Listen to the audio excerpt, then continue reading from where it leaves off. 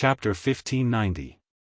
In the eyes of the people of Liang, Beiliang was a land of death. It was only a matter of time before the people were plunged into misery and suffering. Thus, when a carriage traveled from Hezhou to Yuzhou and not from Beiliang to the outside, it seemed like they were going against the flow. The coachman was a one-armed man with one empty sleeve. He held the reins with only one hand and tried to control the carriage as steadily as possible. Fortunately, compared to the simple carriage, the horse pulling the carriage was rather tall and strange. The middle-aged coachman did not need to spend much effort to control it. An old man bent down slightly and lifted the coarse cloth curtain blocking the wind and sand. His gaze passed over the one-armed man's shoulder and looked forward. He was silent and did not put down the curtain for a long time. The coachman turned his head and said softly, "Father, if I remember correctly, there are still a dozen li before we see the boundary marker between Yuzhou and Hezhou." The old man nodded, his expression somewhat absent-minded. The coachman frowned and said, "Even if Beiliang has never acknowledged the imperial court's edicts, Father is still the deputy administrator of Beiliang in name. Would that Su Fengnian dare to kill someone? Since this is the case, why would Father lower yourself to curry favor with Beiliang?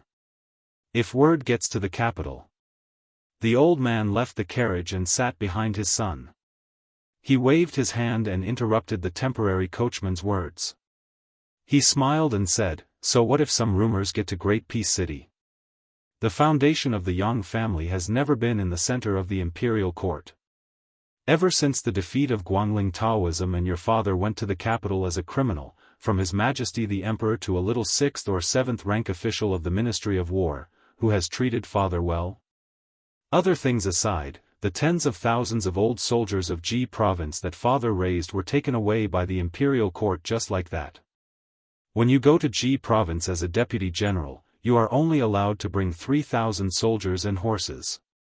This is built on the premise that you need to keep Yuan Tingshan in check. Otherwise, don't even think about bringing a single soldier back to Ji province." The coachman was none other than Yang Huchen, who had lost an arm in the battle against the remnants of West Chu.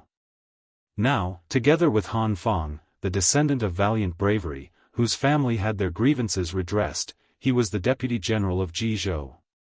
Yang Huchen not only had to prevent Yuan Tingshan from raising troops in Jizhou, which was an important border area, but he was also a chess piece for the Zhao clan in Liang to monitor the king of Han, Zhao Xiong. The old man was, of course, Yang Shenxing, the newly appointed deputy administrator of Beiliang. He was one of the 8 great generals of the 4 campaigns and 4 towns in the past. In the past year, he had lived a miserable life in the capital where he was bullied by dogs. Not only did he have to live in fear, he was also laughed at by his colleagues in the officialdom. From time to time, he would be dragged out to drink. Although they said that they were helping the old general drink to relieve his worries, in fact, it was more or less the same as being dragged out to walk a monkey. They would find ways to sprinkle salt on the old man's wound. When it came to the skill of observing people and adding insult to injury, almost all the officials in the capital were great masters. If Yang Huchen had not been appointed deputy general of Jizhou by the Ministry of War, which meant that the emperor had not completely lost his patience with the Yang family, it was likely that the people sent off by the old man this time would not have been a few kittens and puppies, but none.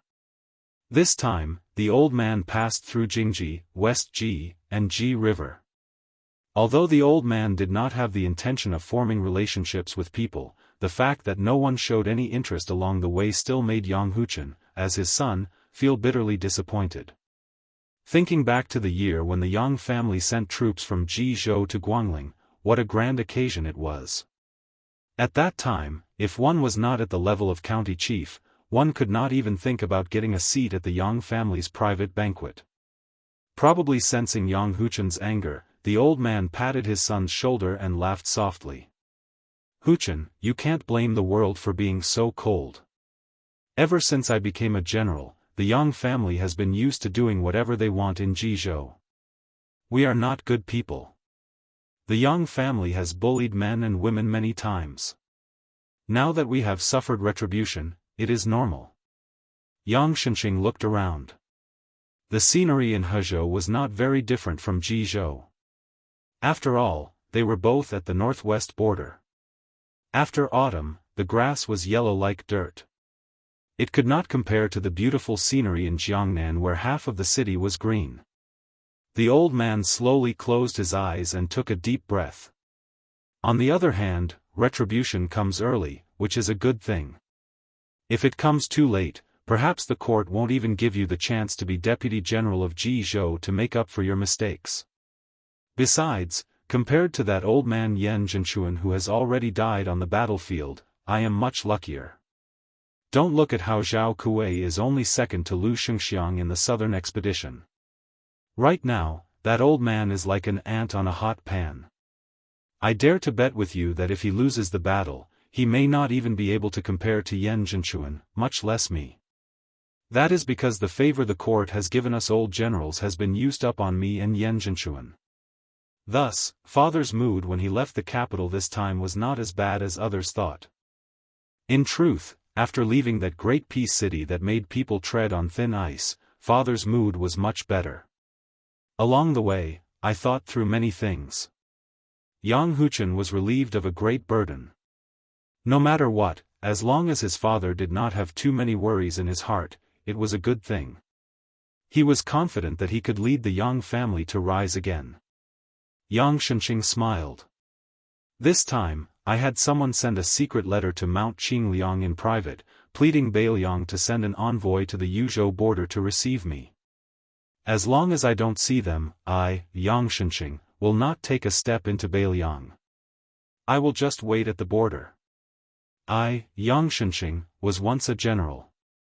Now, I am putting on such a humble and pitiful attitude. Of course, this cannot be considered heroic behavior, but so what? Everyone in the capital is waiting for the news of my sudden death in Beiliang to spread, or for Su Fengnian to wantonly humiliate me on some occasion. I will not let them have their wish. Face is fake, but inside is real. The Yang family is in a precarious situation. Father is the face of the Yang family in the court. If it is gone, then it is gone. As long as you, Huchen, can stand firm in Jizhou again, in 5 or 10 years, the face will run back to the Yang family. At that time, even if you don't want it, perhaps other people will be willing to kneel and beg you to accept it. Chapter 1591. Yang Huchen lowered his head, his eyes slightly red. His father, who had never acknowledged his old age, General Yang, who had always been indomitable for as long as he could remember, actually made him feel that he was really old. Yang Xianxia sighed.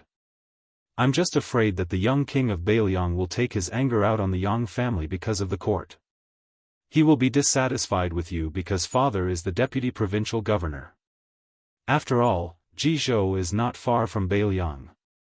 In the past, Su Shao, because of old ties, rarely ordered people outside of Beiliang. Now, Su Fengnian is in charge. Looking at the movements of Beiliang in the last few years in Su Fengnian's hands, it is clear that Beiliang is very aggressive and no longer purposely hides its edge. In the end, Beiliang and the court were only a step away from tearing into each other. Father's death this time is a risk, but also an opportunity. Huchen, focus on being the deputy general of Jizhou. Father has his own plans in Beiliang. From now on, remember a few things. First, do not entertain any of the old local generals of Jizhou. Second, control the distance between you and Han Fang. Finally, get close to the new administrator Han Lin. You must act as his lackey. In the future, Han Lin will be crucial for the Yang family to have a place in Great Peace City. Han Lin is not like other students of Zhao Yuling. On the surface, he is not as good as Zhao Yuling, Yin Maochun, or even Yuan Gua and Wang Xiongui. But in the eyes of the current emperor, Han Lin is the most important person. The reason is very simple. The three of them were all first-class officials promoted by the previous emperor, almost to the point where they could not be titled. Yuan Gua and Han Lin were people who had been placed in important positions by the emperor after he ascended the throne. Unfortunately, Yuanguo's performance was not good and he has been completely abandoned. In this way, the emperor will place all his hopes on Han Lin. This is the greatest advantage for Han Lin. Han Lin seems to be the one with the least sharp edges in the Jianghu back in the day, but it is precisely this kind of mediocrity that is not the same as mediocrity that is the greatest reliance in the officialdom. The longer it lasts, the more powerful it becomes. Yuanguo is a counterexample. For some reason, the more Yang Huchen listened, the heavier his heart became. Yang Xianxia smiled lightly. Does it sound like I'm giving you my last words? Huchen, you are mistaken. Father just said that on this trip to Bailiang, Father does not have the slightest thought of dying, and will not stand up for the face of the court. Yang Huchen was slightly embarrassed. Yang Xianxia said earnestly, ever since the nomads of the great Qing dynasty turned into deep-rooted influential clans, the martial artists of our generation who carried the sabers in their hands have never had a glorious record in the history books. Those important figures who left their names behind were always associated with the 4 words of feudal towns. But the aristocratic clans who held the brush in their hands were usually associated with several generations of dukes. Even if they had been passed down for 100 years, they could not be called influential clans. Most of them had a history of 200 or 300 years, or even longer. To be able to enjoy the glory of 3 generations for 50 years was already a miracle. Right now, don't look at how the imperial court is suppressing the power of local generals and how everyone is in danger. Compared to those old fellows like Yan Zhenchuan and Zhao Cheng, Father is looking further ahead. In the future, there might be a century-old surname belonging to a general in Liang. To achieve this, the blindly loyal Han family is a good example, but the Bailiang Su family is. At this point, Yang Xianxia suddenly stopped talking. In the end, she only let out a long sigh. Su Xiao is not a formidable person. Yang Huchen was a little confused. The world recognized Su Xiao as an arrogant and unruly general. If he wasn't an ambitious and ruthless person, could he be a hero? Yang Xianxia smiled and asked, Huchen, who do you think Bailiang will send to the border of Yuzhou to be the bad guy? Yang Huchen, who had long thought about this question, said softly, logically, it should be Yozhou's provincial governor Hu Kuei or Yozhou's general Huang Fuji. But now the war is in full swing, and these two may not be able to get away. But even if Bailiang wants to embarrass Father, I think they will send a Yuzhou county governor. As for Li Gongda and Song Dongming, who are nominally of the same rank as Father, the possibility is very small. After all, one of them is in charge of Mount Qingliang, and the other is in charge of the construction of the new city. I don't expect Su Fengnian to mobilize so many people. Besides, if one of them really does come to Yuzhou, I will suspect that Su Fengnian is harboring evil intentions. When the time comes, whether Father agrees or not, I will personally escort Father all the way to Liangzhou. Dozens of miles passed in the blink of an eye. When Yang Huchen saw the boundary steel by the roadside, he also saw 4 or 5 riders quietly waiting by the roadside. Among them, one rider was particularly eye-catching. Other than his young age, there was also a strange feeling about him that Yang Huchen felt. It was just like when he first saw a legendary martial grandmaster in his youth, it was like seeing a tall mountain. Just like when he met the emperor for the first time in the imperial palace of Great Peace City last year, he felt like he was facing an abyss. Yang Huchen even forgot to turn his head. With a trembling voice, he said, Father, it seems like he's come in person. Yang Xianxia had been sitting in the carriage with his eyes closed since approaching the border. When he heard Yang Huchen's trembling voice, he was somewhat puzzled. Could it be that Huang Fuji had arrived? Or perhaps Li Gongda and Song Dongming had come in person? Otherwise, given his son's temperament, there was no way he would be so flustered. The heavy-hearted Yang Xianxia lifted the curtain. It was noon, and for a moment, the sunlight above his head was rather dazzling. The old man squinted his eyes and looked over. When he clearly saw that rider, Yang Xianxia froze on the spot. Suddenly, this old man, who had not lost his fighting spirit even after entering the tiger's den of Bailiang, truly felt for the first time that he was indeed old. Without waiting for Yang Shenxing to get off the carriage, that rider galloped over first. He glanced at Yang Huchen, the fierce general of Liang who was acting as the coachman, and then said to Yang Shenxing with a smile, "Lord Yang has a good son." Yang Huchen was speechless when he heard the young man's comment. The old man who was not addressed as Great General Yang laughed out loud. He was not angry at all and said loudly, "In this regard, Yang Shenxing is far inferior to the Great General." Yang Shenxing, who had once been a Great General, respectfully addressed him as Great General. In the Liang dynasty, there was only Su Shao. Chapter 1592. Su Fengnian leaped off the horse, and Yang Shenxing followed suit. They walked side by side, while Su Fengnian introduced the group of people to the newly appointed deputy military governor. It turned out they were the local officials led by the county chief of Tongshan County. They were brought here purely to broaden their horizons. After all, Su Fengnian did not take Yang Shenxing seriously, but to the local officials of Tongshan County, this local emperor of Ji province was a name that reverberated like thunder in their ears. It was especially true for the Ji province infantry under Yang Shenxing's command, who were known to be unrivaled in the world.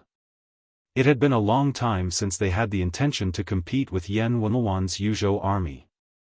Today, they were able to meet the old General Yang, which was a great topic to talk about after a meal. Su Fengnian asked the old man if the journey to the west was smooth, and Yang Shenxing answered with a smile. The atmosphere was so harmonious that it confused the officials of Tongshan County. As a matter of fact, although Yang Shenxing appeared to be regretting not having met the young lord earlier, he was actually sweating. Bailiang had even refused to accept the imperial edict. Now that Bailiang was in a state of turmoil and chaos, it was not a big deal to leave one or two corpses in the wilderness. Would the imperial court be willing to get to the bottom of the matter if they were labeled as bandits? The more friendly Su Fengnian was, the more uneasy Yang Shenxing was.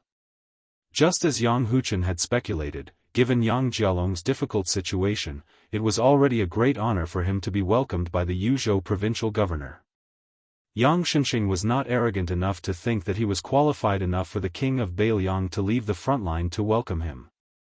Fortunately, Su Fengnian did not keep Yang Shenxing in suspense. He asked all the officials of Tongshan County to return to their residences and then stopped at a small tea stall beside the post road to rest. He woke up the woman who was dozing off and ordered 3 cups of tea with a smile. After sitting down, he told Yang Shenxing directly, "I came to Yuzhou to pick someone up. After drinking tea, I will soon leave for Helan Mountain in the northeast of Yuzhou. Wang Sui and his tens of thousands of Beimang cavalry are still waiting at the gate of Yuzhou. If I arrive late, I'm afraid I won't be able to see the famous prince consort of Dongyue." Yang Shenxing's expression did not change as he hummed in agreement. He was calculating quickly in his mind. This time, he had left the capital with the embroidery title of Deputy Provincial Governor of Bailiang. He was treated as a cold stove that had been doused with cold water. He did not exchange any letters on the way and did not have any contact with anyone on the way. He was completely blind to the situation in the world. He only knew what happened before he left the capital. Huta's city had fallen and Dongzhuo's army had been able to spread out the front line, causing the first line of defense outside Liangzhou Pass to be in danger. Yang Shenxing even thought that when he approached Yuzhou, he would see a large number of refugees hastily fleeing Bailiang. However, Su Fengnian casually mentioned that he was going to Helan Mountain to confront Wang Sui's cavalry. Yang Shenxing was shocked. Could it be that Bailiang was prepared to give up the entire battlefield outside Liangzhou Pass? Half a year ago, there were still a large number of Bailiang-related war reports that were frequently sent to the capital from Bailiang. Bailiang did not deliberately block these reports. However, since the beginning of spring in the second year of Xiangfu, it was very difficult for the Zhaogo spies and the officials of Huai and Huai to obtain first-hand information about Bailiang. Yang Shenxing heard that a few of the Zhaogo strongholds that committed crimes were uprooted. Some of the spies disguised as Jianghu people who followed Xianyuan Qingfeng to Liangliang seemed to have been quickly detained by the Fu Shui room. When Su Fengnian took the teacup from the woman's hand, Yang Huchen could not help but roll his eyes. When the woman brought tea to the father and son, she directly knocked the teacup on the table. However, when she gave the young vassal king tea, she held the teacup with both hands and walked to the table. Her thick waist was also swaying like a big water snake. She was not in a hurry to put the teacup on the table. When Su Fengnian reached out to take the teacup, she naturally touched him lightly. The woman took advantage of him but did not stop immediately.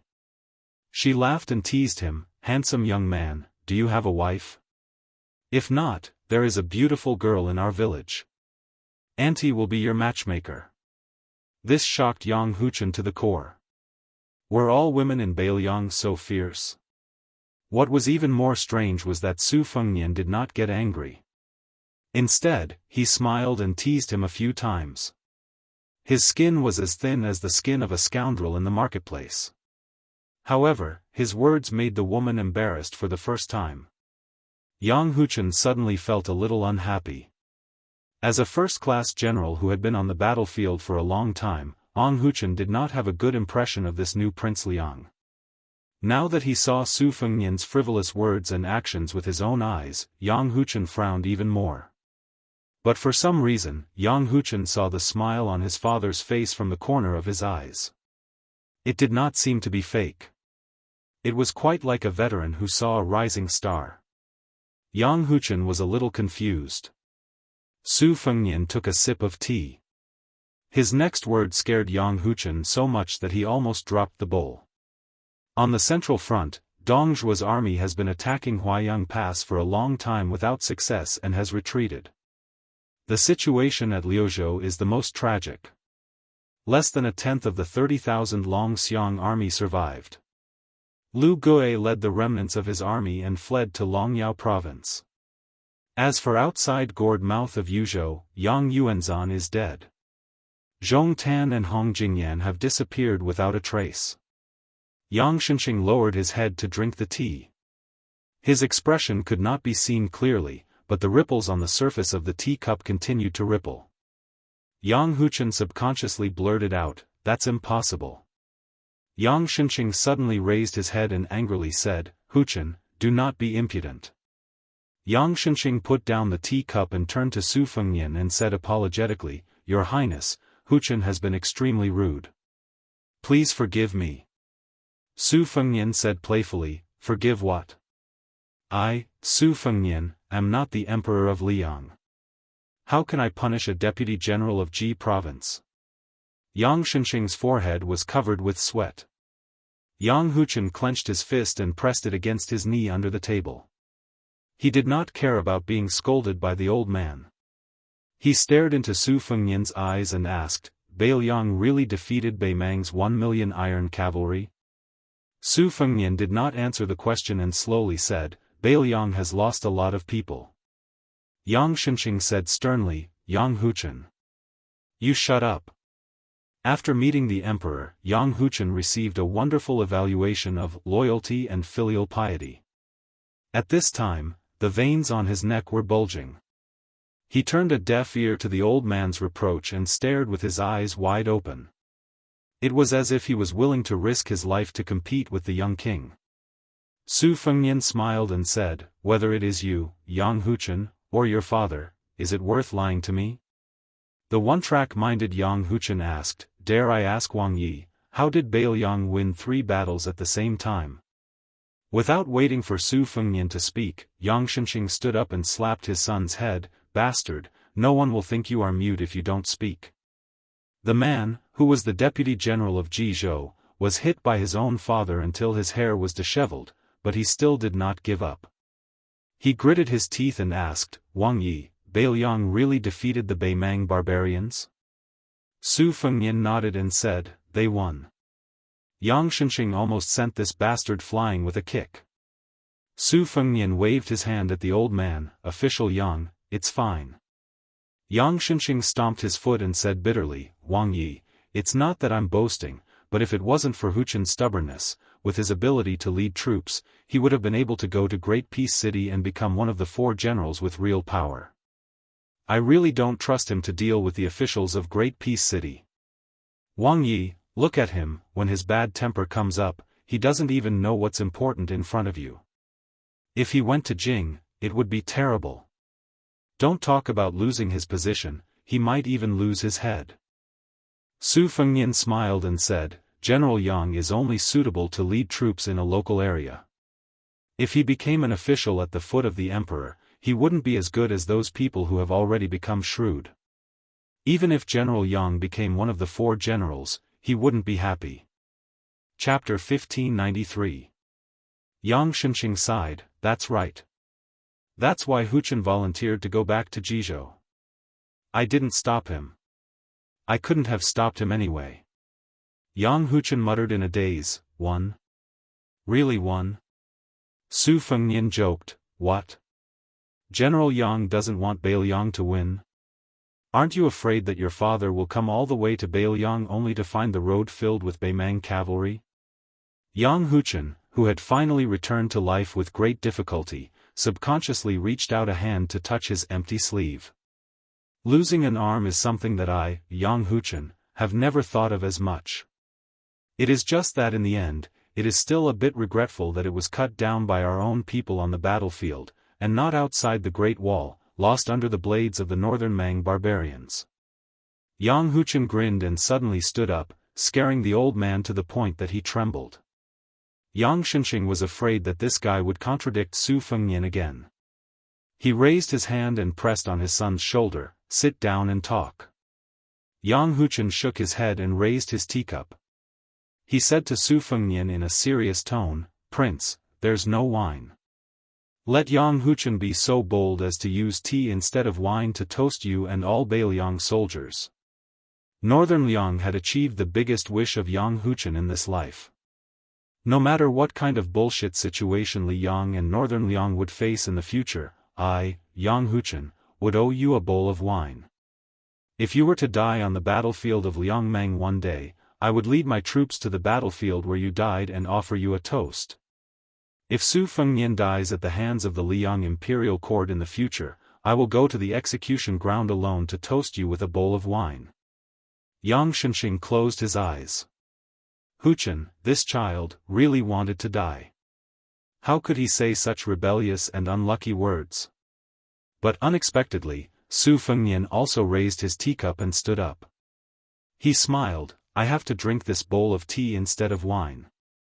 Also, if you, Yang Huchen, have the opportunity to come to Bailiang in the future, regardless of whether I'm dead or alive, remember to bring me a jar of good wine. How can one bowl be enough? Su Fengnian and Yang Huchen both drank their tea in one gulp. In the distance, the middle-aged woman who couldn't hear the conversation clearly turned around and glanced at the 3 guests. While she was tidying up, she grumbled, these men are really something. Drinking tea that costs only a few copper coins, yet they still have lofty aspirations? You're so particular. After drinking the tea, the former number 1 general of Ji province, Yang Huchen, took his leave and returned. Yang Xianxia, who still had lingering fear, laughed and scolded, get out of here. Su Fengnian and Yang Xianxia sat back down on their stools. The woman hurriedly picked up the teapot and poured another bowl of tea for the 2 of them. Su Fengnian smiled and said, Lady boss, don't just add tea without adding tea leaves. That's not very kind.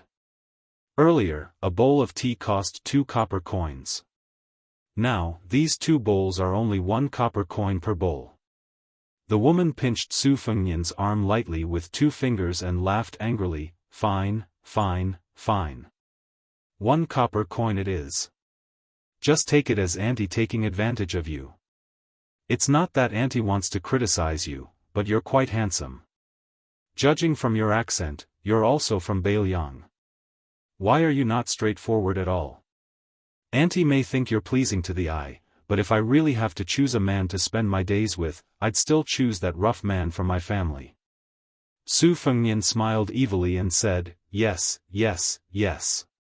You have a strong body and strength. The woman blushed and glared at him and said, "Little guy. You have a glib tongue. You look like a scholar. And a dabbler who can't even pass the exams." In the end, the woman hesitated and asked, unwilling to give up, "You really don't want Auntie to be the matchmaker?" Su Fengnian laughed loudly and shook his head. "I already have a wife." At this moment, Yang Shenxing sighed. Bailiang was indeed not the same as Liang. Su Fengnian restrained his smile and said softly, "People in poor places have a hard life. But while many people suffer, they don't accept their fate." Yang Shenxing nodded and said, "The elite soldiers of the world are from Liaodong and Lianglong. The ancient saying is not without reason." Su Fengnian asked, "Official Yang, there are two paths. One is to be a deputy provincial governor who has nothing to do and spend the rest of your life in Mount Qingliang." Without waiting for Su Fengnian to say the second path, Yang Shenxing said lightly, "Prince, I'll choose this path. I'm old and can't afford to be tossed around. Moreover, even if I leave the capital, I'm still in Jizhou." Su Fengnian smiled and said, "Fine. Our Bailiang isn't big and the scenery can't be compared to the Central Plains.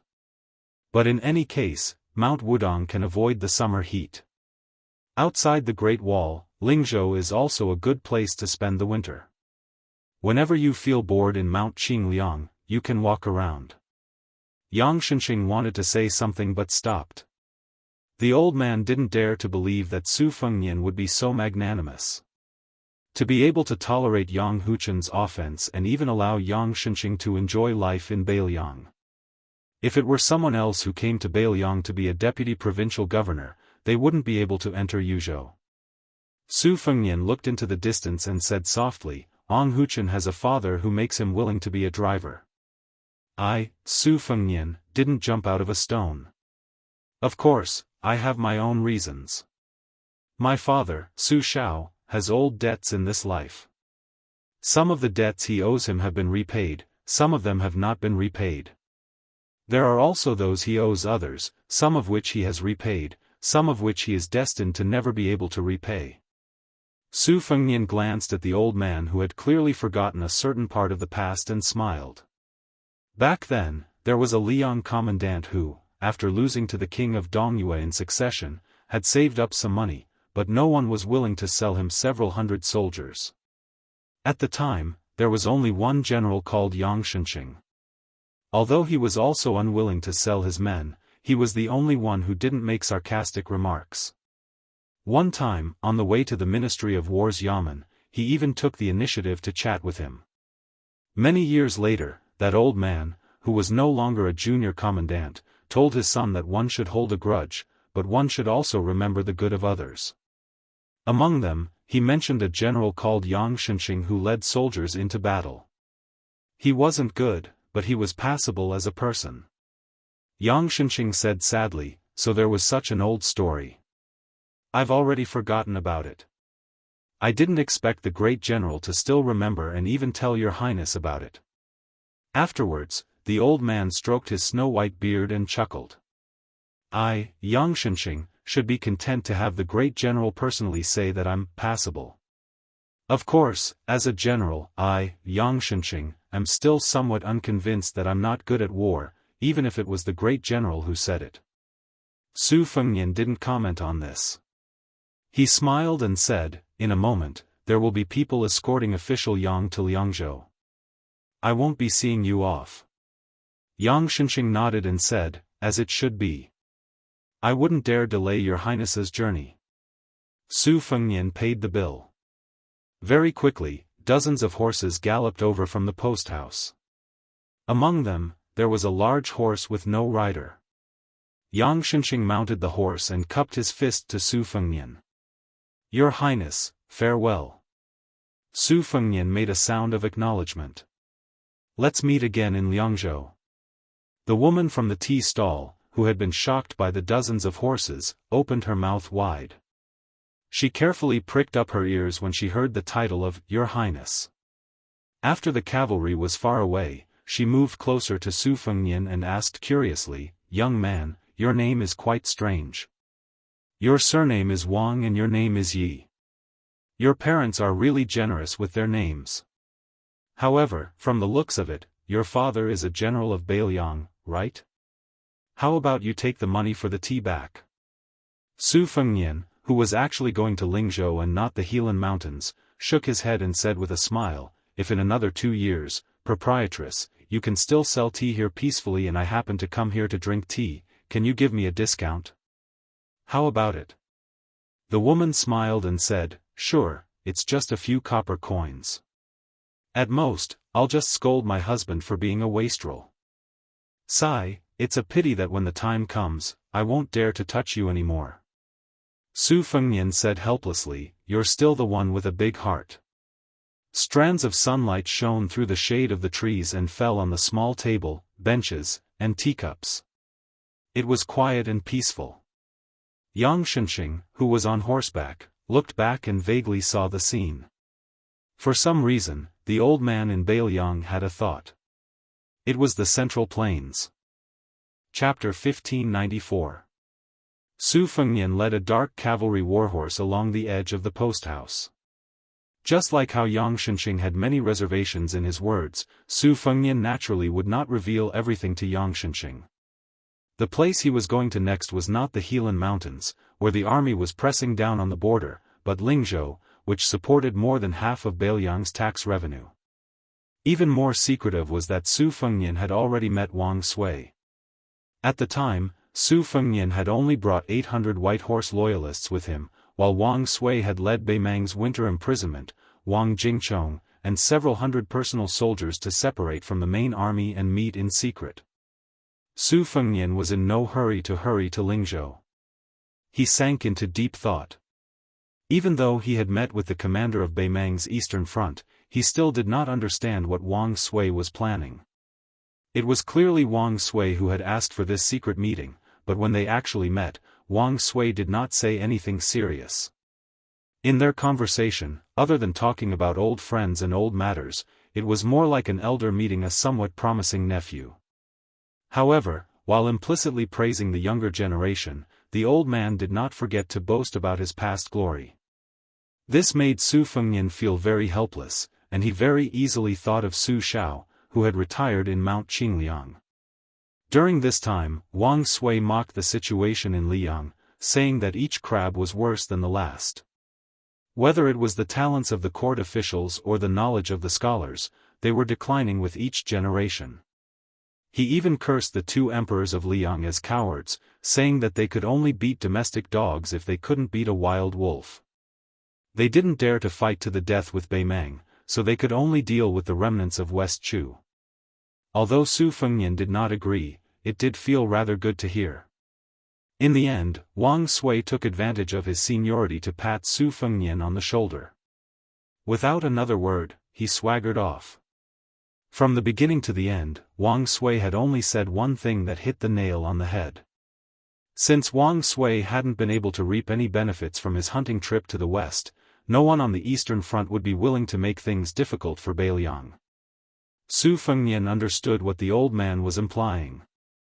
It was not that Beimang had given up on the eastern front, because most of the troops garrisoned on the eastern front of Beimang that were confronting Gu Jiantang were conservative forces on the grassland. They had no intention of attacking Bailiang in the first place and were more inclined to break through the gap between the Tu Liao and Great Peace City. Therefore, Wang Sui's obstruction at the eastern gate of Beimang was very likely to give the peace order and Dong Zhuo a fatal blow. It was precisely these words that dispelled Su Fengnian's thoughts of trying to kill someone. He only chatted with the old man and did not act in the end. Thus, this trip to Helan Mountain could not be said to be a pleasant surprise, but at the same time, it could not be said to be a disappointment. For Bailiang, who had been seriously injured in the Battle of Liangmeng, as long as there was no bad news, it was already good news. Thus, as long as Yang Xianxia did not come to Bailiang to take up the post of deputy Jidushi, Su Fengnian did not mind giving Yang Xianxia a stable life. He could even take the initiative to help this old man accumulate some merits so that Yang Xianxia would not be in a difficult position. Bailiang and Su Fengnian did this to Yang Xianxia, and it was the same to Administrator Han Lin of Lianhuai. Of course, this kind of forbearance could not be said to be hardy, nor could it be said to be chivalrous. Su Fengnian finally flipped onto the horse. Before he whipped the horse forward, he looked to the east. The woman at the tea stall was bored to death as she sat on a bench. She raised her head to look at the back of the scholarly young man on his horse, going further and further away on the post road. She thought about the scene of this handsome young man bargaining with her and smiled. She thought to herself that this young man's background was definitely not bad, but he was even haggling over a few copper coins. He really knew how to live his life. The capital of Lingzhou was filled with celebration. This kind of celebration came from top to bottom like the spring wind and rain. The people did not know why the city suddenly became lively again. Naturally, they guessed that there was a great victory outside Liangzhou Pass and Yuzhou Calabash Pass. However, there was no news that spread out, so no one could be sure. However, during this period of time, one could often see high-ranking officials and nobles, especially the important people of the general family, getting drunk. What was strange was that it was different from the past where the general children of the same generation would drink and chat merrily. This time, it was mostly a family or a few families that were separated by generations celebrating together. Some of the local wealthy families that were usually at odds with each other, now that they met on the narrow road in a restaurant, there was no hostile atmosphere and they passed by with a smile. In the dusk, a number of riders coincidentally stepped on the gate and entered the city, heading straight for Song Yan's mansion in Lingzhou. The gatekeeper was a clever person. He saw that although the riders were not wearing armor, they did not look like ordinary retainers of a rich and powerful family. Instead, they were elite soldiers with cold blades hanging at their waists. Song Yan, who received the gatekeeper's report, quickly walked out. When he saw Su Fengnian standing on the street with a horse, he was stunned. Su Fengnian had someone free up a horse for this Lingzhou political elder who admired legalism. The two of them slowly rode toward the provincial governor's residence. Song Yan's expression was emotional as he asked softly, "My lord, did we really win?" It seemed like Yang Huchen was not the only one who found it unbelievable. Even Song Yan, a member of Bailiang, did not dare to believe the intelligence reports from the border. Due to Su Fengnian's considerations, he did not announce the victory at the border with great fanfare in Bailiang. Even Song Yan, a lower third-rank official with real power, could only learn about the final results of the 3 battlefields from the simple intelligence reports. Su Fengnian nodded and said, "It was a Pyrrhic victory." Song Yan's face suddenly flushed red and his lips trembled. This stubborn scholar who could straighten his back when he first met His Royal Highness was speechless for a moment. Su Fengnian sighed and said, "This battle can still be fought. However, there shouldn't be too big of a battle in the next half a year. The border army can take a breather for now, but your Lingzhou will be in a terrible fix. You will only be busier than before." Song Yan smiled and said, "Compared to the other 3 provinces, only Lingzhou is far away from the smoke of war. For us peace officials, being a bit busy is nothing. I have only heard of people dying on the battlefield, rarely have I heard of people dying from exhaustion in the officialdom." Su Fengnian hesitated for a moment. He looked at the bustling streets that were bustling even at night and said softly, "Su Beiji is going to step down from his position as Lingzhou provincial governor and take over from Tian Peifong as Liangzhou provincial governor. However, the position that Su Beiji vacated, Sir Song, Su Fengnian did not finish his words. Song Yan remained silent. He did not reveal an expression of resentment, nor did he say anything like a civil official who only cared about the well-being of the people and did not ask for a high position and generous salary. Su Fengnian felt a bit helpless and said, "Thousands of scholars have gone to the cold. Just like how some scholars from other places have privately criticized them, up until now, they have all been minor officials. It is like a rich and powerful gentleman casually giving alms to beggars on the side of the road. It does not conform to the logic of 1,000 gold coins supporting a scholar." Although Song Dongming has become the deputy administrator of Bailiang and is a second-rank official, he is not strictly a scholar who has gone to the cold. As the rumors say, Song Dongming is more like Su Beiji, Huang Fuchang, and the others. He is a trusted aide that I, Su Fengnian, made an exception and promoted based on my personal preference. At this point, Su Fengnian gave a self-deprecating laugh. Now that Bailiang has won the war, logically speaking, it should be time for officials to make wishes and give these scholars who are crying piteously for food something to look forward to. Bailiang only has 4 provinces, and there are only so many official titles. There are already many scholars from other places in the various yamens. I can't chase away the local officials of Bailiang to make room for them. It is not suitable, so I can only use the position of Lingzhou provincial governor as a gimmick. Originally, with Sir Song's ability in governing, of course, you would be the best choice for the position of Lingzhou provincial governor. Song Yan finally spoke. He did not hide anything. On the contrary, he was very direct. He asked, "Prince, if I cannot become the provincial governor in Lingzhou, can I go to another province?" Su Fengnian also said honestly, after Tian Peifong is promoted to deputy administrator, Su Beiji will take over. This is set in stone. The current provincial governor of Liuzhou is Yang Guangdou, and if nothing goes wrong, the next one will be Chen Shiliang. It can only be Chen Shiliang. After experiencing a series of wars in Liuzhou, to put it bluntly, even if I am willing to let Sir Song move to Liuzhou, it will be hard for you to convince the masses. This has nothing to do with your ability in governing. As for Yuzhou, I can tell you the truth. Hu Kuei, who wants to make a name for himself on the battlefield, will return to the border army very soon. However, the next provincial governor has to be chosen carefully. Compared to Liangzhou, Yuzhou places more importance on Wu Qingwen. Otherwise, Tian Peifong would not have been so sullen a few years ago, complaining that he was just a pretty-face provincial governor. Back then, he tried his best to get a position in Lingzhou. This was something that everyone in Bailiang knew about. During the Great Battle of Liangmang, Yuzhou contributed a lot and suffered the most casualties. It is not appropriate for you to go to Yuzhou. Chapter 1595. Song Yan grimaced and said, "If you say so, then I will give up. It's good that we've talked about it so I don't have to keep thinking about it." Song Yan knew that he could not go to Liangzhou, Liuzhou, or Yuzhou. Not only would he not be promoted in Lingzhou this time, after setting the precedent of buying a horse with 1,000 taels of gold, there might not be a position suitable for Song Yan in the future because Lingzhou would become the best place for scholars to go to Liangzhou.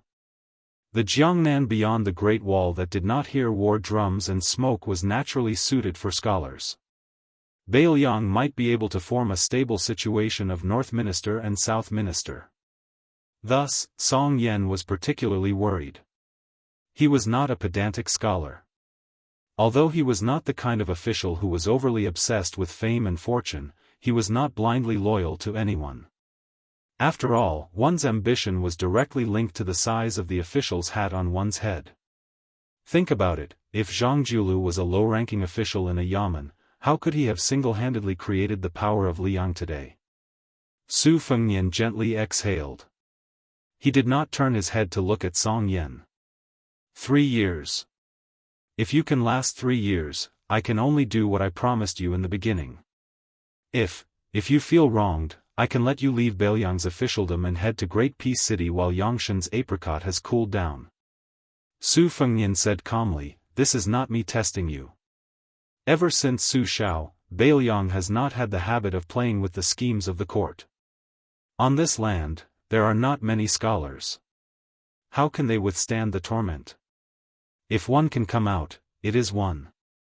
Even if there are flowers blooming in the wall, there is fragrance outside the wall, I will not stop them, much less cut them down with a cold knife. Song Yan's body leaned back slightly, his shoulders rising and falling with the horse. He said lazily, "If I, Song Yan, go to Great Peace City, can the son of the Zhao family keep pace with me? No way, right? Will he come personally to explain because I can't be promoted? No way, right? Song Yan's knees are not that hard, but at least in Bailiang, I don't have to go to court every day to kneel. Day after day, year after year, there is no end to it. A scholar standing as an official is more comfortable than kneeling as an official. Besides, my current position is not small. Of course, if one day the son of the Zhao family sends someone to find me and say, Song Yan, the 6 ministries of the imperial court lack a minister, why don't you make do with it for now? Later on, I'll let you go to the Secretariat in Wuxia provinces to be the chief official. I guarantee that when you enter the coffin, you'll have the posthumous title of Wen or something. I guarantee that when the time comes, even if the prince stops me, I'll cry, make a fuss, and threaten to hang myself. Su Fengnian laughed heartily.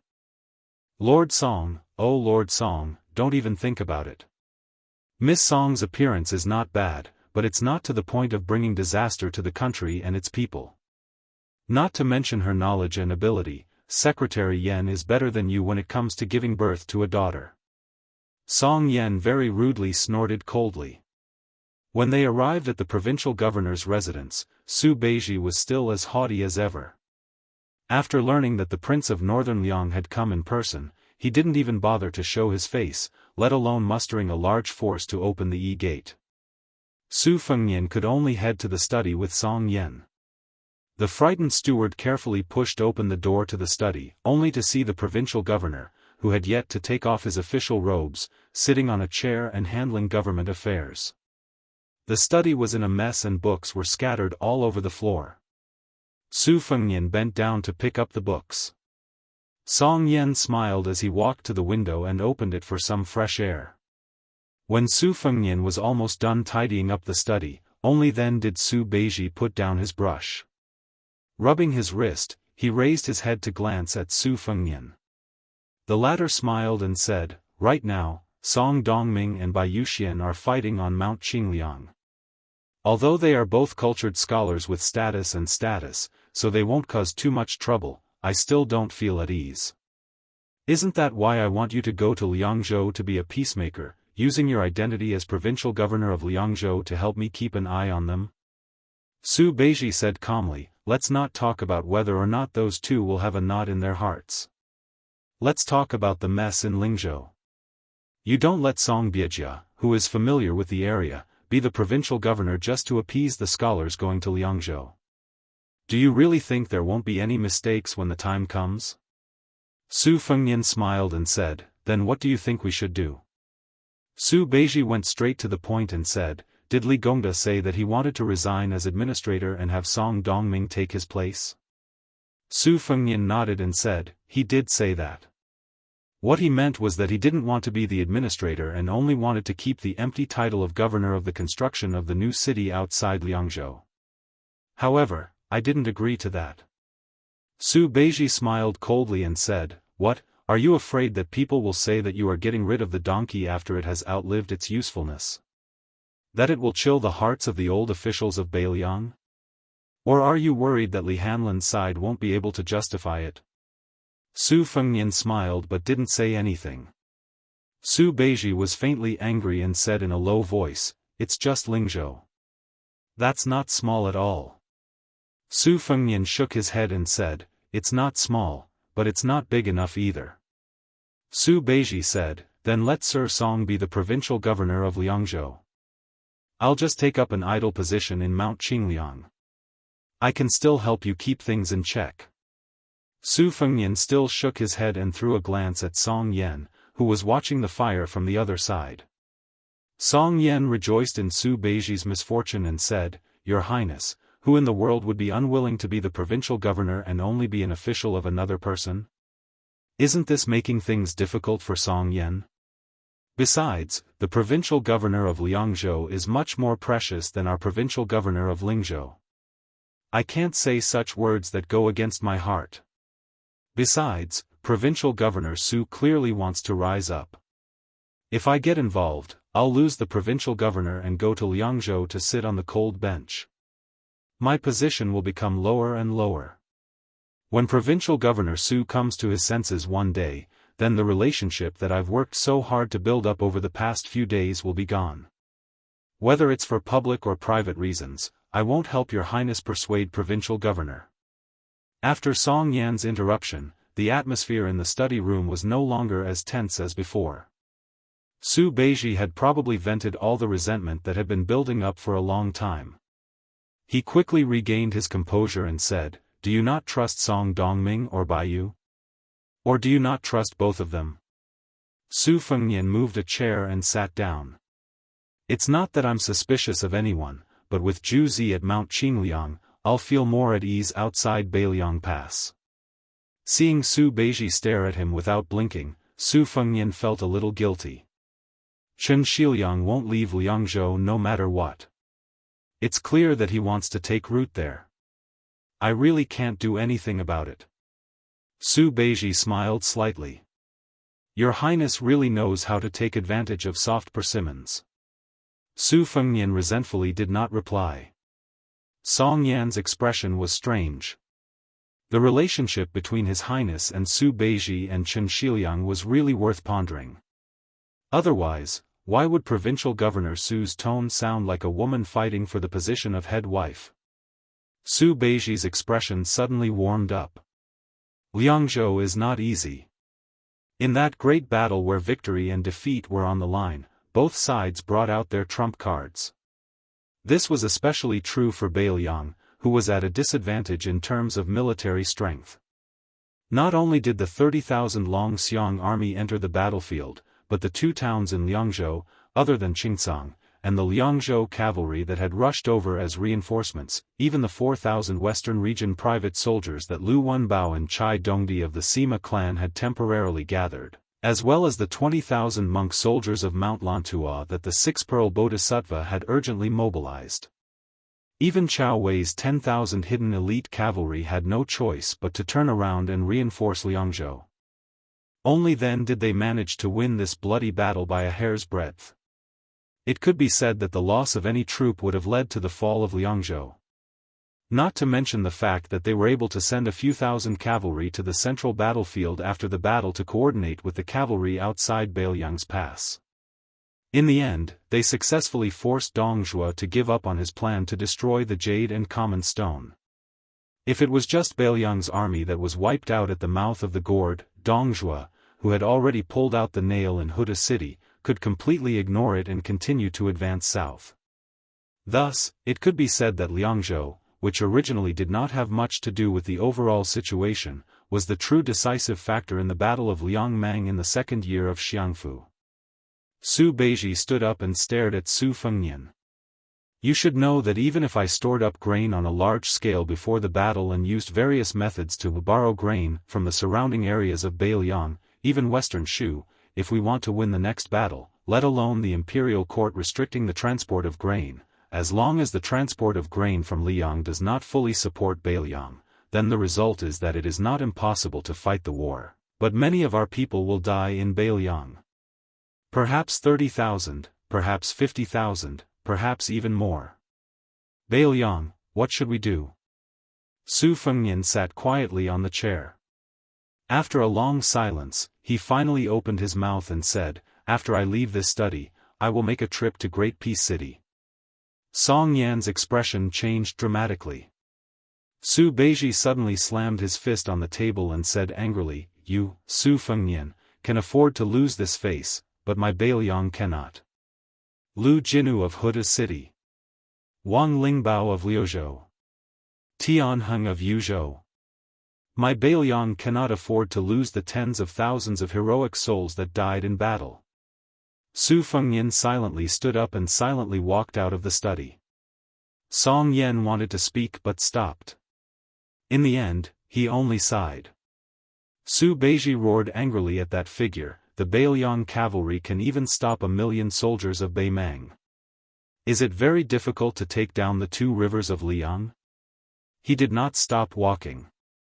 In the dark corridor, that figure that was not old was slightly hunched. Chapter 1596. This was an army of 800 cavalry that had left the vassal territories without the permission of the Bureau of Military Personnel. They had traveled from Beiliang to Yuzhou, through Hezhou, and were slowly making their way to the western part of the capital. Along the way, the garrisons of the various provinces that were supposed to stop this army of light cavalry kept quiet out of fear, not even making a token appearance to question them. As a result, the 800 cavalry moved through the northern border of Liang as if they were unstoppable. The elite cavalry of Beimang on the eastern front had done the same at the northern defense line of Jihe and Hezhou, but the problem was that Wang Sui had tens of thousands of soldiers under his command at the time, while this army of cavalry only numbered 800. According to normal reasoning, with just 800 people, forget about Liaodong where northern Mang and Liyang were both heavily garrisoned. Even if they were thrown into Guangling Road where the flames of war were swirling about, they still wouldn't be able to make a single ripple. Along with the 800 riders, who were far from being as fast as the wind and lightning, one by one, intelligence reports from Huaijidushi Kai Nan, military administrator Han Lin, king of Han Zhao Xiong, deputy general Yang Huchen of Ji province, and other important ministers, were delivered to the capital at the speed of 800 li. Finally, on the westernmost border of the capital, an elite force responsible for the safety of the capital appeared. This was the Jifu garrisoned army, with the western fortress camp as its main force. The three main camps of the western army had mobilized in full force, numbering 7,000 men, half on horseback and half on foot. This western army should have been led by Yuan Tingshan, who was conferred the title of Western Pacifying General. However, this Ji province general could not even keep his position, let alone have any control over the Western Army, which was second only to the Jingji Northern Army. The 7,000 soldiers of the Western Army today were led by Anshi General Zhao Gui, a member of the Zhao clan's imperial clan. Above his head was one of the four commandants of the capital with the title of General Fan Wu, the Huqi commandant, and Yuqi Changgong as his deputy. 7,000 well-rested soldiers were facing off against 800 travel-worn light cavalry, and the former were acting like they were facing a powerful foe. Yuqi Changgong, who was as famous as Yang Huchen and Song Li, was still able to maintain his composure. But Anshi General Zhao Gui was sweating profusely. He sat timidly on his horse, his stomach full of complaints as he softly cursed those old bastards from the imperial clan court. How could he be lying when he said that he was ill? Even Tang Taizhuang of the Ministry of War had turned a blind eye to it, but in the end, it was his own family that had harmed his own. He had even threatened that if he didn't want to lead the army, he would use the name of the imperial clan court to impeach his majesty for cowering at the last minute. Under the scorching sun, Zhao Gui felt like dying. If it had been 10 years ago, he would have led 7,000 soldiers to intercept a few hundred Bailiang barbarians in his own territory. Forget about the Ministry of War and the imperial clan court using both hard and soft tactics, they wouldn't have been able to stop him from reaping the rewards. However, as the cavalry left Bailiang, a few rumors spread from the northwest to the center of the capital, and then drifted out through the cracks of the yamen's doors or the beaded curtains of the palace. After hearing these shocking news, Zhao Gui, who was far better at killing in bed than on the battlefield, was completely dumbfounded. Had these Bailiang barbarians really defeated a million-strong army of Beimang? It was said that even the famous Beimang general, Yang Yuanzhan, had his head chopped off in that damned place called Gourd Mouth. There were even people who swore that the Jingguan temples in Yuzhou were as numerous as the snowmen in the capital during winter. Zhao Gui's mouth twitched violently. He turned to Yuqi Changgong and asked in a trembling voice, "General Yuqi, if that little barbarian Su, oh, no, it's the king of Bailiang. If the king of Bailiang refuses to stop, are we really going to have to fight with them?" Yuqi Changgong, who had been ousted from the position of general of Anshi by this noble of the imperial clan, said expressionlessly, "General Zhao, this is the order from above. We can't disobey it." In the past, whenever Zhao Gui met Captain Yuqi Changgong, he would purposely call him Sir Captain. Now, he squeezed out a smile and said, "Don't the military books say that subduing the enemy without fighting is the best of the best? If that king of Bailiang doesn't see the big picture, I have a good relationship with the Southern Army. Why don't we inform them and call a few thousand men over? It'll also teach the king of Bailiang the illustrious might of our garrisons in the capital." Yuqi Changgong calmly said, "General Zhao, if this general remembers correctly, no matter who it is, anyone who dares to privately transfer the capital's troops out of their garrisons will be beheaded. Let alone you and me, even Assistant Minister Tang of the Ministry of War doesn't have this right. Zhao Gui laughed dryly. I'm just worried that the young vassal king, who spends most of his time in the northwest, doesn't know the severity of the situation. Yuqi Chonggong narrowed his eyes and gazed into the distance. He had no interest in chatting with this Anxi general, only patiently waiting for the next batch of scouts to bring back military intelligence. Compared to Zhao Gui, who was a so-called great general who had risen from the ranks of the dwarves in the imperial family, Yuqi Chonggong had gone to the front lines of the Liaodong border after he had reached the age of 20.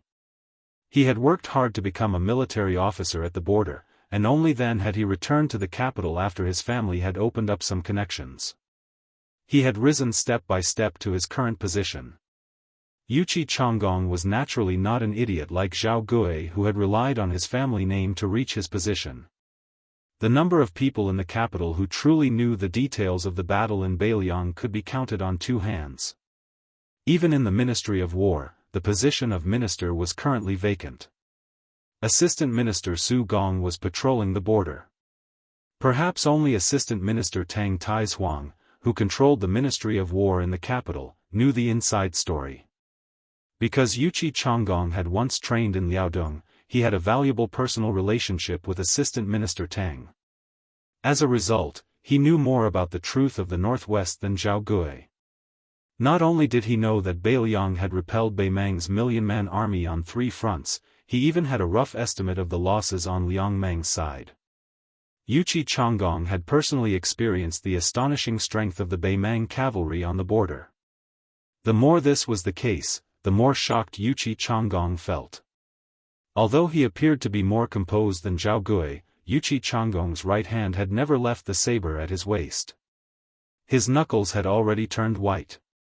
Perhaps Zhao Gui was just afraid of the young man's status as a vassal king and the 300,000 Beiliang cavalry. At most, he might have added on the terrifying title of the new Prince Liang as a martial grandmaster. But Yuqi Chonggong truly had no confidence that the 7,000 people who had been away from war for many years could withstand the charge of 800 cavalry. One charge could stabilize the formation, but after 2 or 3 times? On the battlefield of official history, regular soldiers faced rebels, top elites faced ordinary regular soldiers. The advantage of military strength on the surface had always been meaningless. Not to mention the distant past, just the spring and autumn war 20 to 30 years ago, when tens of thousands or even hundreds of thousands of bandits like locusts were killed by a few thousand imperial soldiers until rivers of blood flowed. When had this ever been a small number? And on a large-scale battlefield, it was not rare for one side to use thousands or even hundreds of elites to break through the enemy's formation. In the past, Yuqi Chonggong did not look down on the Beiliang frontier army that was known as the best cavalry in the world like the scholars of Liang, but he did not take it too seriously. He always felt that the southern Ji infantry of the old General Yang Xinqing might not be able to compete with the Yuzhou infantry, but there was not much difference. He also felt that the Liao defense line, like the Duo-Yen elite cavalry and the Blackwater cavalry, were the top fighting force even in the Beiliang frontier army. But now, Yuqi Chonggong was not so optimistic. Yuqi Chonggong unconsciously tightened his grip on the hilt of his saber. His emotions were complicated. If the Beiliang cavalry was not 100,000, but a true 300,000, then would they be able to directly attack the Norland in the heart of Bei Mang and help the Central Plains completely conquer the desert and grassland for the first time? But if the Beiliang really had such a force, since they could take down Bei Mang, then even if it was more difficult to take down the great city behind him, how difficult could it be? When the scout galloped over to report that the 800 cavalry were only 10 li away, Zhao Gui forced a smile and asked, "General Yuqi, I don't think the king of Beiliang will really start a war right under the emperor's feet, right?" Yuqi Chonggong did not have the mood to hit Zhao Gui when he was down. He frowned and said, "Wait for them to advance another 5 li. If the Beiliang sends scouts to come into contact with our army, then it means that the vassal king will follow the rules." Unknowingly, Zhao Gui's helmet was a bit crooked. He reached out to support it with trembling hands and wiped the sweat from his forehead. He asked in a small voice, "If we don't see the Bailiang vanguard scouts, what do we do?" Yuqi Changgong said in a low voice, "Just go into formation and meet the enemy." Zhao Gui trembled and almost fell off his horse. He laughed to hide his embarrassment and comforted himself. It shouldn't be. Last time, the king of Bailiang came to the capital to meet the previous emperor. No matter if it was at the Maui embassy or in the court, he still followed the rules. It was clear that the Anshi general had automatically ignored the actions of the crown prince outside the imperial college and the disturbance at the Jianghu embassy. He had even tossed to the back of his mind his bold words and lofty aspirations that he had once declared that if he ran into that little barbarian, he would exchange blows with him. The two armies had faced each other for less than 5 li, but there was still not a single Bailiang cavalry to appear. Zhao Gui slapped himself in the face and said angrily, "You jinx." Yuqi Changgong did not need to look at the cavalry behind him to feel that suffocating pressure. Thinking back to that year, when the Hu cavalry captain Yuqi Changgong went into battle as a sergeant in Liaodong for the first time, it was as if he could clearly hear his own heavy breathing. Chapter 1597. Because they were overly nervous, before the new soldiers charged, the entire world would become silent, so much so that people couldn't even hear the drums. Less than 3 li away, no Bailiang cavalry had left their ranks. Zhao Giru was dejected and no longer had the energy to talk to Yuqi Changgong. His eyes were dull as he muttered to himself on horseback, "King of Bailiang, can't we talk nicely?" In the end, Bailiang and Liang are still one family. It's not good to fight with your own family. You Bailiang have killed hundreds of thousands of Baimang barbarians, haven't you killed enough yet? What kind of hero are you if you kill your own people? Besides, you're an expert on the same level as Dong Tai. Fighting and killing with people like me is degrading. Yuqi Changgong raised a hand high. Without turning around, he roared with all his might, "Set up the formation." The 4,000 infantry were in the center, forming layers upon layers of defense. The shields were like walls, and the archers were ready to draw their bows. The 3,000 cavalry on the left and right wings began to raise their spears. According to the intelligence reports from Lianghuai and Zhaogo, the 800 Bailiang light cavalry didn't carry any spears, only crossbows and sabers. Yuqi Changgong, who had already urged his horse to the front of the left wing's west base camp, sadly discovered that he seemed to have become that fledgling of the Liaodong border army again. West Base Camp was the first camp of the Jingji Western Army. It had always been arrogant and believed that it alone could defeat the other 2 camps. The camp's name came from the West Wall. However, after 20 years, everyone, including Yuqi Changgong himself, had forgotten who had taken down the West Wall. It seemed that only now, when they stood opposite Bailiang and had to face the Su family's cavalry head-on, did they realize this forgotten truth. The pale-faced Anshi general Zhao Giru led a group of his own cavalry and retainers to the right wing of the cavalry, constantly glancing in Yuqi Changgong's direction. This was the first time in his life that he regretted becoming enemies with Yuqi Changgong. Every time there was a war, there had to be a high-ranking officer leading the charge. Originally, this was the military law of Liang. However, other than the 2 Liao provinces, and at most Nanjiang, the military forces of the vast majority of other places were more or less not so rigid. Right now, the main general Zhao Gui was continuously retreating backwards, causing the entire right-wing cavalry to become slightly restless, their formation starting to become lax. Although the ordinary soldiers in the Jingji Western Army did not know the shocking news that Bailiang had defeated Baimang, who had not heard that the new Prince Liang was a martial arts grandmaster who had defeated Wang Xianxia of the Wulin city. This was an immortal who could fly around. Even if they felt that the young prince would not be able to kill all 7,000 soldiers, it should be possible for him to kill 700 or 800 people, right? As one of the 2 wings of the cavalry, wouldn't they be the first to die if they charged at the front? If that was the case, 1 out of 3 or 4 cavalry would die. If they were unlucky, wouldn't they be slaughtered like chickens?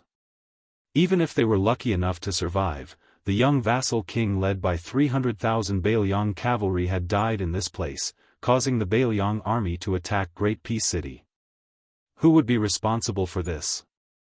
It would be them, the little pawns. Would the powerful leaders of the 6 ministries be loyal to you? Under the sun, on the ground. In everyone's sight, the light cavalry dressed in white armor shone brightly. The 800 cavalry slowly advanced and did not start a charge. Just as everyone thought that the Bailiang cavalry would stop in front of the formation and then send someone to negotiate with the Anshi general and Lieutenant Hu Qi. Strange things happened.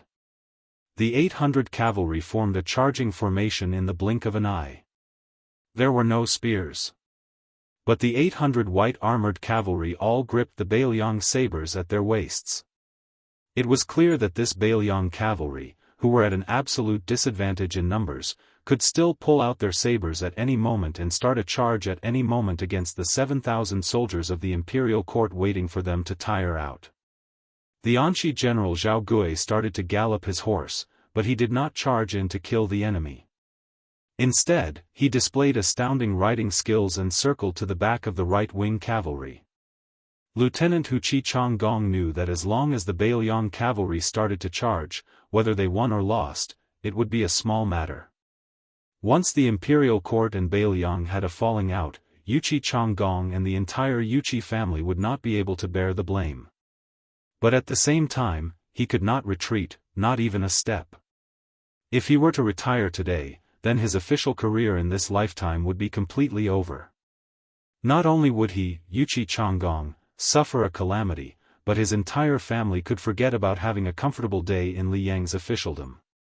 So Yuqi Changgong suddenly squeezed his horse's belly and rode out alone. He came to less than 100 paces from the front line of the Bailiang cavalry. He bowed, cupped his fists, and said loudly, "This general, Yuqi Changgong, greets the king of Bailiang." Each of the Bailiang cavalry lines had no more than 200 men, and in the center was a single, eye-catching ordinary carriage. There were only 4 or 5 escorting horses nearby. The curtains of the carriage were still and lowered. Receiving no response, the lieutenant continued to lower his head and said loudly, reporting to the king of Bailiang. The vassal kings have entered the capital. According to the laws of Liyang, the retainers of the Bailiang and Huainan kings need to stop at the capital's western army camp. Yuqi Changgong cupped his fists. Each day felt like a year. This officer with real power gritted his teeth and slowly raised his head. When he saw a Bailiang cavalry officer who looked like a lieutenant, he did not show any signs of wanting to speak, but his hand had changed from gripping his saber to pulling it out. Yuqi Changgong swallowed and braced himself to say hoarsely, "This general earnestly requests the king of Bailiang to act according to the laws." At this moment, an uproar came from the Western army. Yuqi Changgong, who had already lost all hope, turned his head in shock and saw 3 riders galloping over. One of them was an old eunuch from the palace, wearing an eye-catching red embroidered robe. He held up a yellow handkerchief and shouted in a shrill voice, "The imperial edict has arrived." In addition, there was a rather young official among the 2 riders. Looking at his official patch, he should be an outstanding figure from the Ministry of War. Yuqi Changgong immediately felt as if a heavy burden had been lifted off his shoulders. It was as if he had just taken a trip to the gates of hell, and he almost collapsed on the back of his horse. The lieutenant of the Hu cavalry, who was listening to the announcement beside the eunuch, did not hear what the imperial edict said in detail. He only understood the general meaning. It said that the emperor had specially authorized 800 vassal kings to enter the capital with the king of Bailiang and set up camp near the Xiamawi post station. When the old eunuch in the embroidered robe shouted the words, "Accept the edict," everyone was silent. Especially that young official from the Ministry of War. The corners of his mouth curled up in a playful smile. The official from the Ministry of Rights who had been unlucky and had been captured to be an evil person was much more shrewd. He kept his head down. If the imperial edict had not just ended, he would have pretended to doze off on the back of his horse. The curtain of the carriage did not move at all. The old eunuch who held the position of eunuch in the Bureau of Rights had a face as stiff as the bark of a tree. It did not move at all. Even Yuchi Chonggong could feel the dark presence of the old eunuch. As the second in command of the Bureau of Rights, one of the most important people among the eunuchs of Great Peace City, he was able to wear the red embroidered robe. At this moment, even in the face of such a rebellious official, the old man still suppressed his anger and did not show any other expression. He did not speak as he held the imperial edict. A voice rang out, "Are you done?" The old eunuch stilled and then finally lowered his head. He slowly said, "Finished." The voice in the carriage did not change in tone. "Then make way for this king." Yuchi Chonggong was tongue-tied. The young official from the Ministry of War was about to reprimand when the old eunuch turned his head and glared darkly at the latter. Then this eunuch from the Bureau of Rights that even the ministers had to treat with respect said softly to Yuchi Chonggong, "Captain Yuchi, why are you not protecting the king of Beiliang?" When Yuchi Chonggong turned his horse around to command the army to spread out, Gao Tingshu, who was currently in the limelight in the capital and had risen to fame in the Ministry of War, clenched his fists so tightly that his nails dug into his palms. The old eunuch lowered his head and said in a soft voice, "King of Beiliang, this old servant has to return to the capital and cannot accompany your highness." There was no response from the carriage. The old eunuch led the two officials from the Ministry of War and the Ministry of Rights back. The imperial edict was still there.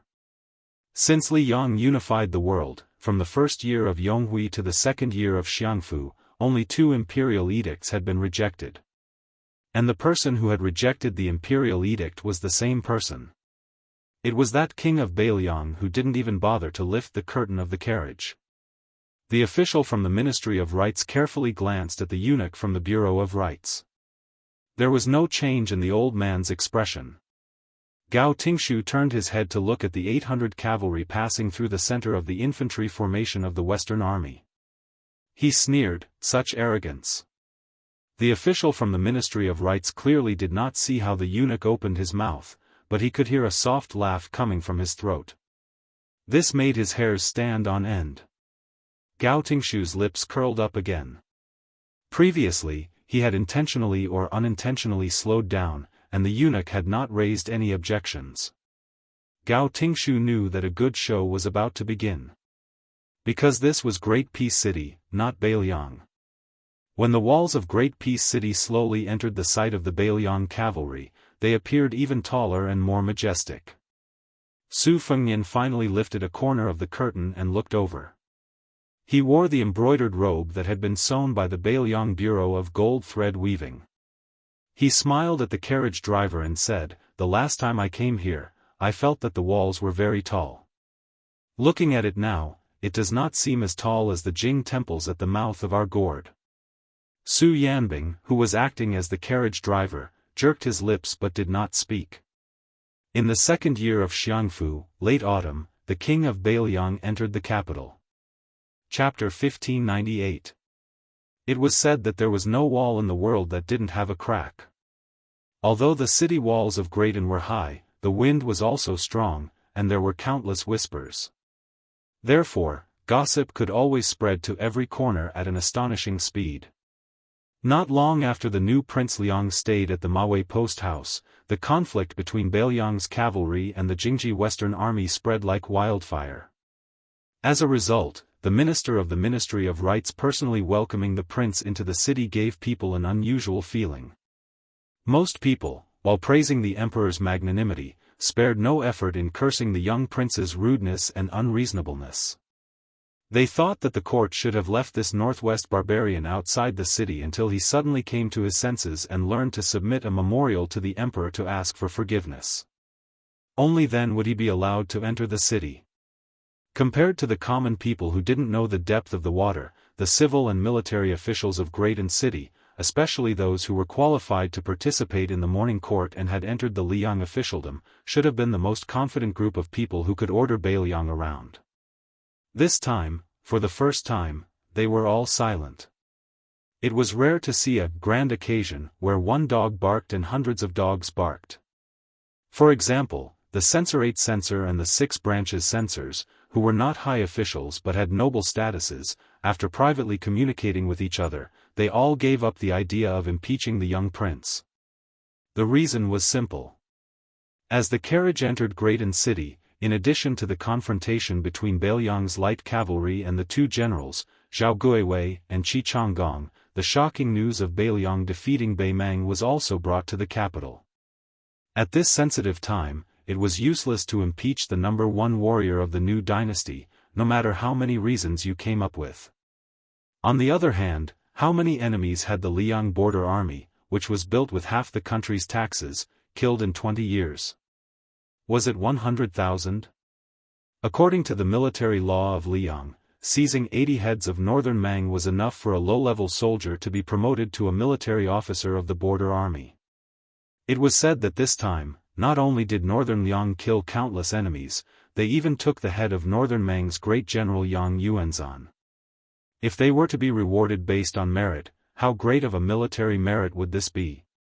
Since Su Xiaoman was already a prince, then the title of marquis that the scholars of Liang dreamed of was meaningless.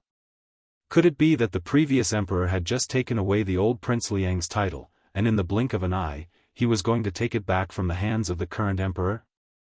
At the same time, the low-ranking officials of the capital naturally began to silently criticize the Bei Mang barbarians.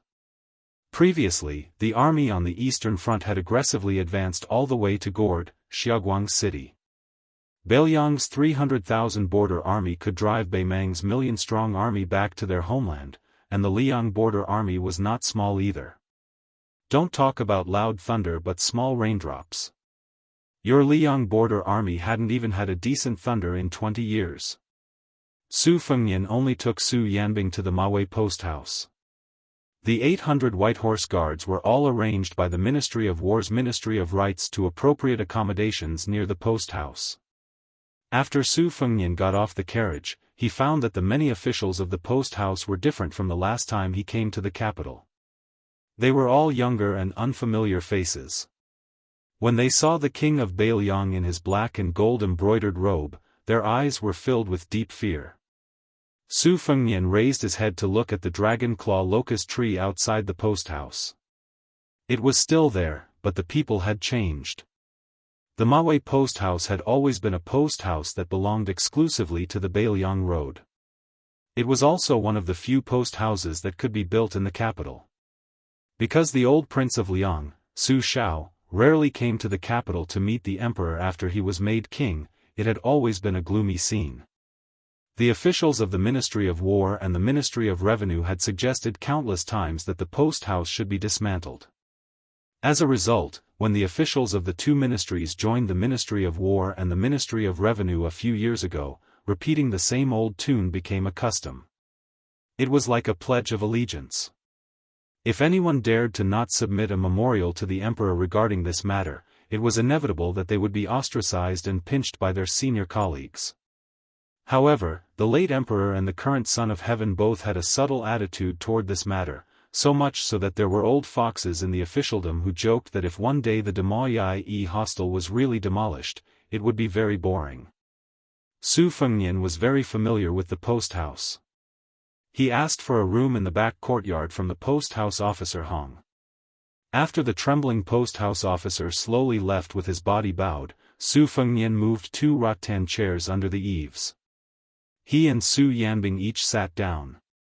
In the eyes of Mount Qingliang, this was Su Fengnian's last-minute decision to rush into the capital. It was not that there were no objections. However, Su Fengnian's control over the Bailiang cavalry and the entire Bailiang road officialdom could be said to have reached its peak. Other than Su Beiji, who had flown into a rage when they met in Lingzhou, only Song Dongming had sent a spy from the Fu Shui Fang to deliver a secret letter. The wording of the letter was implicit. It was probably not in favor of Su Fengnian taking the risk. It probably also expressed the thoughts of a group of old generals like Yan Wenluan. Only Bai Yu, who had arrived late from Wutong'an, sent a letter. His words were supportive. Su Yanbing said softly, second commandery princess said to let Huyen Daguan follow into the capital. Prince should have agreed to it. A centipede dies but does not fall down. Moreover, the Zhao clan in Liang is far from the point of decline. Even without Han Shengxian, Lu Haoshi, and Qi Jiajia, there are not many Qi cultivators left after 2 twists and turns. However, it is still the most virtuous city in the world. It should not be underestimated. Su Fengnian smiled and said, I did not ask Huyen Daguan to come out of the mountain. The Zhao clan's emperor also did not ask Gu Jiantang to rush into the capital. Let's call it even. Su Yanbing sighed and said, if the imperial edict had come a little later, Bailiang would have parted ways with the Zhao clan. Su Fengnian shook his head and said, there won't be a fight. Zhao Zhuan's original intention was to let the Jingji Western Army test my bottom line. If we were easy to negotiate with, then he would have the confidence to demand an exorbitant price. If I did not guess wrongly, the eunuch from the ceremony directorate who was in charge of writing the imperial edict must have been instructed by the emperor to show up at the right time. Therefore, no matter what, they would not start a fight in the capital region.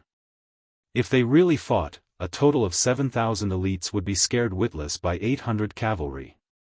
Where would the emperor and the imperial court put their faces? Moreover, even if the Western army was lucky enough to win, it would still be a terrible mess to clean up. Hearing Su Fengnian deliberately emphasize the word elites, Su Yanbing smiled knowingly. Bailiang's local garrison. Not to mention Liangzhou and Yuzhou, perhaps even Lingzhou is tougher than them. Su Fengnian did not mock him at all. Actually, the foundation of the Liang army is still there. Unfortunately, after 20 years of peace, the annual military exercises cannot compare to the real fighting of the border army. Therefore, they have lost their edge. After all, there is a world of difference between a sharpened blade and a sharpened blade. However, if they are given a few years to hone themselves in the flames of war, they may not be too bad. For example, if Bailiang wanted to establish a country, it would only be a small Beimang at most and would not be able to outlast Liang, whose national strength was growing day by day. However, if Bailiang staked everything on one throw and under the precondition that Beimang did not take advantage of the situation to intervene in the central plains, they could charge thousands of li to attack Great and City. I believe they could take down the Tuhuai River. At this point, Su Fengnian smiled. 1 month, at most 1 month, the Bailiang cavalry would be able to wipe out the entire northern front of Liang, including Jizhou. Also, their losses would not exceed 20,000. They would directly reach Great and City. Su Fengnian put his hands under his head and gazed at the sky above Jingdou. However, it would be too difficult to break into Jingdou. In the area around Jingdou, other than the south, which is good for cavalry, the other places are not. When the time comes, not to mention Gu Jiantang's 2 Liao border armies, the king of Jiaodong Zhao Sui, and the king of Jing and Zhao Sun, perhaps even the Nanjiang army would take advantage of the situation to head north. However, the former all want to contribute to the rescue of the king, while the latter have more thoughts and want to benefit from the battle. Don't forget that there is also the ambitious Chen Jibao. As for Lu Xingxiang and Tang Taizhuang, they are not mediocre people. One battle of Guangling could allow Ko Jianghuai of the western frontier to quickly rise to the ranks of famous generals. After a long battle, it would be easy for Liang to have a few kings of the western frontier or Ma Jianghuai. If Bailiang and West Chu are allies, their chances of winning are higher. On the other hand, can't a desperate Liang go and borrow troops from Beimang? Chapter 1599. Su Fengnian said quietly, even if all the Bailiang cavalry are willing to follow Su Fengnian as rebels, how many people will die in battle in foreign lands? How many people will die in the world? If the Bailiang cavalry takes this opportunity to invade the central plains, not to mention being a sinner for all eternity, just Su Shao, will not be able to sleep well. Su Yanbing said sincerely, being an official is harder than practicing martial arts. People who practice martial arts may be able to become grandmasters if they are stubborn. If an official is stubborn, there is no future. If being an official is already like this, there is no need to mention being a vassal king or an emperor. Su Fengnian smiled and said, it is difficult to follow one's heart. There is no harm in settling for the second best and having a clear conscience. There was silence for a moment. Su Yanbing suddenly asked, what are you going to say next? Su Fengnian said quietly, when the capital is established and the heat is enough, I will attend another court conference. After that, will Huan or Qi Yanglong see me? Will they use emotion to move me, or will they use force to lure me? I am actually very curious. The Jiangnan Lu family had two ministers. The former Minister of Rights, Lu Daolin, and the former Minister of War, Lu Baijia, had both left the capital one after the other. One had retired and returned to his hometown, while the other had transferred to Guangling. At present, it seemed that their situation was much better than the Song family. However, under the surging undercurrents, as long as one did not die and had not received the final posthumous title, no one knew whether the final outcome would be good or bad.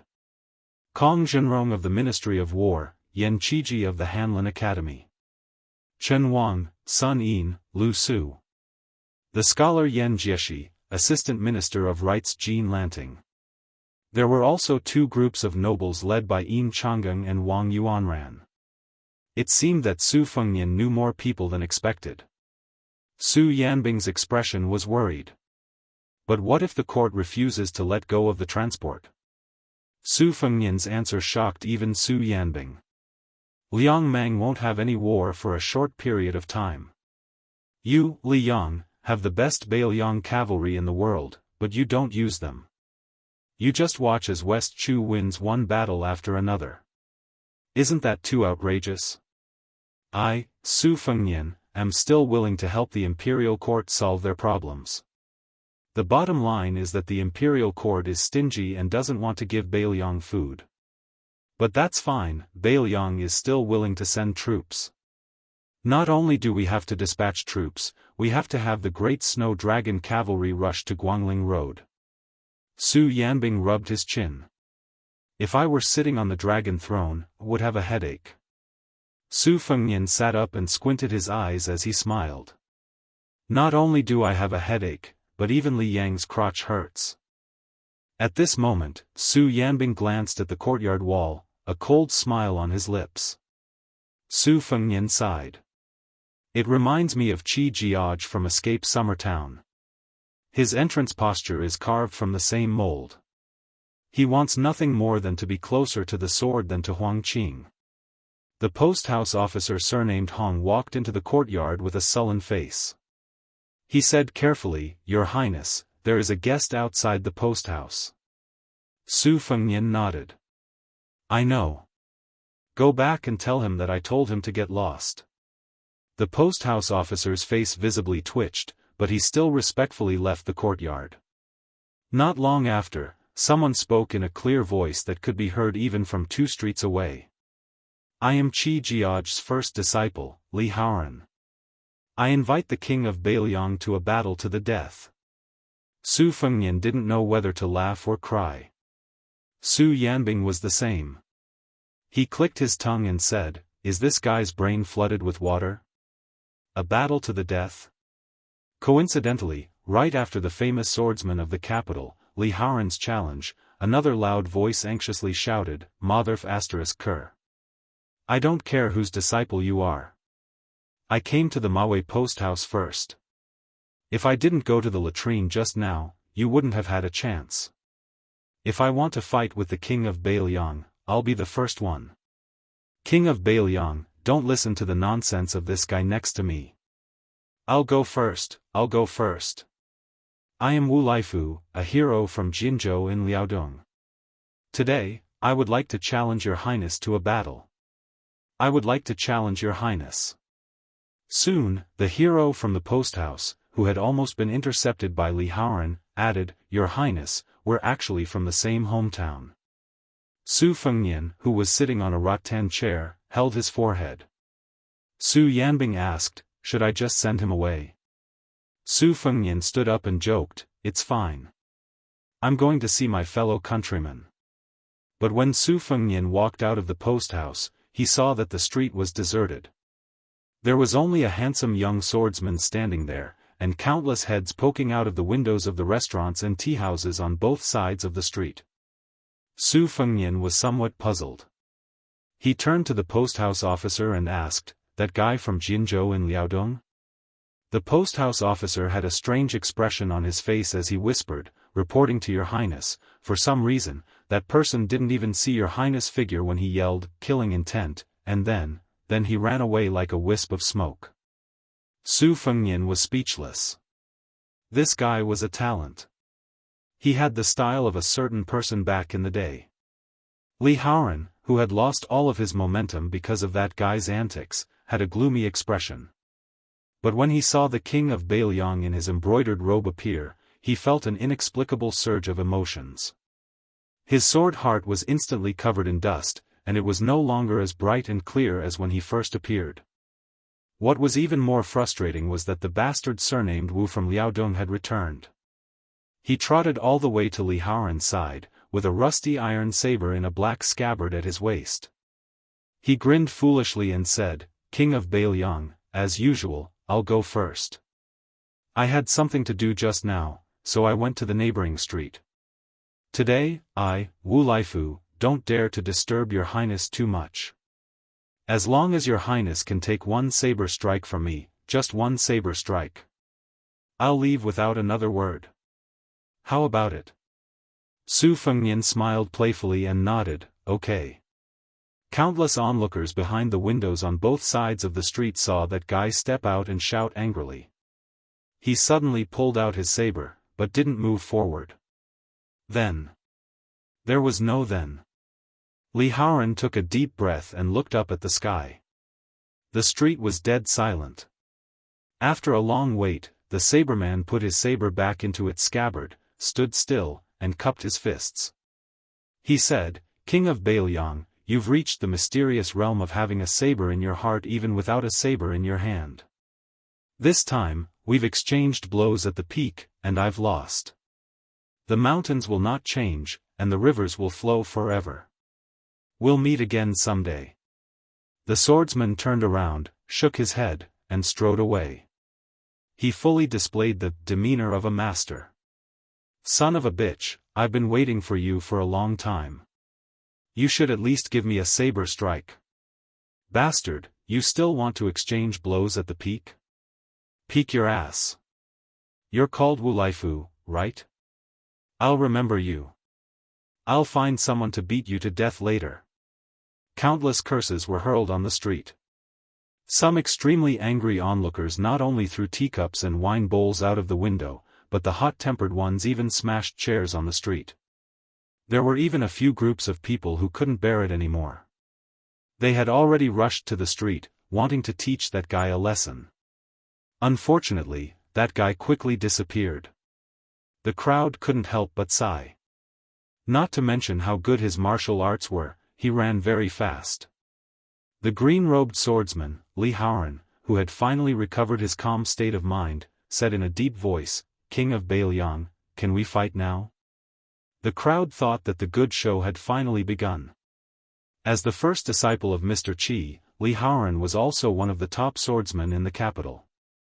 Even if he couldn't win against the young king of Jianghu, it shouldn't be a problem for him to exchange 30 or 40 blows, right? Then, the feng shui treasured land that they had spent a lot of money to fight for would be worth it. Su Fengnian didn't pay attention to Li Haoran. Instead, he looked at the end of the street. 3 figures, tall and short, old and young, stood side by side without making a sound. Further behind the 3, there was a man with a green-robed child sitting on his neck. There was also a young Daoist who appeared from the corner. He had a peachwood sword on his waist, and his Daoist robe fluttered as he walked. He was an immortal. At some unknown time, Su Yanbing had come to Su Fengnian's side. Su Fengnian did not pay attention to these people who were receiving guests for Great Peace City. He raised his head to look at the roof of a restaurant and suppressed his laughter. There was a strange little girl wearing a cheap mink hat sitting there, munching on a large flatbread. She was leisurely. Su Fengnian's mood immediately became good. His smile was bright. There were many brave young women who had spent a lot of money to buy seats on the street. When they saw this scene, they were stunned. The little girl on the roof snorted. Chapter 1600. The street leading to Shiamawei Post House was not wide, not long, and there were not many people. But when those people scattered on the street, facing the post house from a distance, even the short-sighted layman realized that something was wrong. In other words, the situation of the young king was not very good. Su Yanbing smiled. It's quite a big scene. Su Fengnian said, the three people standing side by side seem to be old friends of the Fu Shui room. Other than Yuan Benshi who created the Zhaogou, there are 5 other people who really work. Among them, the one from the Guangling sect died in front of Yuan Benshi and was killed by Chao Chongqing. The crippled old man in front of us is the second minister of the Ministry of Justice who should have a copper fish embroidered bag on his waist. I only know that his surname is Yao. Like Master Lu Hao, he is a gatekeeper of Taiyan City. He can be considered as the leader of the Zhaogou. He looks like a young man who is good at retaining his youth. In his early years, he deliberately fought a few times, but it turned out to be a trick. This person has never appeared in the Imperial Astronomer, so he was mistaken as a small fry in the Fu Shui room's secret files. No one expected him to be the leader of the Zhaogou who was in charge of all the Qi cultivators in the north. But since he dared to show up this time, he can be sure that he is one of the leaders of the Zhaogou. The young man, with the short knife on his back should be similar to the Zhao Xuansu from the Dragon Tiger Mountain who was killed by Dong Tai's flying sword. He used a secret technique to regain his youth. No wonder the Fu Shui room could not find any trace of him. Who would have thought that a person would become younger as he lived? He did not even need to disguise himself. But since he is a young man and has not become a child, it means that his cultivation is not very good. Compared to the 3 people, Su Fengnian paid more attention to the man who was riding the girl in green. He was an outstanding young Daoist. You groom, Wuxia Xianxia, these 2 are unexpected people. Su Yanbing asked, what do you mean? Su Fengnian blinked his eyes and said in a low voice, I'm a dignified vassal king. Isn't it unreasonable for me to fight and kill with a large group of people who carry the banner of Jianghu? If I win, I'll still be one of the 4 great grandmasters, and I won't be the strongest person in the world above the other 3. If it's a draw, even if I challenge a group of them, I'll still lose face. Su Yanbing looked a little helpless. Your Highness, just admit to me honestly that it's inconvenient for you to fight with your internal injuries, and that it's very likely that you'll lose if you're surrounded. Isn't that enough? Su Fengnian suddenly said seriously, the problem is, I intend to fight them. Su Yanbing's face was full of surprise. He looked at Su Fengnian solemnly, waiting for the answer. Su Fengnian nodded. Su Yanbing smiled as he turned around and walked back to the post house without any hesitation. At the end of the street, the girl in green sitting on Yu Groom's neck asked softly, Xiao Yu, why did the uncle who was the world's #1 spear master leave? He doesn't care about that guy's life or death. Didn't you just say that there was something wrong with that guy, and that the qi in his body was quite chaotic? It's like a flood dragon overturning the river. Did the sea cause a flood? Yu Groom said softly, I'm not too sure, but don't you think that at this time, he suddenly became very similar to 2 people? The girl stared with wide eyes and said in distress, like who? I don't recognize him. Yu Groom's expression was complicated. There was bitterness, fascination, and a rare trace of confusion. The invincible Li Chungang 60 years ago, and the invincible Wang Xianji 60 years ago. Yu Groom sighed. Let's go, let's see if there's any sugar-coated haws nearby. The girl in green grunted in agreement. Yu Groom walked to Wuxia Xianxia, the young celestial master of Dragon Tiger Mountain who had been in Jianghu for many years. He looked at the peachwood sword on the young Taoist's waist and asked, Taoist Master Qi, how many swords do you want to ask the king of Beiliang? Wuxia Xianxia, who was once known for his cold temperament, smiled at the girl in green first, and then calmly said to Groom, "No swords, just Dao." Groom continued to ask, "I heard that Taoist Master Qi and Master Li of Wudang walked together for thousands of miles along the Guangling River. May I ask what Taoist Master Qi wants to ask today? Is it the Tao of Reason or the Tao of Heaven? Is it going up the mountain of Dragon Tiger Mountain? Or is it going down the mountain of Wudang Mountain?" The little girl sighed like an old man and said sadly, "Xiao Yu, I don't understand." Wuxia Xianxia looked as if he was struck by lightning. His face turned pale, and then he closed his eyes and his lips moved slightly, constantly whispering, "Tao is not immortal, Tao is not immortal." Groom turned his head and looked at the king of vassals standing at the entrance of the post house, and then looked at the Taoist of Dragon Tiger Mountain who was close at hand. The little girl knocked on Groom's head with her chin and asked in confusion, "Xiao Yu, you said that he is a Taoist. If he doesn't cultivate for immortality, what does he want?" Groom and Wuxia Xianxia brushed past each other. After they were far away, Groom said, "It's hard to say, but I think this Taoist from Taoist Master Mansion is going down the mountain of Dragon Tiger Mountain and up the mountain of Wudang Mountain." Chapter 1601. What the world did not know was that on this day, the purple gold lotus shrouded in celestial qi on Dragon Tiger Mountain grew and bloomed 6 purple gold lotuses. Wuxia Xianxia, who was half a step away from attaining immortality, lost all his cultivation in an instant. When he left Great Peace City, he only looked down at the road, filled with joy, and said softly, "The great Tao is here." There was one less celestial in the heavens and one more in the human world. Almost at the same time, Li Yufu, the master and disciple who had reached the Spring God Lake along the Guangling River bowed solemnly in the direction of Great Peace City. The first to notice the signs was not Su Yanbing, who was at the peak of the martial way, but Su Fengnian, who still had sword qi in his body. However, he chose not to do anything. The boorish-looking Grandmaster Qi refinement warrior from the north also sensed something strange. He turned around and stared at the Taoist from Dragon Tiger Mountain, as if he was in a dilemma. He was hesitating whether he should stop Wuxia Xianxia's rebellious behavior. But in the end, he sighed deeply and gave up the idea of stopping Wuxia Xianxia.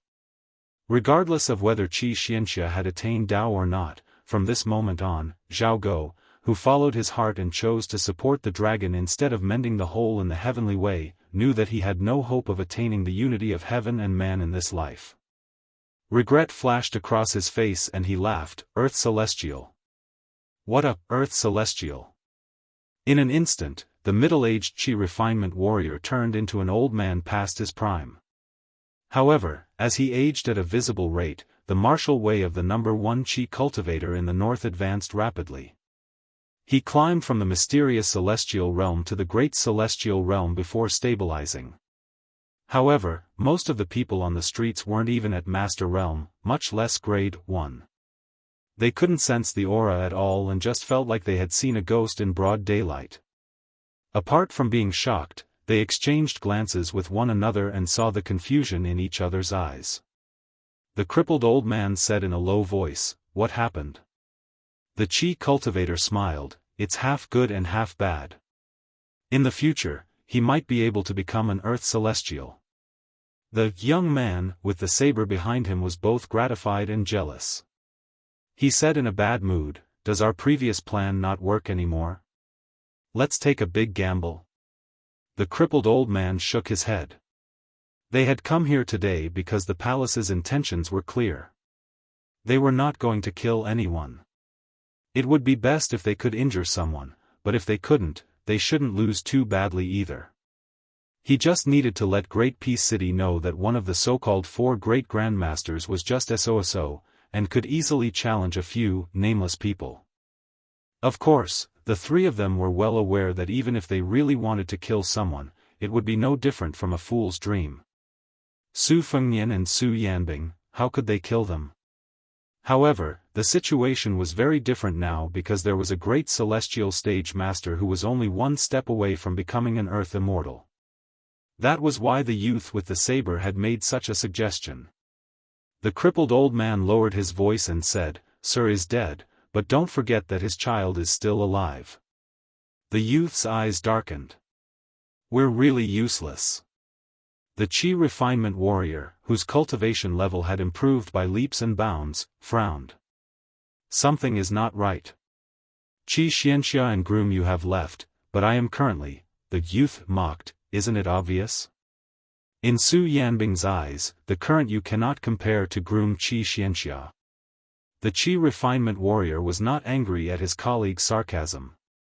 He said with a heavy heart, "I'm afraid it is not so simple." Li Haoran, who was standing between the three of them and Su Fengnian, was extremely furious. The absent-mindedness of the young king hurt Li Haoran the most. Su Fengnian frowned. However, he quickly relaxed and finally took a step forward. In a restaurant near the end of the street, the window was already extremely crowded. They all wanted to take a quick look. For some reason, a green-robed scholar with white hair did not go to this rare event. He asked for a pot of wine from the waiter and sat alone in a corner, drinking by himself. In the restaurant opposite, there was also a man in white who was drinking alone. If it was not because of the king of Bailiang's reputation and the disturbance on the street, many people would probably take a few more glances at this handsome man with a cold expression. The man in white asked for a pot of green ant wine. He did not raise his cup many times, but every time he raised his cup, he would definitely drink all the wine in the cup. In a building near the green-robed scholar, Li Bai of the Dongyue sword pool was recognized and could only return to his seat. There was also an old man and a young girl at the same table. They were Chai Qing-shan, Song Tinglu, and Shan Yi. In the side room of the inn adjacent to the man in white, an old man who had experienced the vicissitudes of life was standing by the window. At the gate of Great Peace City, a handsome, young master walked in with a vigorous heroic spirit. Beside him was a woman wearing a red robe and wearing a hat. As soon as the two of them stepped into the city, a middle-aged man who was leading a donkey followed them into the city. On one of the city walls, there was a woman in purple whose skirt was tied up. She stood alone in the wind. In the second year of Jianghu, in this late autumn when the cicadas were dying, after the king of Bailiang, Su Fengnian, entered the city. In a great peace city. Su Yanbing, Yu Gongfu, Qi Xianxia, Jia Jiajia. Chao Chongqing, Chen Jibao, Wu Jian, Chai Qingshan, Luo Yang, Su Ying, Dong Tai, Xianyuan Qingfeng. They all arrived. Chapter 1602. The autumn wind in the northwest ruffled the water of the capital's officialdom. The wind passed through the water without a trace, but under the surface, the undercurrent was surging. After Lu Daolin and Yuan Gua, Sima Puhua became the Minister of Rights. After welcoming the extremely domineering young vassal king, he returned to the yamen adjacent to the Ministry of War in Zhaojiawan. The 70-year-old man appeared particularly weak. In the Liang dynasty, the 6 yamens were set up side by side. In the Liang dynasty, the left was superior and the right was inferior. The main official, known as the heavenly official, was naturally at the extreme left. At the time, Gu Jiantang, as the Minister of War, unexpectedly chose the yamen at the extreme right. Thus, from east to west, it was officials, workers, and soldiers. From this, it could be seen how disliked the Ministry of Rights was during the Yonghui years. At the beginning, there was a saying in the capital that the assistant minister of the Ministry of Rights was as lowly as the assistant minister of other ministries. Following the 2 ministers, Lu Daolin and Yuan Gua, taking charge of the Ministry of Rights, the Ministry of Rights' days gradually improved. Now, needless to say, it was an unwritten rule that scholars of the Ministry of Rights left the Ministry of Rights. Since the second year of Xiangfu, Sima Puhua's back was straighter than the young officials at every court meeting. Even though it was late autumn, he still gave people the feeling of spring. But today, when the old minister returned to the yamen, in the eyes of the monkey-like officials of the Ministry of Rights, it was as if he had lost his soul. After the old man entered the room and sat down, he began to moan and groan. Even when Left Assistant Minister Jean Lanting and the new Right Assistant Minister Jiang Yongla arrived together, the old minister did not notice. He was still sighing and groaning.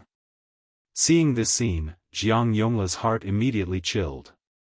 The local officials only knew that he, who had originally been in charge of the department for purging officials of the Ministry of Rights, had been promoted to assistant minister because Yin Maochun and Chen Wang, the two big shots, had received excellent comments in the Capital Review.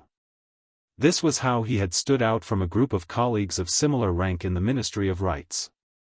However, the officials of the capital all knew that the reason Jiang Yongla had been able to obtain this position of Right Assistant Minister was because of the posthumous title after Lame Su's death. Jiang Yongla, with great luck, had bet on the previous emperor's intentions and proposed the posthumous title of Wu Li to pass.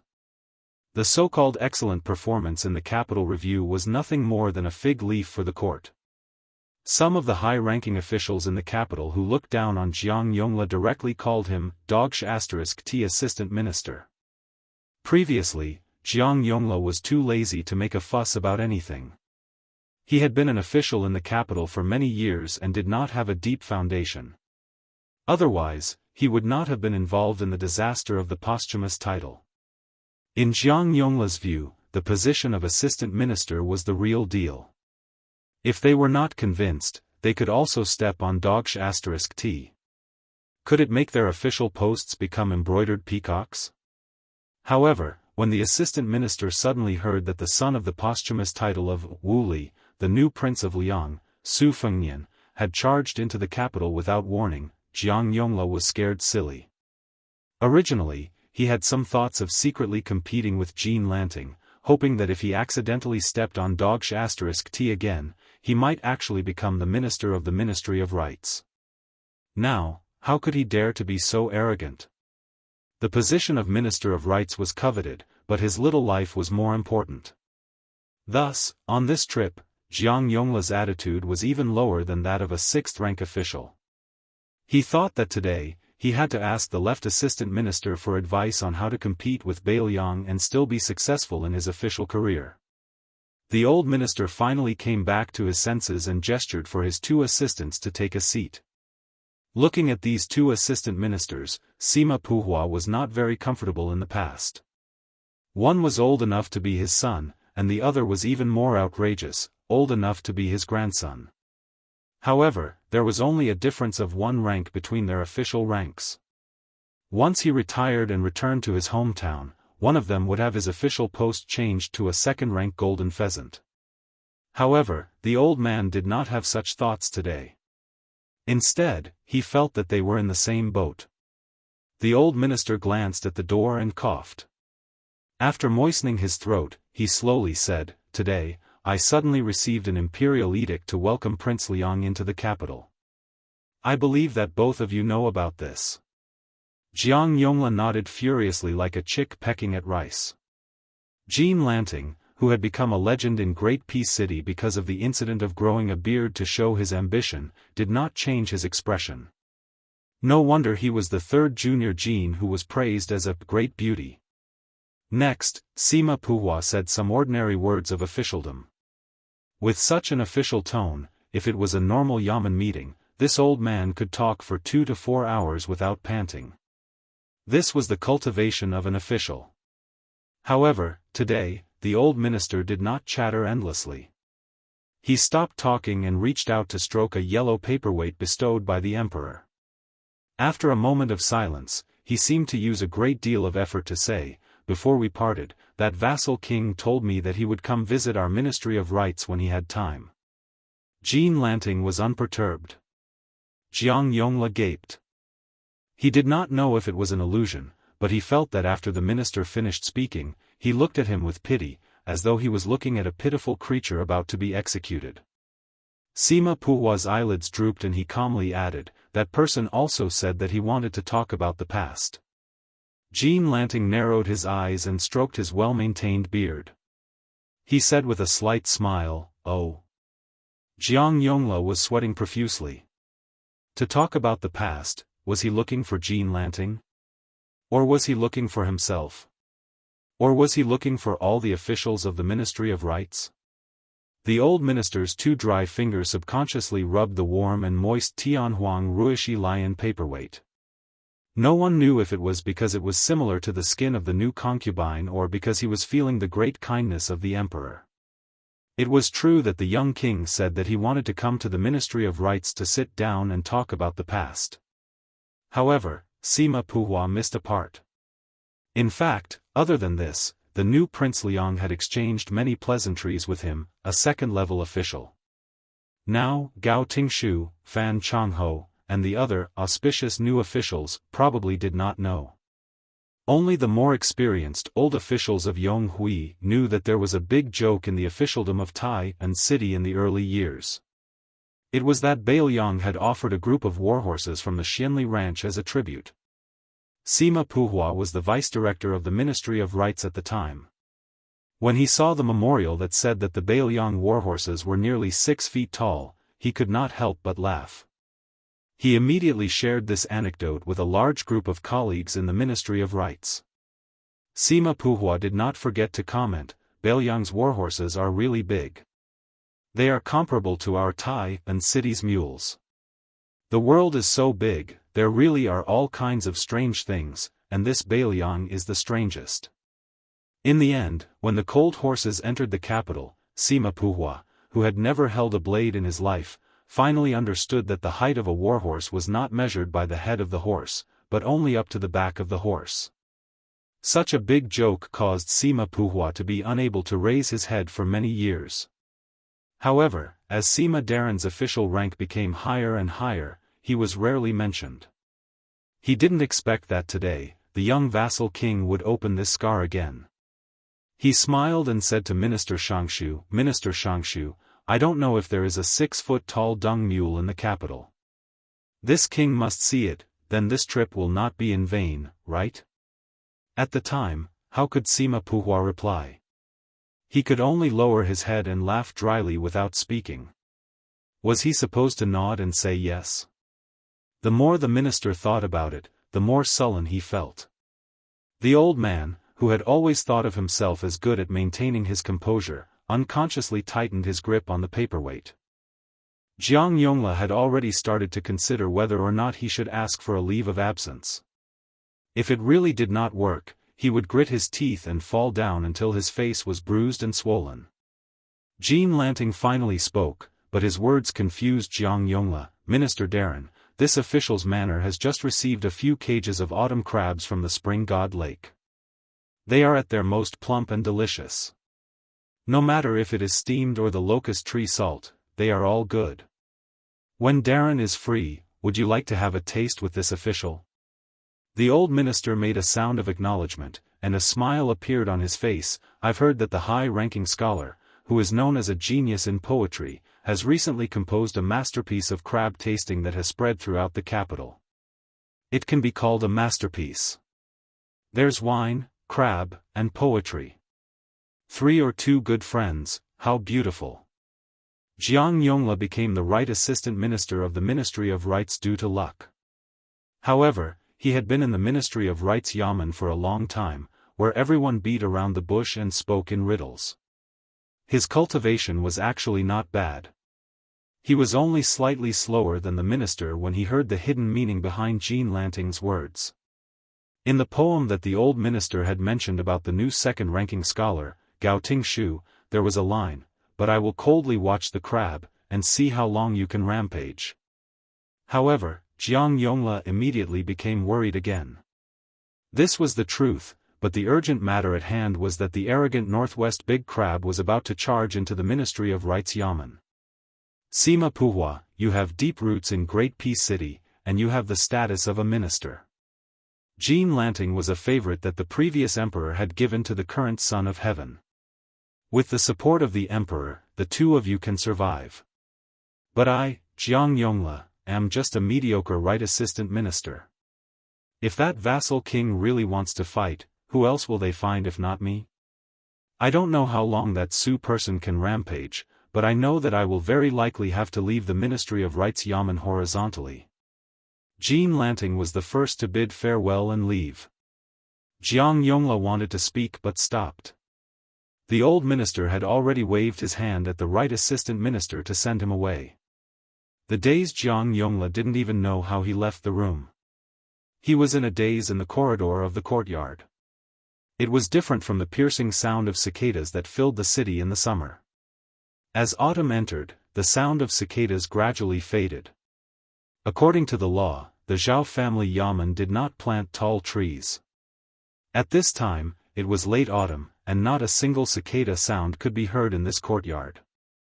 Jiang Yongla dejectedly leaned against the pillar. For some reason, he felt the cicadas were mournful. Chapter 1603. Although the Ministry of Rights and the Ministry of War were neighbors, they were not that close. To the officials of the Ministry of Rights, this was a blessing in disguise. Otherwise, if a dispute arose and a scholar met a soldier, one would use his mouth to reason and the other would use his fists to reason. Naturally, the latter would be more reasonable. As for the Ministry of War, these officials of the Ministry of Rights, who were of different ranks but were all scholars, were a bunch of embroidered pillows who were tired of looking at and could not even be beaten up to show their ability. Thus, the Ministry of War and the Ministry of Rights had always been the two yamens that did not have anything to do with each other. However, with the decline of the two ministries and the rise of the other, the uncouth officials of the Ministry of War, who were used to only looking at the Ministry of Appointments, could not help but feel depressed. Similarly, in a few short years, 3 ministers had left. The Ministry of War had Gu Jiantang, Chen Zhibao, and Lu Baijie. The Ministry of Rights had Li Gubai, Lu Daolin, and Yuan Gua. However, the trend in the next few years was obvious. Even the position of minister in the Ministry of War was empty. Try the Ministry of Rights. If Sima Puhua suddenly died one day, wouldn't there be a powerful official to propose a candidate in the court the next day? What made the Ministry of War even more depressed was that the left assistant minister Su Gong was not even in the capital. He had been directly sent to Liaodong by the emperor. Only the right assistant minister, Tang Taizhuang, who had been transferred from a local area, was left. He was an outsider who had never been an official in the capital. How could he make ends meet in the capital, where the roots were intertwined? In addition, even the people of the capital knew that Tang Taizhuang was old Minister Gu's trusted subordinate. The previous minister, Lu Baijie, did not have the emperor's wishes. Although it was said to be a transfer, it was clearly a demotion to the Guangling circuit. It was not even the common promotion of an official outside the capital. Without a leader, the Ministry of War already had difficulty raising its head in the court. For the time being, the leader could not even protect himself. How could he obtain any benefits for his subordinates? The unfavorable situation of the Guangling circuit added fuel to the fire. The officials of the Ministry of War had become cowards overnight. These days were really King torturous. In this dangerous situation, Gao Tingshu and Kong Jinrong, the 2 juniors who had gone against the current, were the center of attention. Of these 2 young people who had risen to fame, Gao Tingshu was even more unrestrained and unrestrained. He was a scholar who had been born in the 1st grade. With the help of Jean Lanting and the others, his reputation for poetry gradually spread throughout the court. Previously, when the great pillar of the country, Gu Jiantang, returned to the capital and came to visit the Ministry of War Yamen, the scene of Gao Tingshu talking and laughing in front of the 2 ministers, Gu Jiantang and Lu Jinrong, was still vivid in people's minds. Gao Tingshu's meteoric rise was without a doubt. Now, it all depended on how many years he needed to accumulate his reputation and which new pavilion he would use as the next step to jump over the Dragon's Gate. Compared to Gao Tingshu, the taciturn Kong Jinrong was much more low-key. However, it was said that this young man from Bailiang was close to a certain prince in his early years. Even if he was not a hidden dragon, he was still a young dragon that should not be underestimated. Furthermore, Kong Jinrong and Yan Qiji were known to have an iron relationship. Huang Menlang was the emperor's brother-in-law. Unlike the other 5 ministries where the left and right assistant ministers did not live in the same room, the 2 assistant ministers of the Ministry of War had always lived in the same room. Even during Gu Lu's time, Minister Gu himself was no exception. Later on, when Chen Zhibao became the minister of Shangshu, he had his own courtyard. Su Gong and Tang Tieshuang's 2 desks were on the left and right of the Ministry of War's main hall, facing each other. Right Assistant Minister Tang Taishuang was sitting behind the desk on the west side, dealing with government affairs. Occasionally, he would look up at the sky, ignoring the whispers of the many officials in the hall. The mobilization of the 7,000 soldiers of the 3 battalions of the Jingji Western Army was personally decided by Tang Taishuang. Now that the young king had swaggered into the capital, Anshi General Zhao Gui and Huqi officer Qi Changgong's men had become comical figures escorting the king. Not only would Tang Taishuang quickly become the laughingstock of the officialdom, but the entire Ministry of War would also become a disgrace. One could completely imagine the strange looks of the officials in the morning court tomorrow. As for the actual situation of the war in Liangmang, if Right Assistant Minister Tang Taishuang did not open his mouth, no one dared to talk about it. When it came to important matters of the military, in public, it was better to obediently practice silent meditation. Under the lead of a manager of the Department of Martial Selection, a few unfamiliar faces appeared in the main hall of the Ministry of War. Each of them walked like dragons and tigers. Even if they set foot on the Ministry of War's important grounds, they did not feel uncomfortable. Tang Taishuang, who had the nickname of Cold Face King of Hell, smiled for the first time. He got up and strode toward those people. Without the need for introductions, he punched a burly man in the chest and laughed, "Old Dong, you guys, if you don't want to come, then don't come at all. If you want to come, then just come in a group. Did you guys make an appointment?" Those people were not wearing official robes.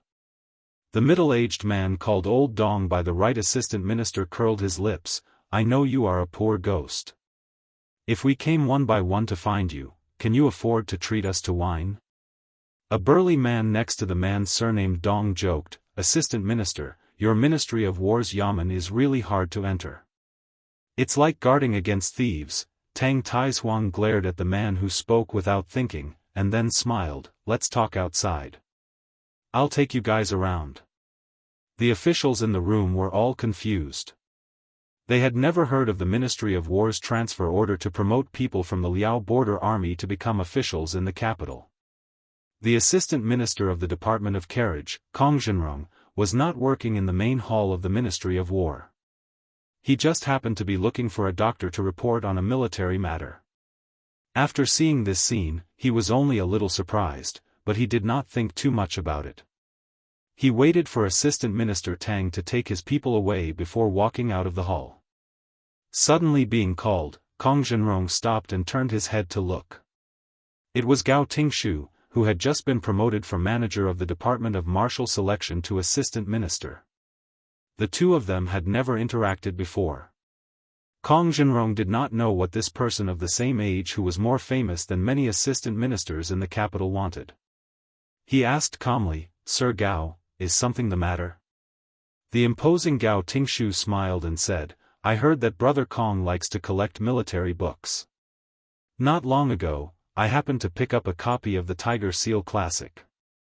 Frankly speaking, if I had to part with it and give it to Brother Kong, I would be very reluctant. However, if Brother Kong could borrow it for a year or so, I would still be very happy." If it had been when he had just left Beiliang and entered the capital, Kong Zhenrong would have punched him without a word. If it had been 1 or 2 years ago, Kong Zhenrong would not have let the second-place scholar finish speaking and immediately turned around. But now, Kong Zhenrong calmly waited for Gao Tingshu to finish speaking. He shook his head and said with a smile, "I am a coarse and boorish man, but I have been in the capital for a long time. I have heard that between scholars, borrowing a book is like giving a wife, giving a book is like giving a concubine. Therefore, books can be given, but books cannot be borrowed. What, does Brother Gao want to break the rules?" Gao Tingshu was stunned for a moment and then laughed heartily. "Brother Kong is really a wonderful person. Fine, fine. If you want to give me a book, then I will give you a book. I will also puff myself up at my own cost. Tomorrow, I will personally bring the book to Brother Kong's house. I hope Brother Kong will reward me with a few cups of wine for the sake of my sacrifice. Kong Zhenrong grinned and said, reciting poems and couplets is killing me. As for drinking wine, I am good at it. I am only afraid that Brother Gao's alcohol tolerance is average and it will not be enough for you to enjoy yourself. Gao Tingshu laughed loudly. Gao Tingshu had no intention of leaving immediately. Instead, he walked with Kong Zhenrong and said in a low voice, Brother Kong, do you know the identities of those 3 people? Kong Zhenrong shook his head. Gao Tingshu moved closer and his voice was also lower. I know a little and have guessed a little. Kong Zhenrong said softly, I would like to hear the details. Chapter 1604. Gao Tingshu did not pretend to be profound and kept him in suspense. He slowly said, Yongzhou Provincial Governor Tianzong, Yangzhou Deputy General Dong Gong Huang, and Qingzhou Navy Governor Wei Dong. It seems that the court has the intention of adding an assistant minister to our Ministry of War to deal with military affairs in the capital. Simply put, it is to take back some military power from some of the generals of the 4 towns and 4 levels. If nothing goes wrong, Dong Gong Huang will take up this position. Although it is only a promotion from the lower 3rd rank, it is still a promotion from the second-in-command of the local army to the assistant minister of the Ministry of War who is in charge of the military in the capital. As for Provincial Governor Tianzong, he will most likely be transferred to the position of assistant minister of the Ministry of Justice that Han Lin left behind. However, we all know the situation of Minister Liu of the Ministry of Justice. Tianzong's future is great, not inferior to official Dong, and may even be better. As for Wei Dong, who was supposed to stay in the Qingzhou Navy and assist Chen Jibao, suddenly left Guangling, and what position he will take, after all, there is no seat in Tian City suitable for a Navy general to sit in. I cannot understand. Kong Zhenrong thought for a moment and said, perhaps he came to the Ministry of War and the court. He will definitely be promoted, but he will quickly return to Guangling Road and become the governor of the Guangling Navy. At the same time, he may take on his old position. Gao Tingshu thought seriously and then nodded. He smiled and said, that is indeed the case. Brother Kong is wise. This assistant minister of the department for purging officials did not let Kong Zhenrong see that his hand instantly clenched and unclenched. The two chatted about some unimportant matters of the Ministry of War. Gao Tingshu, who rarely had time to rest, said that he needed to return to his room to deal with government affairs. In the corridor, 2 young men of similar age and rank walked with their backs to each other. After Gao Tingshu had walked for a while, he turned his head to look at the tall figure. When he turned his head again, he said to himself, oh, so he is not really stupid.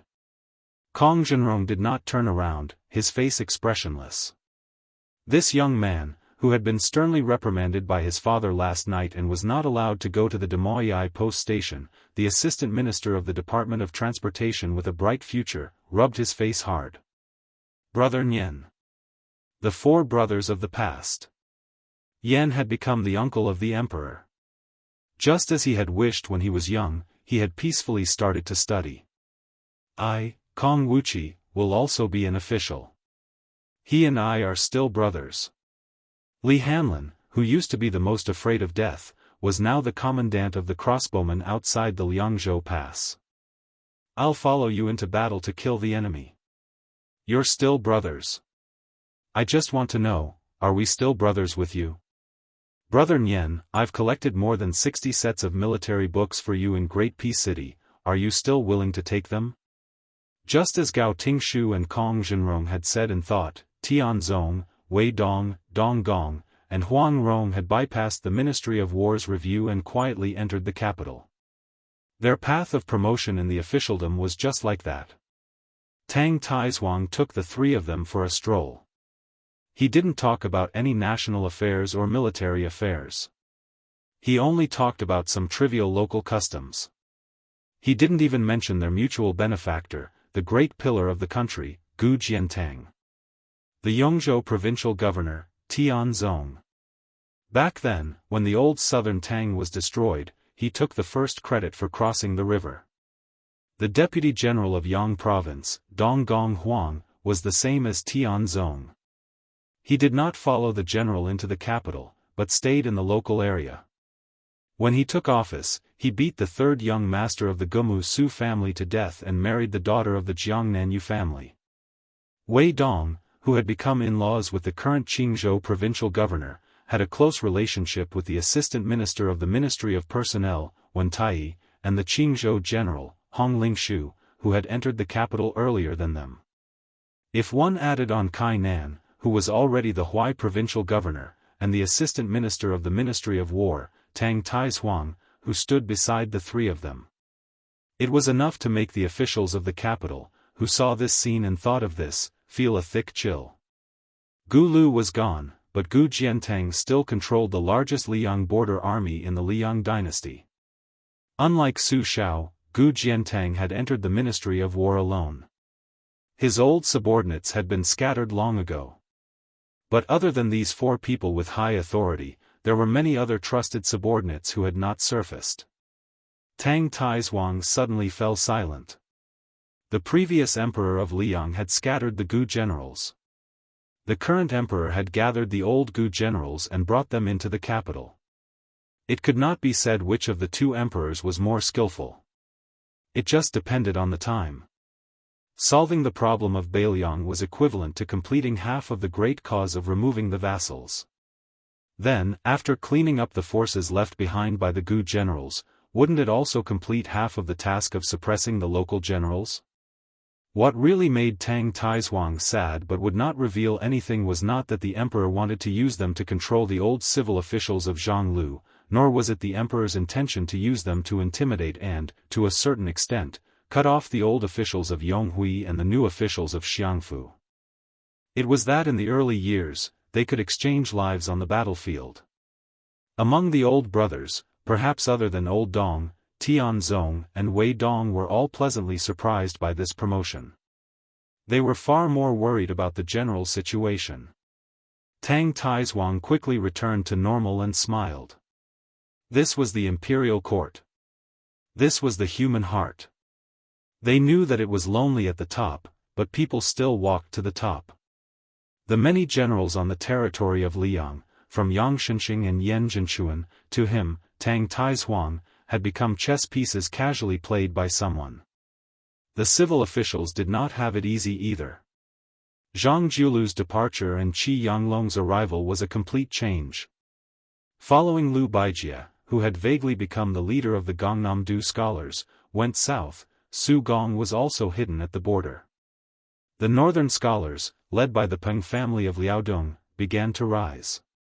Now, the Green Party, which had fallen apart, showed signs of recovery. The incomparably high arrogance of the Jiangnan tycoons in the past 2 years was immediately extinguished. There was also Yao Bai. The likes of Feng firmly occupied a place in the center. The chessboard, which was originally divided into different camps, was completely messed up. The only thing that was not messed up was the chess player behind the scenes. There was order in the chaos. Tang Taizhuang did not know about this chess game. Among the previous emperor, the current emperor, Zhang Jiulu, and Yuan Benshi, Tang Taizhuang could not tell who contributed more and who put in more effort. But, among the few chess players, except for the one surnamed Zhao, what happened to them?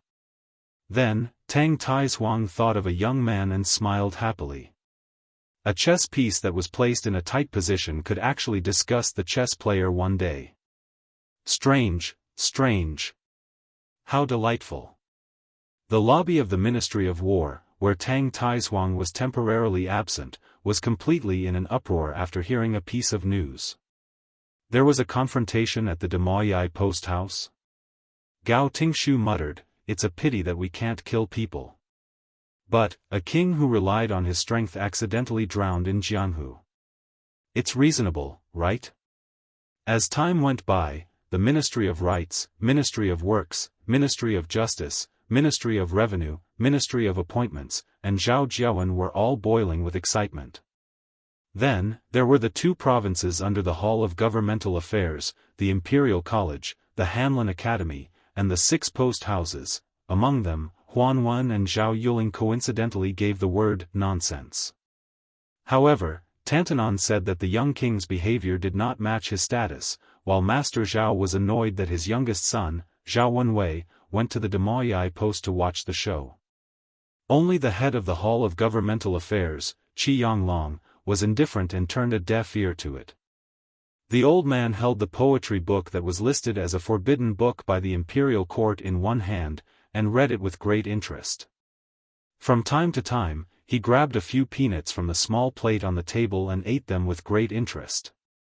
In the unsigned poetry book, the scholar surnamed Zhang, who had never entered Jianghu in his life, could write such wanton poems as, "I have a 3-foot sword in the box, where there is a flood dragon, I slay the flood dragon." He could also write such graceful poems as, "I hope to see a white head in old age." The plate was empty. As for the person who wrote the poem, he was already dead. The old man was disappointed. In a majestic hall in the imperial palace, there was no court meeting at this time, and there were no accompanying eunuchs, but a young man in a dragon robe was sitting on the dragon throne. In the empty and quiet hall, the emperor sat in the north and faced the south. He said in a voice that only he could hear, "Do you know, as long as Dong Zhuo and 200,000 people die in Beimang, and 100,000 more people die in Beiliang, then the world will be peaceful and prosperous." Chapter 1605. When Su Fengnian leisurely took a step forward, the sleeves of his black and gold embroidered robe swayed lightly. Not far away, Li Haoran, the first disciple of Qi Jiajia, who carried the famed sword, 8 Sweet Dew, and was said to be a northern sword expert with 8 swords of the finger-profound realm, did not move at all. The spectators on the 2 sides of the Demoyai courier station couldn't help but praise Li Haoran inside. No wonder he was a young grandmaster that could establish himself in Great Peace City. Even when facing one of the 4 great grandmasters, Su Fengnian, he could still be so calm. No wonder in the mysterious Jianghu of Jing, many elders said that Li Haoran could reach Mr. Qi's level in martial arts in less than 10 years. He might have a chance to reach the top of the sword forest in his lifetime and see the scenery of the sword in the eyes of Li Chungang, Dong Tai, and the others. The layman watched the spectacle, the expert watched the skill. The youth holding the blade who had regained his youth couldn't help but snort. This Li brat was not confident, he was scared silly. More accurately, he was not scared silly, but did not dare to move. Su Fengnian's step seemed ordinary, but it was an invitation to battle. His spirit had spread to the entire street. The targets of the invitation included the 3 of them, Zhao Go, and some of the hidden people in the buildings on the 2 sides of the street. So the meaning of this step was very simple. Since they had come to the Demoyai courier station, then they were all guests. The king of Beiliang was wealthy and could afford to entertain them. Unfortunately, Li Haoran was not among them. Li Haoran, who was the closest to Su Fengnian, knew his own difficulties. He was not a master in the Xian finger realm, but he could use many types of Xian finger sword. His perception of Qi was quite keen. Logically speaking, when encountering a strong enemy, the 8 sweet nectar, in the scabbard, which was connected to its master, should be eager to give it a try. However, not only did the long sword in the scabbard not show off its power, it was like a tortoise hiding in its shell, lifeless. It was to the extent that the man and the sword were separated from each other, as if they were separated by yin and yang. Li Haoran was extremely talented and had practiced the sword for many years. His path of martial arts cultivation had been smooth sailing. Whether it was the annual exchange of pointers with his master, Qi Jiajia, or when the Tangxi sword was Liu Baijie was sent to the capital to become an official, he had never encountered such a thing when he went outside the city to greet her with his sword under Qi Jiajia's instructions. At this moment, Li Haoran finally understood something.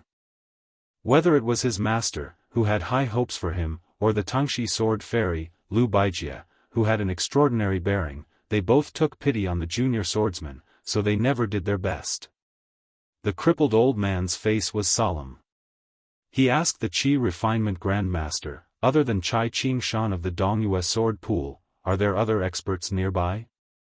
The Qi Refinement Grandmaster, whose strength had skyrocketed to the level of great celestial phenomenon, said bitterly, other than the three of us, I only sensed 6 other auras from the king of Bailiang. 4 of them were in this inn, while the other 2 were not here. It's similar to you. Other than Chai Qing-shan, I don't know the identities of the other 5 people. If not for the Su Fengnian's invitation to battle in such a manner, I wouldn't have discovered their existence earlier. The crippled old man frowned and said, all the master and senior grandmasters in the capital have already approached the palace and the imperial astronomer. It's still reasonable that the old master of the Wu family's sword tomb came to watch the battle today because he's living in seclusion in the city. But who are those 5 people? At this point, the crippled old man couldn't help but look around. His face was full of disbelief. He sighed and said, a total of 5 people. 5 great grandmasters who are difficult to distinguish between friend and foe? If 1 or 2 of them were to fight, wouldn't the capital be in a mess? Suddenly, the crippled old man and the number 1 Qi Refinement Grandmaster in the north looked at each other. They could see the intense fear in each other's eyes. At the same time, they thought of a terrifying possibility. What if one of the 5 people was Chao Chongqing, and what if the arrival of the Great Guanzi was a tacit agreement between the Bailiang and West Chu, and the other 3 chose to watch from the sidelines? Originally, with the strong foundation of Great Peace City, in these 20 years, other than the martial emperor city, Wang Xianji might not have been able to stop it. Even Chao Chongqing would not have been able to do as he wished. Although Han Shengxian, Master Lu Hao, and Qi Jiajie were no longer here, this meant that the palace city, the imperial city, the inner city, and the outer city of the 4 cities of Great Peace City, except for the crippled old man who was responsible for guarding the outer city as usual, had all lost their most important people guarding the city. However, the great grandmaster of the Wu family's sword tomb, Wu Jian, could be said to have replaced Master Lu Hao. Together with the concealment talisman matrix strengthened by generations of Taoist masters of Longhu Mountain, and the Saint Zhang of the Yensheng Gong Fu carefully created with the help of the 2 scholars Yuan Benqi and Xie Guaniying, Zhao Go dared to guarantee the emperor that if the new martial emperor Su Fengnian entered the palace alone, he would only be able to enter and not leave. However, at that time, how many people would be affected, whether it would be 1,000, 2,000, or more? Zhao Go didn't dare to pat his chest. However, when Su Fengnian had an additional great grandmaster of the same realm beside him, and the northern Qi cultivators in Great Peace City were all dead or injured, the 2 matrices were weakened a lot. If Wu Jian of the Wu family's sword tomb was not willing to fight to the death to stop them, the consequences would be unimaginable. The young man with the saber stretched out his hand to hold the handle of the short saber on his back and sneered, "What can you do?" "Whatever. This time, I will take the lead." When the crippled old man was about to say something, the young man with the appearance of Zhao Go had already started to rush forward. He was not in a hurry to unsheath his saber. He leaned his body forward and ran forward. Every step was like a dragonfly skimming the water, extremely light and agile. Nobody knew when the young lord in the eye-catching python robe had already stood beside Li Haoran, who had been, as still as a mountain. They stood side by side. One of them faced the street, the other faced the gate of the Mawei post house. In the blink of an eye, everyone only felt a forced daze. They found that the nameless young man with the saber seemed to be stupidly standing in front of the young lord. He still maintained the posture of holding the saber, and the blade was only half unsheathed. The spectators, who were looking forward to a genuine peak battle, were completely baffled. Chapter 1606. Not long ago, that bastard called Wu Laifu managed to pull out a whole saber from the king of Bailiang. When it was your turn, you rushed forward like a dog. Why did you suddenly stop in front of the king of Bailiang? You're not one of those Jianghu women who yearn for the prince of northern Liang. Why are you standing there like a wooden chicken? Why are you standing there dumbstruck? Both sides of the street suddenly booed and jeered. Outside the Demoyai post house, except for the crippled old man and the Chi cultivator guru, those who could see the depth of the situation did not go to the window to join in the fun.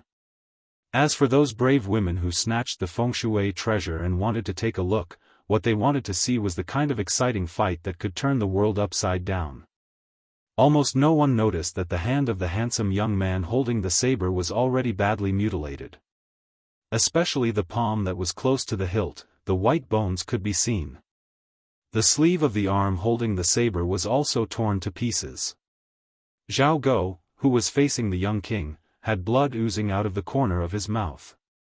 His face was ferocious and showed disbelief and unwillingness. Li Haoran, who said, "If the enemy doesn't move, I won't move. If the enemy moves, I won't move," was sweating profusely. He only heard the king of Bailiang laughing and saying to that person, "I know you have a trump card, but the reason why you're still alive now," this Zhao Go, who said, "You can't judge a book by its cover," instantly removed all his disguises. At this moment, he looked down in a daze. Half of a slightly slender arm pierced through his chest. The arm was slowly pulled back. Zhao Go, who was numb to killing, turned his head with difficulty. He only saw an old mink hat, a delicate face, and the girl was still eating half of a scallion pancake. Killing people and eating pancakes. He knew her. Zhao Go had a vague record in a top-secret file. Outside Xiangfan City, Qingzhou, she killed the assassin of Wang Mingyin, the world's 11th.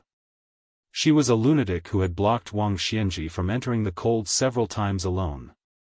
A killer died because of a killer. Su Fengnian casually reached out and pushed the corpse away. Seeing the large mink hat that covered her eyes, he helped her lift it up and then gently pressed it down. Su Fengnian smiled and said, "If you're really worried, you can just stand behind me. You don't have to do anything."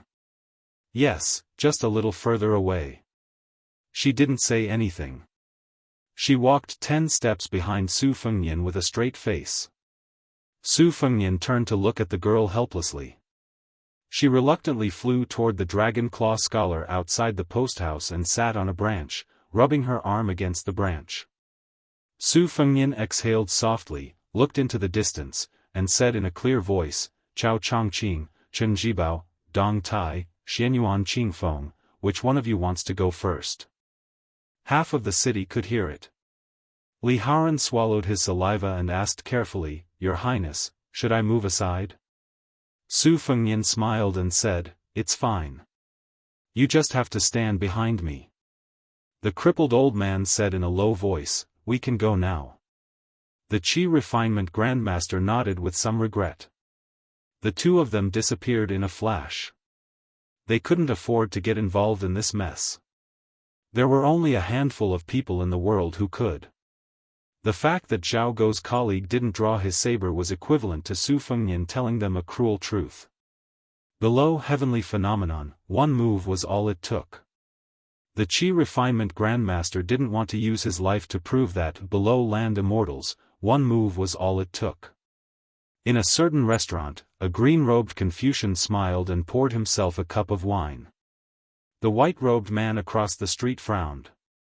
The white-robed man sitting at the table next to him wanted to say something but stopped. The purple-robed woman on the city wall of Great Peace City hesitated for a moment. Then, she flew on the roof as if she was walking on flat ground.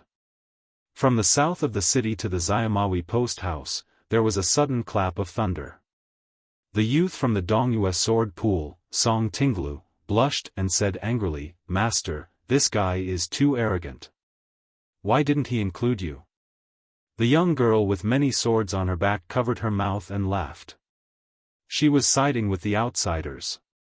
Chai Qingshan said with melancholy, "Since Master didn't draw his sword in Wudang town, then he doesn't have the right to draw his sword in this lifetime. There's nothing to be angry about. Tinglu, if you feel that it's not worth it for Master, then practice the sword diligently. Don't slack off. On the path of martial arts, talent alone won't last forever." The young girl made a face, adding insult to injury. The youth snorted coldly. At the window of the inn, the old head of the Wu family sword tomb scolded jokingly, "This kid." An old man in the room reminded with a sharp voice, "Don't forget your duty." This person was the eunuch from the ceremony directorate who had announced the edict to the king of Bailiang. Wu Jian didn't turn around. He retracted his smile. "Oh." The eunuch who didn't wear the red python robe subconsciously took a step back. Wu Jian's tone was indifferent. "The king of Shu and I are here to watch the battle to ensure that Chao Chongqing won't take the opportunity to go to the palace. Don't push your luck." The north-south Imperial Street had a strict hierarchy. A man who was leading a donkey could only obediently walk on the outermost Imperial Road. When he saw a young swordsman jogging quickly, he shouted, "Young man, can I borrow your sword?" The young man who was rushing to the Demoyai post house to watch the battle said impatiently, "Why?" The middle-aged man bargained, "Because I'm Dong Tai." The young swordsman was stunned at first, then laughed and said, "Get lost. You're Dong Tai. Do you really think you're the peach blossom sword god just because you're leading the donkey? I'm the king of Bailiang. Brother, why don't we exchange blows here?" The man with the donkey sighed, "Young people nowadays." The young man stared and said, "What? You don't agree?" The man patted the back of the old donkey. "Old friend, wait a moment, I'll be back soon. I'll use this sword to greet Chao Chongqing. Take it as me saying goodbye to him." In a flash, all the swordsmen who carried swords from the south gate of Great Peace City to the Demoyai post house, no matter if they were male or female, old or young, whether they carried a sword or carried a sword, whether it was long or short. Thousands of people, there was an unremarkable middle-aged man standing next to them, holding a sword that they didn't know when they had unsheathed. Chao Chongqing finally put down his wine cup and stood. A purple streak of light shot straight towards Xiamawei post house, crashing towards Su Fengnian. It seemed like it would not stop until one of them was dead. Chapter 1607. In front of the Imperial College, a dozen new steels had been erected not long ago.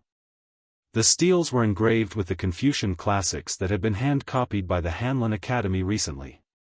They were for the scholars and scholars of the world to study and proofread. The capital was in an uproar. Not to mention the civil officials, even the old noble members of the imperial family who were not literate came one after another to show their respect for literature.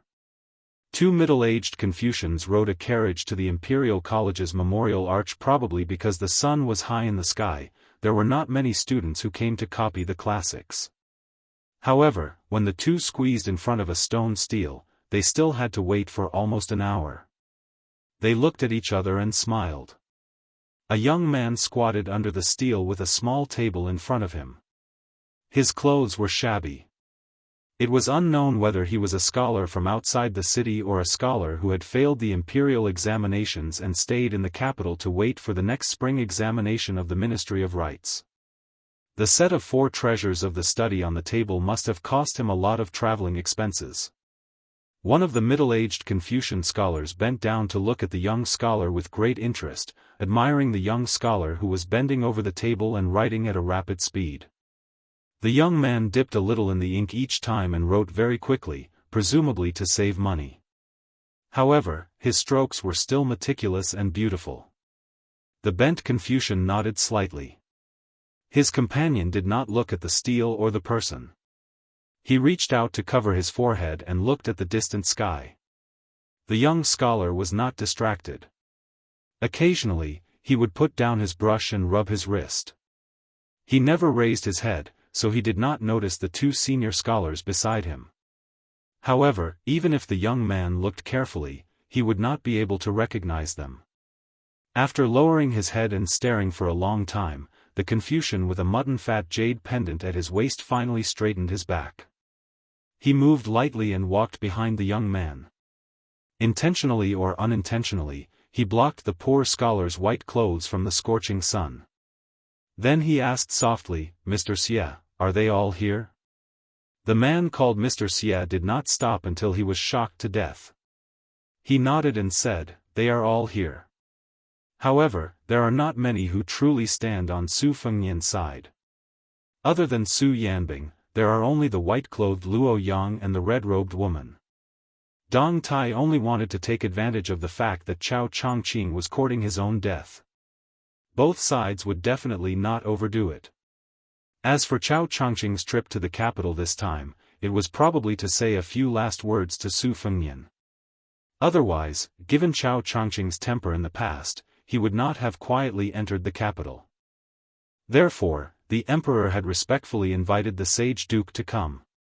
With Wu Jian and Chai Qingshan's interference, as well as Yao Jin, Han, and Zhao Go, even if Su Fengnian was determined to rebel, it would be very difficult. Also, Su Fengnian came to the capital without permission this time because he wanted to lift the ban on the transport of grain. Actually, there is no need to make a fuss in Great An City. This is something that can be discussed at a table and 2 stools. The Confucian scholar standing behind the young scholar said calmly, "It seems that Mr. Xie has neglected to mention His Highness King of Shu." Mr. Xie smiled slightly and said, "Compared to the sage duke, I am too lazy to play dumb." The present sage duke's brows were filled with haze and seemed to be angry. He steadied his emotions and said in a low voice, "Does Mr. Xie want Bailiang and the imperial court to be destroyed so that the king of Shu, whom Mr. Xie is assisting, can take advantage of the situation?" Xie Guanying, who was at the top of the chart on the land, dismissed it with a smile. He put away his hand and turned to look at the sage duke who was worried about the country and the people. There is the loyal Gu Jiantang who has hundreds of thousands of Liao elites and Zhao Bing's Nanjiang army watching. How can the king of Shu take advantage of the situation? As though he knew that it was not a good thing to completely anger the sage duke, Xie Guanying did not provoke him. He sighed and said, "To be honest, I did not agree to the king of Shu going north to the capital from Guangling Circuit. Once he enters the capital, if Su Fengnian goes crazy and wants to kill, will you, Chen Jibao, protect him or not? If you stand by and do nothing, the world will be disappointed. If you stop him, there is no benefit. You have already been the Minister of War. Now you are the King of Shu. Even if you get the title of Pillar of the State, which will not increase the number of soldiers, there is no benefit. At this time, people like Lu Shengxiang and Tang Taizuang can stand out. Chen Jibao, Gu Jiantang, and the King of Yen are the cicada, the mantis, or the oriole. There is only a fine line between them. It is obvious who is more patient will benefit more. The sage duke frowned. Xie Guanying laughed softly and said, "Since the fall of the Qin dynasty, there are only 2 kinds of people who do not care who the world follows. The first is the people who can only resign themselves to fate. The second is the people in the sage duke's mansion with the surname Zhang. Even if the world is turned upside down, the sage duke is still the sage duke. Did you not see the end of Dragon Tiger Mountain? There are only a few purple and gold lotuses left of the banishing immortal lotus bestowed by the celestial."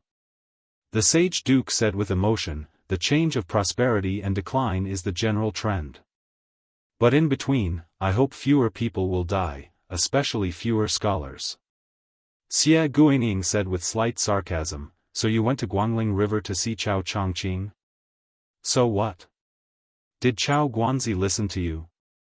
Duke Yansheng, "Oh Duke Yansheng, a scholar is a scholar, but don't forget that there is also the word human. Humans have 7 emotions and 6 desires. Even the immortals in the Daoist classics can't achieve true immortality. A scholar can't always be a scholar." Sun Ping and Zhang Julu put down their books and walked into the temple. One died young, the other could not keep his integrity. There was a scholar called Xianyuan Jingsheng who was trapped by love and did not walk out of Mount Hui until his death. Chao Chongqing was not much better. He never really walked out of the palace of West Chu in his life. What sage duke, what Chao Guanzi, he was just a chess piece waiting for the imperial order. The sage duke shook his head and said, "Mr. Chao is not as bad as you say." Xie Guanying, who was called by his name for the first time, was indifferent. He sneered, "He can't even let go of a woman who died so many years ago." How can he be invincible? Playing chess, playing chess, playing chess. In the end, he played himself as a pitiful piece on the chessboard. What a joke! The sage of the Zhang family looked at this bowl-bearer and shook his head at him. Xie Guanyin laughed and left. The sage duke stood in place and murmured, Mister, you can predict the future of the world. You save the people from fire and water. When the country is in danger, you might as well die first. You, Xie Guanyin, are just a scholar who wants to write history with your own hands. Just a scholar. The sage of the Zhang family turned around and looked at the steels. He was speechless for a long time. The scrivener breathed heavily. His wrist finally could not bear the soreness. Then he realized the shadow and turned to look at the strange scholar standing behind him. The sage duke smiled at him and asked, If you don't mind, can I copy a paragraph for you? The scrivener hesitated for a moment as if he had made a very difficult choice. Finally, he nodded. The sage duke rolled up his sleeves and took the pen from the young man who stood up shakily. He sat down cross-legged and began to write. Hanshi squatted down again and tilted his head to look at it. He felt relieved. At first glance, this senior's handwriting didn't show any elegance. It was well behaved. Although it didn't make people feel that it was a work of art, it didn't make people's eyes light up either. But over time, it made the young man feel a sense of justice and peace. Chapter 1608. But seeing this senior sitting upright and still write 100 characters at a moderate pace, the young man was a bit anxious. He reminded in a small voice, Sir, can you write a bit faster? Duke Yansheng nodded and smiled, okay. Seeing that he really did speed up, the young man who was worried that the ink stick would not be enough to finish copying the inscriptions let out a sigh of relief. But after that person wrote another 200 characters, the young man could only thicken his skin and say, Sir, Duke Yansheng said apologetically, I know, faster. As time went on, the young man started to get anxious again. But it did not happen more than 3 times. He really did not have the face to nag this kind senior scholar. But today, he had finally managed to get a place to copy the inscriptions. He might not be so lucky tomorrow. The capital had a night ban. Only those who were close to the water pavilion could do it. Only those who were from the Imperial College could make the government turn a blind eye and let them copy the inscriptions in the night. And even if he was lucky enough to study at the Imperial College, he really did not want to spend money on lamp oil. So, he could only get a place under the hot sun. Although he did not raise his head, he seemed to have sensed the young man's anxiety. The scholar wrote as he said, It really cannot be faster. The young man probably had nothing left to lose. He gritted his teeth and smiled, Sir, there is no rush. That middle-aged Confucian scholar seemed to have taken advantage of the situation and said in a serious tone, Writing and writing, reading and studying, these are all things that take a lifetime to do. Slow down and be more solid, then you will be able to see results. The young man whose legs were numb sat on the ground. After hearing the somewhat sour scholar's words, he could not help but laugh, Sir is right.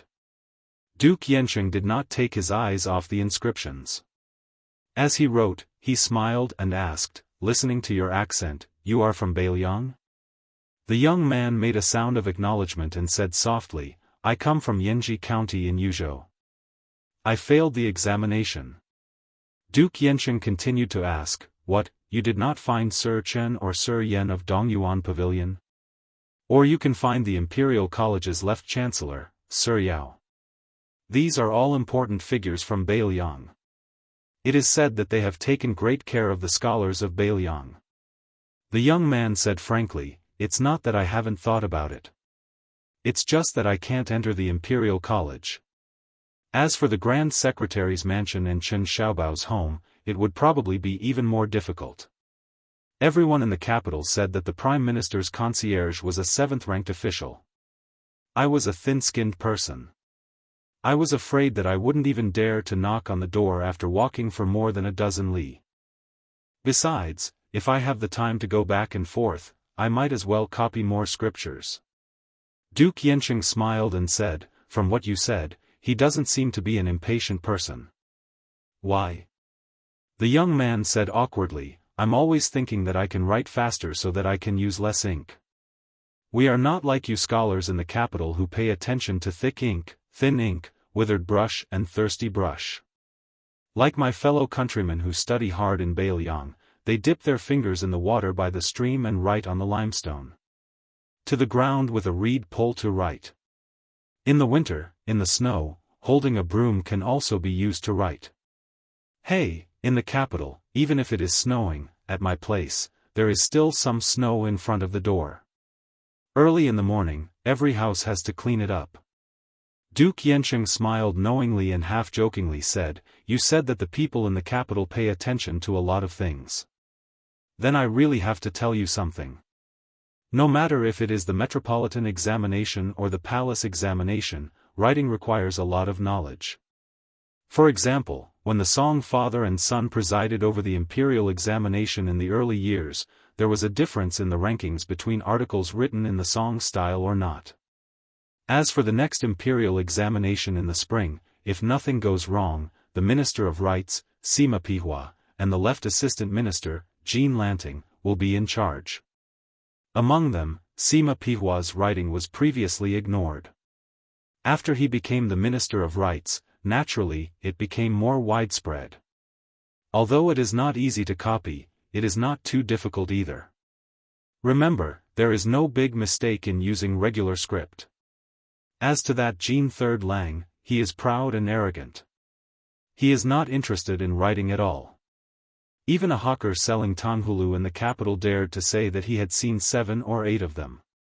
The young man was not surprised by the kind words of a Confucian scholar. He gratefully said, this student will remember. Duke Yencheng nodded and said, it is very good that you are not pedantic. You cannot be a scholar. The young person couldn't help but laugh again. Duke Yencheng suddenly asked, in the last palace examination, there seemed to be no scholars from Beiliang?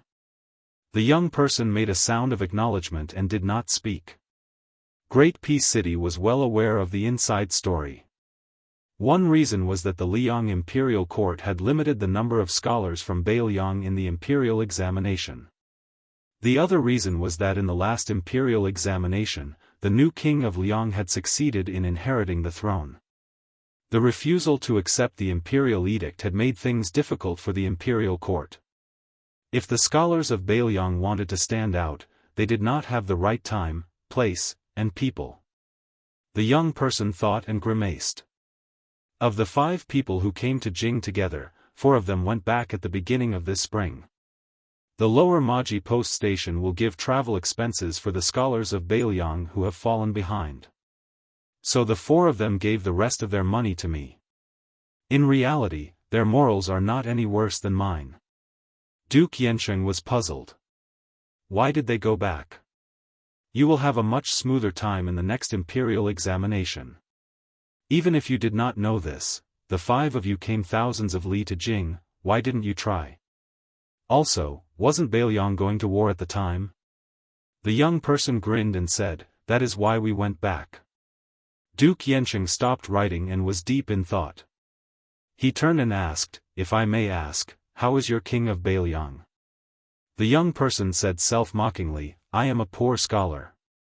In Beiliang, other than 2 county magistrates, I have never seen any high officials.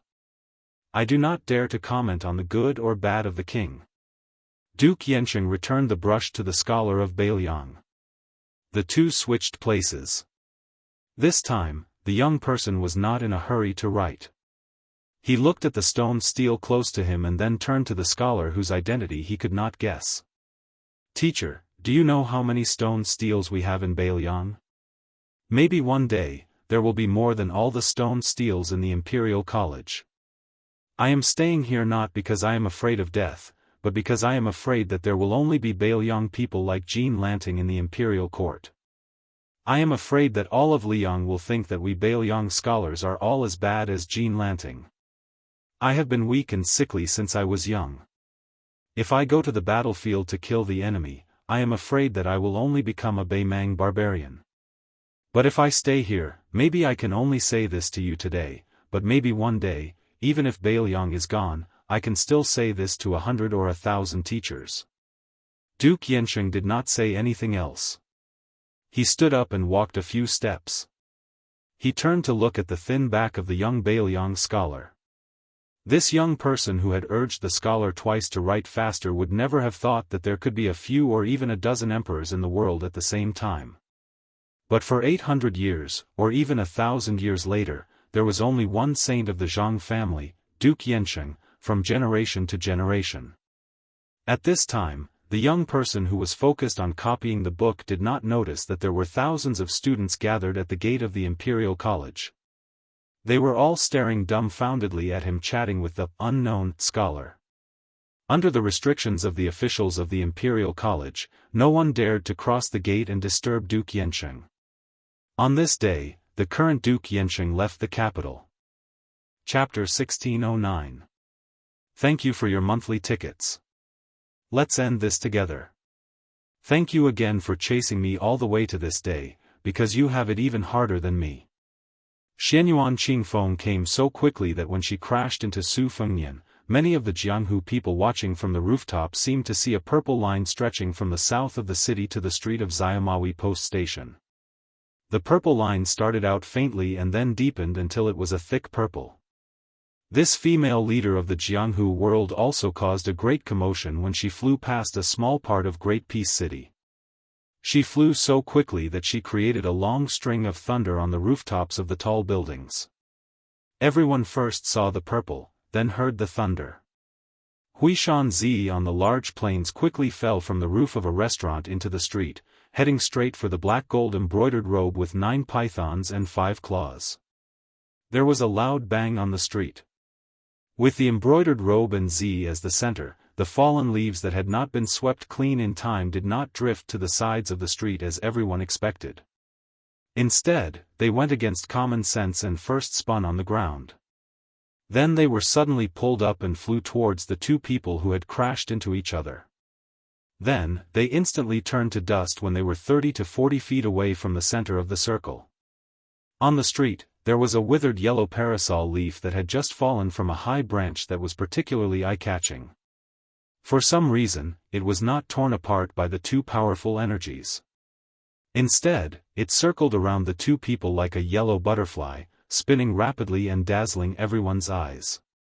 The leaf spinning was untraceable, but every time it drew a thin arc and gently brushed against the stone pavement on the street, there was the sound of metal clanging.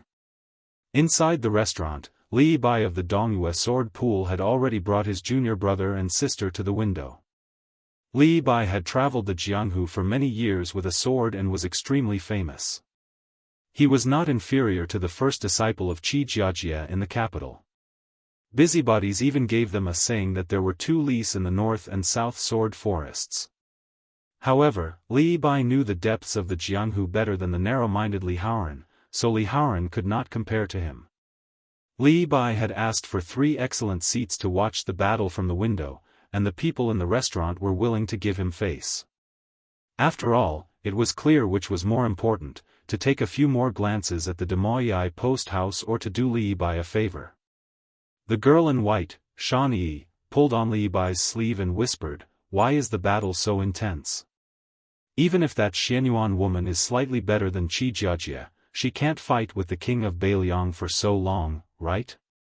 Li Bai had seen the horrifying scene of the young king killing Qi Jiajie in an instant. He knew better than most of the martial arts grandmasters of the Central Plains the terrifying power of Su Fengnian. On the way back to Taipan City from Lushu town, he and Chai Qingshan had speculated about Su Fengnian several times. Both of them thought that even if you reached the Xian finger state and had been in this state for 10 or 20 years, you might not be able to block one attack from Su Fengnian, let alone a second-level master. Su Fengnian's martial arts were not only complex but also exquisite. Especially his killing method, it was quite similar to that of Cat-Man Han Shengxian. They were all in a life-and-death battle. If you were one level lower than me, you would definitely die, and you would die very quickly. It was a matter of life and death in the blink of an eye. However, Li Bai and Chai Qingshan had different opinions about the result of a celestial state grandmaster fighting against Su Fengnian. Li Bai didn't believe that there was a celestial state grandmaster below the earth immortal. He didn't believe that such a small group of people would have no power to fight back against Su Fengnian. Li Bai couldn't see the truth, and he wasn't a person who liked to speak without thinking. He deliberately ignored the dissatisfaction in his junior sister's words towards the Alliance Master of Liang Wulin. He shook his head and said, "Alliance Master Xianyuan is after all a Jianghu prideful person blessed by the heavens. Looking at the whole world, even with Bei Meng, only she can compete with the king of Beiliang in the speed of martial arts. In the early years, she had already done the magnificent feat of intercepting Wang Xianji on the Guangling River. Now that her cultivation has deepened, it's not too strange that she can be in a stalemate with the king of Beiliang." After saying these words, Li Bai's eyes were a little absent-minded. On the street, the purple robe and the python robe were like flood dragons circling around the hill. It was really pleasing to the eye. Li Bai clearly remembered that the first time he saw Xianyuan Qingfeng was at the Quick Snow Villa by the Spring God Lake. This purple robe was invincible and looked down on the heroes with an irresistible force. Even Li Bai felt an inexplicable sense of inferiority. This woman stood alone on the peak of Mount Huishan. Almost all the young talents in Liang Lake, including Li Bai, could only look up to her from afar. In the past 2 years, the young girl, Shan Yi, was tired of hearing nonsensical Jianghu rumors about the king of Beiliang and Mount Huishan purple robe secretly flirting with each other.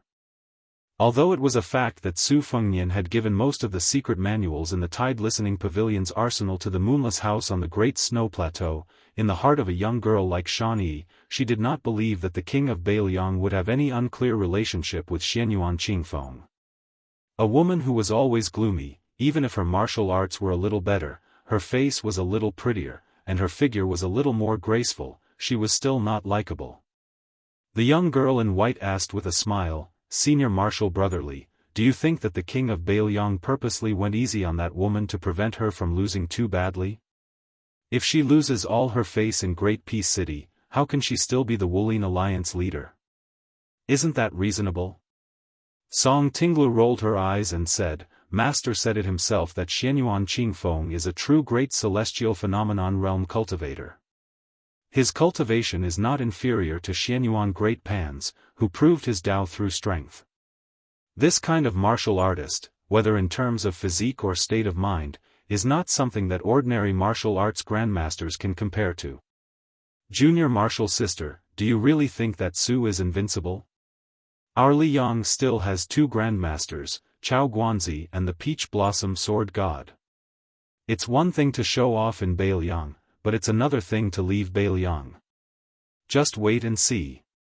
When Chao Guanzi and Deng Xiaoping make their move, Su will be beaten back to his original state." Chai Qingshan did not stand with the 3 juniors from the sword pool, but he was not as relaxed as Chao Chongqing, Chen Jibao, Wu Jian, and the others. The old man had been closing his eyes and concentrating, carefully capturing the flow of qi on the street. Chai Qingshan sighed. In an instant, the Grandmaster Swordsman's figure disappeared from where he stood. A gust of cool autumn wind seemed to pass by the window. In the next moment, Chai Qingshan was standing on the steps in front of the restaurant. Behind a window in the inn across the street, the old patriarch of the Wu family's sword tomb, Wu Jian, quickly stretched out a hand from his sleeve.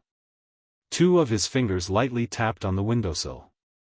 On the side of the street in front of Wu Jian, a blurry curtain of sword qi had been erected from the top of the building to the end of the street, from the Shima Wei into the ground. It rippled. The spectators on this side suddenly felt a chill in their faces, as if they were in a deep lake on a hot summer day. On the other side of the street, Chai Qingshan lightly stomped his foot. The entire street seemed to tremble violently. Chapter 1610. After the Wu family's sword mound and Daoist sword pool's sword masters knocked their fingers and stomped their feet respectively, everyone noticed that thousands of cracks as thick as wrists and as thin as earthworms had appeared on the bluestone street outside the center of the purple robe. They crazily spread to both sides of the street like a flood breaking through a dam, rushing toward the hundreds of onlookers in the buildings on both sides of the street. Many people were so scared that their guts were about to explode. They only wanted to see the king of Baoyang's glory, but they never thought that they would lose their lives. Fortunately, the snake-like cracks slowed down slightly before they hit Wu Jian's sword energy wall. Although the cracks quickly climbed up the wall, their momentum finally weakened at a speed visible to the naked eye when they reached a height that was about the same as the doors of restaurants and inns. All of this happened silently. When the dense cracks rapidly spread toward Chai Qingshan's side, the stairs under the Daoist sword pool's sect master's feet exploded at the same time, sending dust and dirt flying. Li Bai said regretfully, Xianyuan Qingfeng lost to the king of Baoyang in the first 2 matches, and our sect master also lost to the Wu family's sword mound's master. Song Tinglu said indignantly, Master and the Wu family's ancestor both used their swordplay techniques to block Xianyuan Qingfeng's energy. Master met force with force, and that's why there was such a commotion.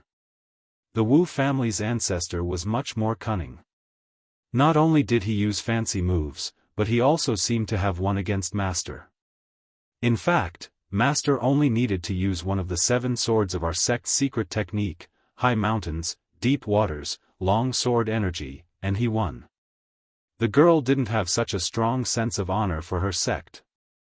She curled her lips and said, Master used his trump card, and the Wu family's ancestor only used a casual move. Didn't Master still lose? Besides, Master lost even his magnanimity. The young man said gloomily, Junior sister. Because of Xianyuan Zi's appearance, the girl, who was already in a bad mood, glared at him and said, What? Are you unhappy? The young man said resentfully in a low voice, The autumn air is refreshing, the autumn air is refreshing. Li Bai suddenly reminded, Pay attention to the king of Baoyang. Su Fengnian and Xianyuan Qingfeng stood facing each other. The two of them were merely 2 zhang apart. Su Fengnian clasped his hands behind his back, his expression calm. Xianyuan Qingfeng also didn't show any signs of fatigue after a battle of life and death. However, the knot on her dress had already been loosened. The knot has been untied. However, the withered leaf appeared in Xianyuan Qingfeng's hand.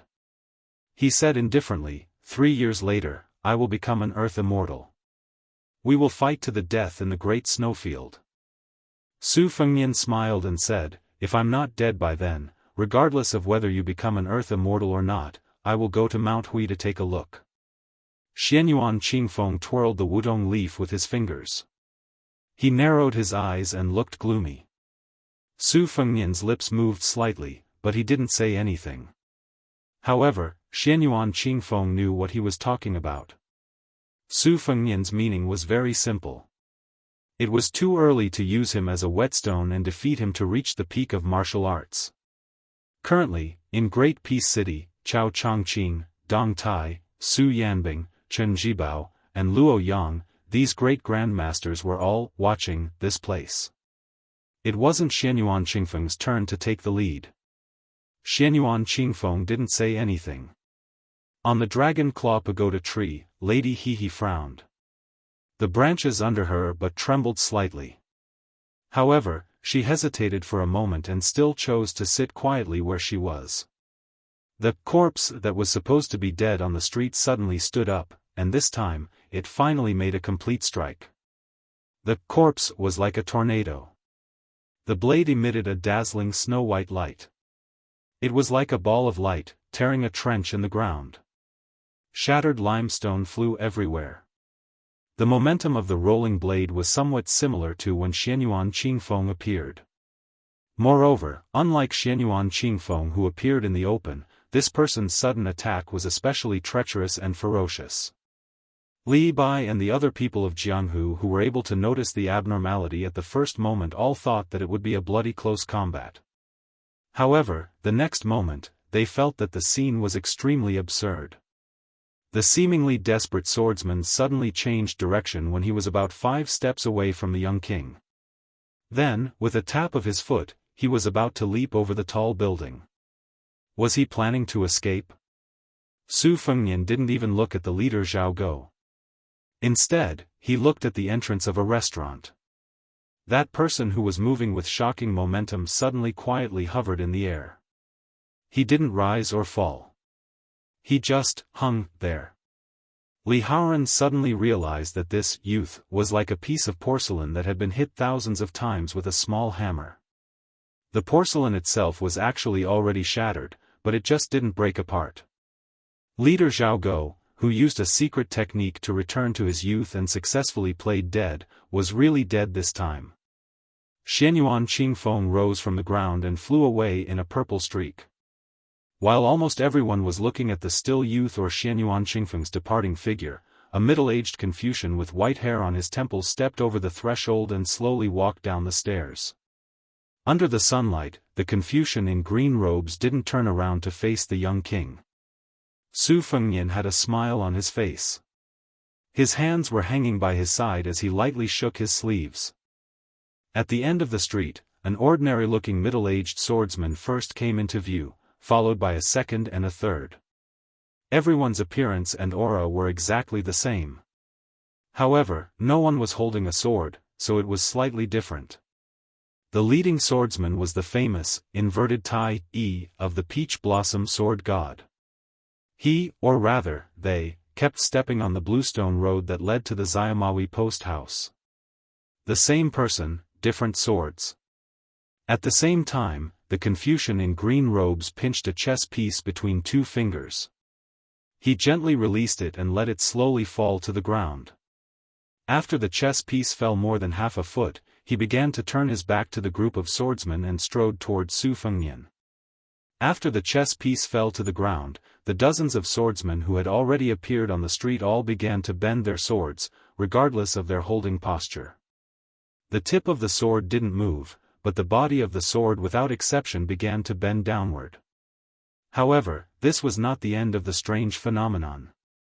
The young king in the embroidered robe stood motionless in the same place. However, on both sides of him, there were 2 ethereal old men wearing sheepskin coats. They looked up at the sky with their hands behind their backs, as if they didn't care about the world at all. A short old man with a sword case on his back grinned, missing his front teeth. A tall and barefoot old man with white hair and linen clothes crossed his arms in an imposing manner. A tall old man in a Wudang Daoist robe slowly raised his hand and made a gesture of one finger cutting the river. A black-robed monk touched his head with a straight face. A eunuch in a red embroidered robe crossed his fingers on his abdomen. Chai Qingshan sat directly on the threshold of the restaurant without the demeanor of a grandmaster, looking at the old man wearing a pair of straw sandals beside the young king. Chai Qingshan's eyes were in a trance. The ancestor of the Wu family's sword tomb rested his elbows on the windowsill and smiled. The old eunuch in charge of the ceremony directorate saw this scene and his lips turned white. Chen Zhibao finally came near the window, followed by the head eunuch of the ceremony directorate, Song Tonglu. The latter looked at the senior in the red embroidered robe on the street with a complicated expression. The girl in the mink hat on the old locust tree stopped eating the pancake. No one knew if she was full or if she wanted to leave some for that person. The battle was imminent. Everyone couldn't help but hold their breaths. There was no more noise, and even the sound of a needle dropping could be heard. 3 of the 4 grandmasters in the world, the 3 earth immortals of Liyang, the new martial emperor Su Fengnian, Chao Chongqing, and the peach blossom sword god Dong Tai. They gathered in the capital and stood in a tripartite balance of power. Each of them fought against 2 people. Chapter 1611. The specific process of the battle between the 3 will not be recorded in the chapters of Silent as a Cicada in Winter. See that peak battle in a few chapters. Today's morning court session in Great Peace City was unprecedentedly grand. Yonghui was the most auspicious. The court session, especially the morning court session, was, to a large extent, a direct reflection of the political situation of the Liang dynasty. The number of people participating in the court session was often an invisible evaluation of some important officials. For example, Chen Jibao and Liu Baijie had gone to the capital to become Minister of War, Shangyin Academy Grand Chancellor Qi Yanglong had left the mountain, Great General Gu Jiantang had left the capital to take charge of the two Liaos, this old man's son of the Song family, Yan Zhenchuan's posthumous title decision, Lu Shengxiang's, Tang Tieshuang's, and Su Gong's first entry into the capital. Junior Guardian Chen Wangsheng's appointment as left scattered cavalry, the former Minister of Revenue Wang Xiongui and the former Minister of Rights Yuan Guo's exile, the Assistant Minister of Justice Han Lin's promotion, Liu Baijie's sad departure from the capital, and so on. Other than the civil and military officials who had to attend the morning court session every day, there were three types of people who had the right to attend the court session but did not need to. They were members of the imperial family who had the same surname as the country, members of the noble families who had earned a hereditary title due to their contributions to Liang, and old officials who had been granted special permission by the emperor to not attend the morning court session. The more people there were in the morning court session, the more prominent the position of an official would be. If there were fewer officials in the court session, such as Wang Xiongui and Yuan Guo's departure, or the old general Yang Shenxing, who had gone to Beiliang Road not long ago to become Jidushi, there were no waves. There were almost no members of the imperial family or the old officials. Although the weather had suddenly turned gloomy and rainy last night, this morning's court session could be said to be full of virtuous people. The autumn rain continued, and many of the roads in the capital were muddy. For some of the officials who had to travel through a small part of the capital to attend the morning court session, if this was in the past, they would probably be cursing on horseback or in the carriage. However, today, almost everyone was in high spirits and showed no signs of fatigue. Some of the officials who had the habit of reading in their carriages before morning court were absent-mindedly flipping through the pages of their books. From time to time, they would lift the curtains to check the address, or directly ask the coachman how long it would take to arrive. On the street where Chen Wang's house was located, his neighbors were all first-class nobles of the Liang dynasty. Apart from his father-in-law, there were also big shots like Gao Shizhi, the Duke of Yan, and Song Downing, the Marquis of Huaiyang, who had retired behind the scenes for many years. Their silence did not mean that they had lost the right to influence the direction of the court. Before dawn, the mansion was ablaze with lights. The servants had already prepared the carriages. The nobles and officials dressed in purple and yellow entered the carriages one after another. In this heavy traffic, Chen Wang's ordinary carriage was inevitably a little shabby. However, at a corner, a marquis in the front carriage, who was supposed to turn into the main street first, took the initiative to slow down and make way for Lord Chen's carriage. Chen Wang gently lifted the curtains. The marquis, who was almost 50 but still did not look old, saw Lord Chen nod to him in greeting. The old marquis smiled and returned the greeting. After putting down the curtains, he stroked his beard. He was both pleased with himself for having some dealings with the left-scattered cavalry, but he also sighed with regret. Back then, the former emperor had chosen a girl from the Zhao family and nobles to marry to Chen Wang. He had a granddaughter, and there was hope. However, at that time, he only wanted to establish a relationship with a powerful duke. Looking back now, although he had fulfilled his wish and sent his granddaughter to the duke's mansion, it was a great loss compared to Chen Wang, who was a real dragon son-in-law. The Duke of Yan, Gao Shizhi, and the Marquis of Huaiyang, Song Downing, were best friends. Strangely, the two families, who were well matched in social status, did not have any marriage alliance. Speaking of which, Gao Shilian and Gao Shijing, who were born to the Duke of Yan in his later years, were quite outstanding young children in Taipan City. The Marquis of Huaiyang had many children, and they were all eating sugar cane. Therefore, it was reasonable to say that even if they were not the children of the first wife, if the men and women of the Song family who were of the same age as the Gao siblings married, it would not count as climbing up the Duke of Yan's mansion. Today, the Duke of Yan and the Marquis of Huaiyang not only had to attend the morning court, but also shared a carriage. The carriage was spacious. Before winter, the Duke, Gao Shizhi, had people add a small delicate stove to burn incense for warmth. This was to take care of his friend, Song Downing, who had caught a cold in his early years. Song Downing narrowed his eyes and dozed off. Gao Shizhi gently bent down and gently stirred the fire. Song Downing was a light sleeper and quickly opened his eyes. Gao Shizhi saw Song Downing's gaze and asked, "Do you have something to say?" Song Downing remained silent. From the corner of his eye, he glanced at the thick curtain between them and the coachman. Gao Shizhi asked again, "Has your old coachman finally resigned on his own?" Song Downing, who was afraid of the cold in autumn, reached out his hand to close his collar and softly grunted. Gao Shizhi smiled, "Since that's the case, why don't you dare to speak freely?" Song Downing's face was indifferent. "After so many years, I'm used to it." As a brother who had gone through thick and thin, Gao Shizhi's heart was filled with sorrow. He sighed softly, "In that case, we have to thank the young king who was unwilling to stop for a moment. Otherwise, even if His Majesty wanted to withdraw Jianghu, it would not have been so fast." Song Downing said with a hoarse voice, "At first, I had complaints about the previous emperor's actions. After so many years, I feel at ease. To be honest, when I occasionally went out in the past, I knew that there was a spy from the previous emperor watching me. In fact, there was nothing uncomfortable about it. Now that His Majesty has withdrawn the spy, Brother Gao, what do you think?"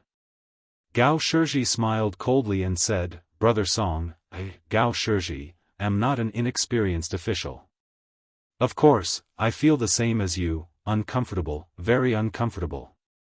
It would be better for both sides to know that as long as they do not break the window paper, there will be no problems. Now, the coachman has left on the surface, but will there be more servants and maids in the Fu in secret?" Song Downing, who had always been known in Great Peace City for being wooden and taciturn, smiled meaningfully. "Brother Gao, do you feel that His Majesty is not as generous as the previous emperor because of this?" Gao Shizhi frowned and said, "You don't think so?" Song Downing shook his head and said, "In my view, His Majesty's actions are not to make us feel grateful. His Majesty is not so shallow. He just gave you and me a secret edict that does not need eunuchs to do. If you do not understand the deeper meaning, there will be no seat for you in the upcoming banquet." The Duke's expression instantly became serious. He asked, "What do you mean?" Song Downing slowly said, "Ever since the first year of the auspicious talisman, Jianghu's officialdom has changed, too much for the eyes to take in.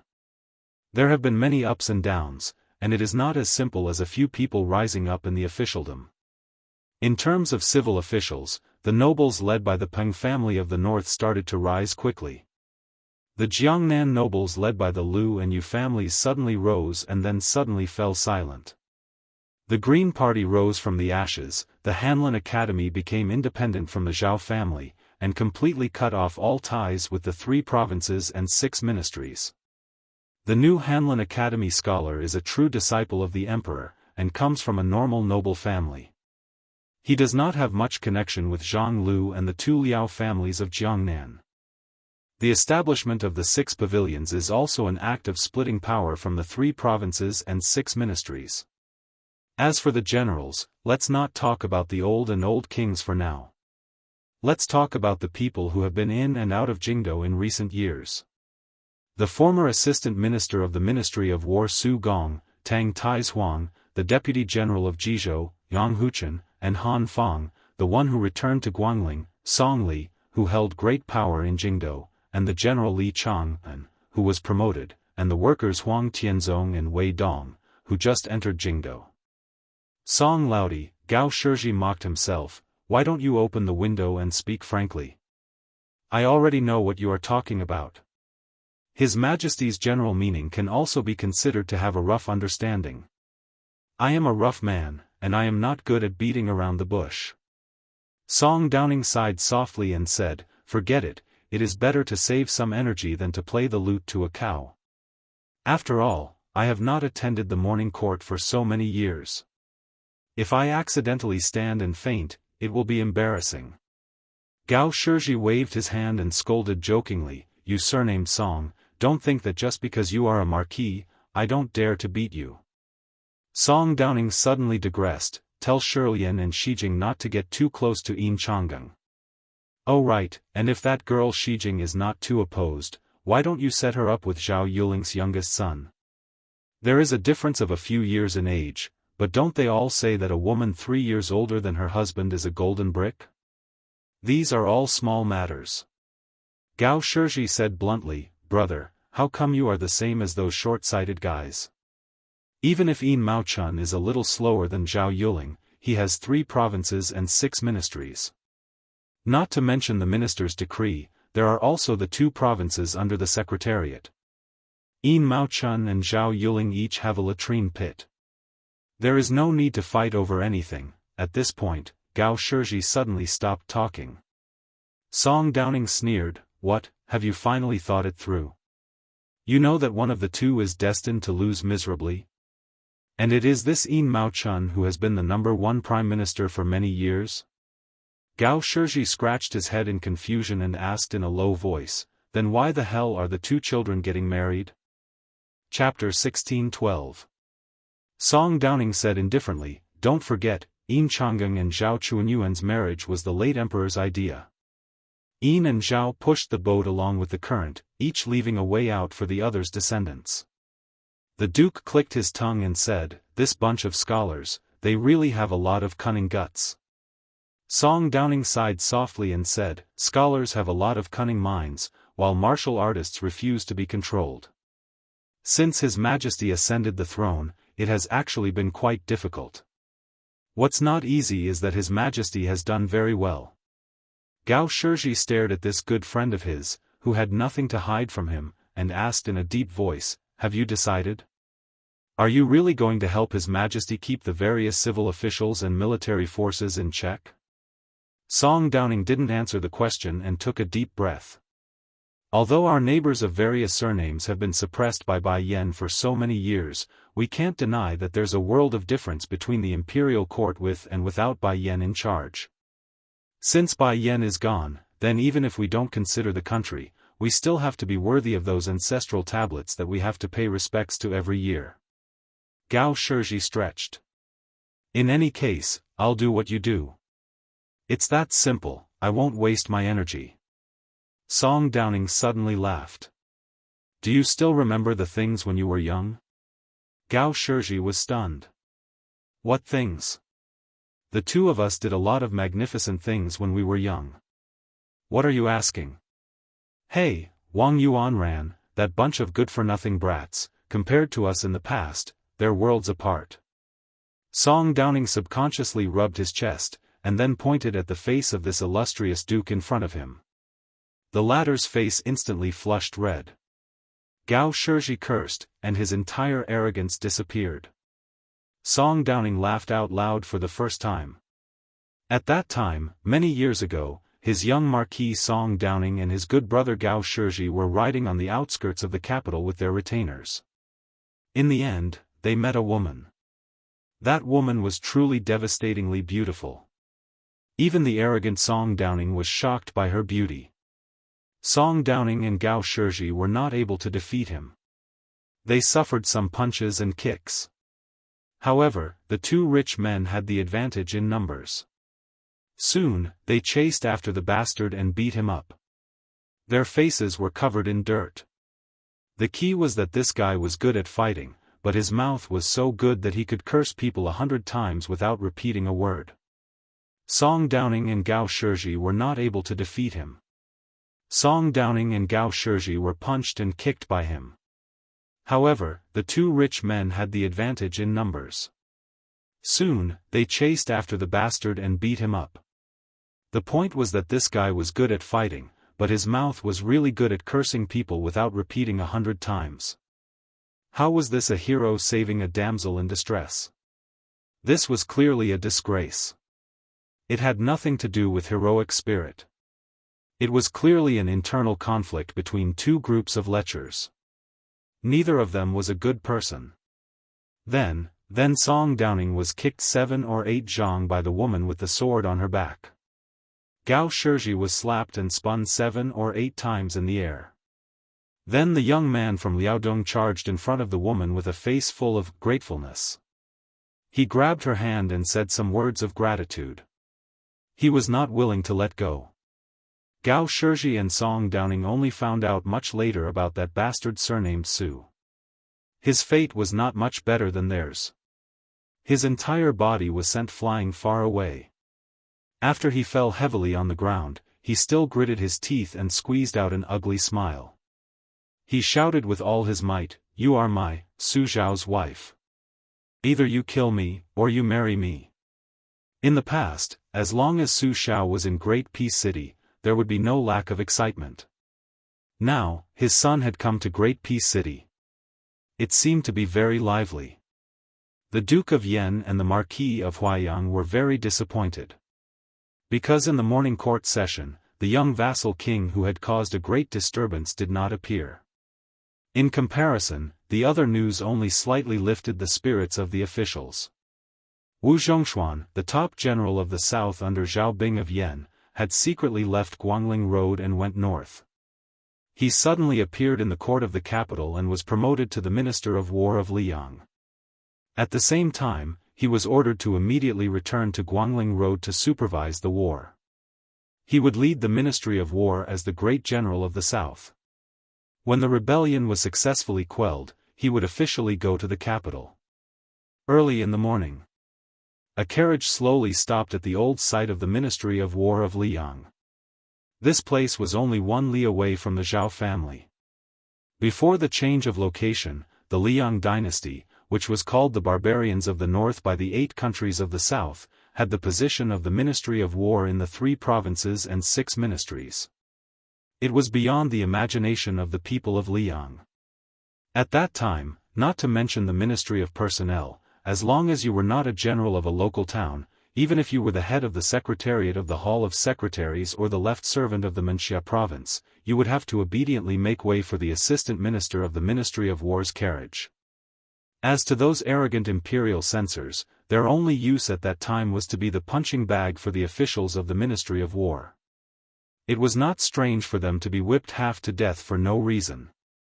2 emperors, in a short 40 years, had made the Central Plains recognize the orthodox position of Liang. Countless scholars took root and sprouted in Great Peace City, a former border city. They grew into trees that reached the sky, and formed a place where scholars did not lose to West Chu. The young person who walked down from the carriage stood at the bottom of the steps.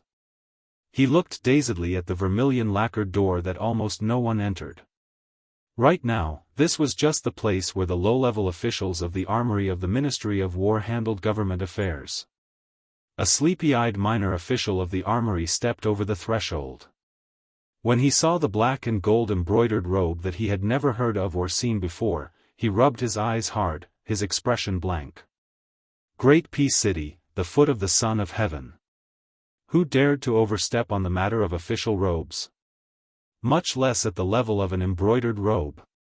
The person who was just a minor official of the armory froze. He did not dare to take a step forward, nor did he dare to turn around and pretend he did not see anything. A rough voice sounded behind the minor official.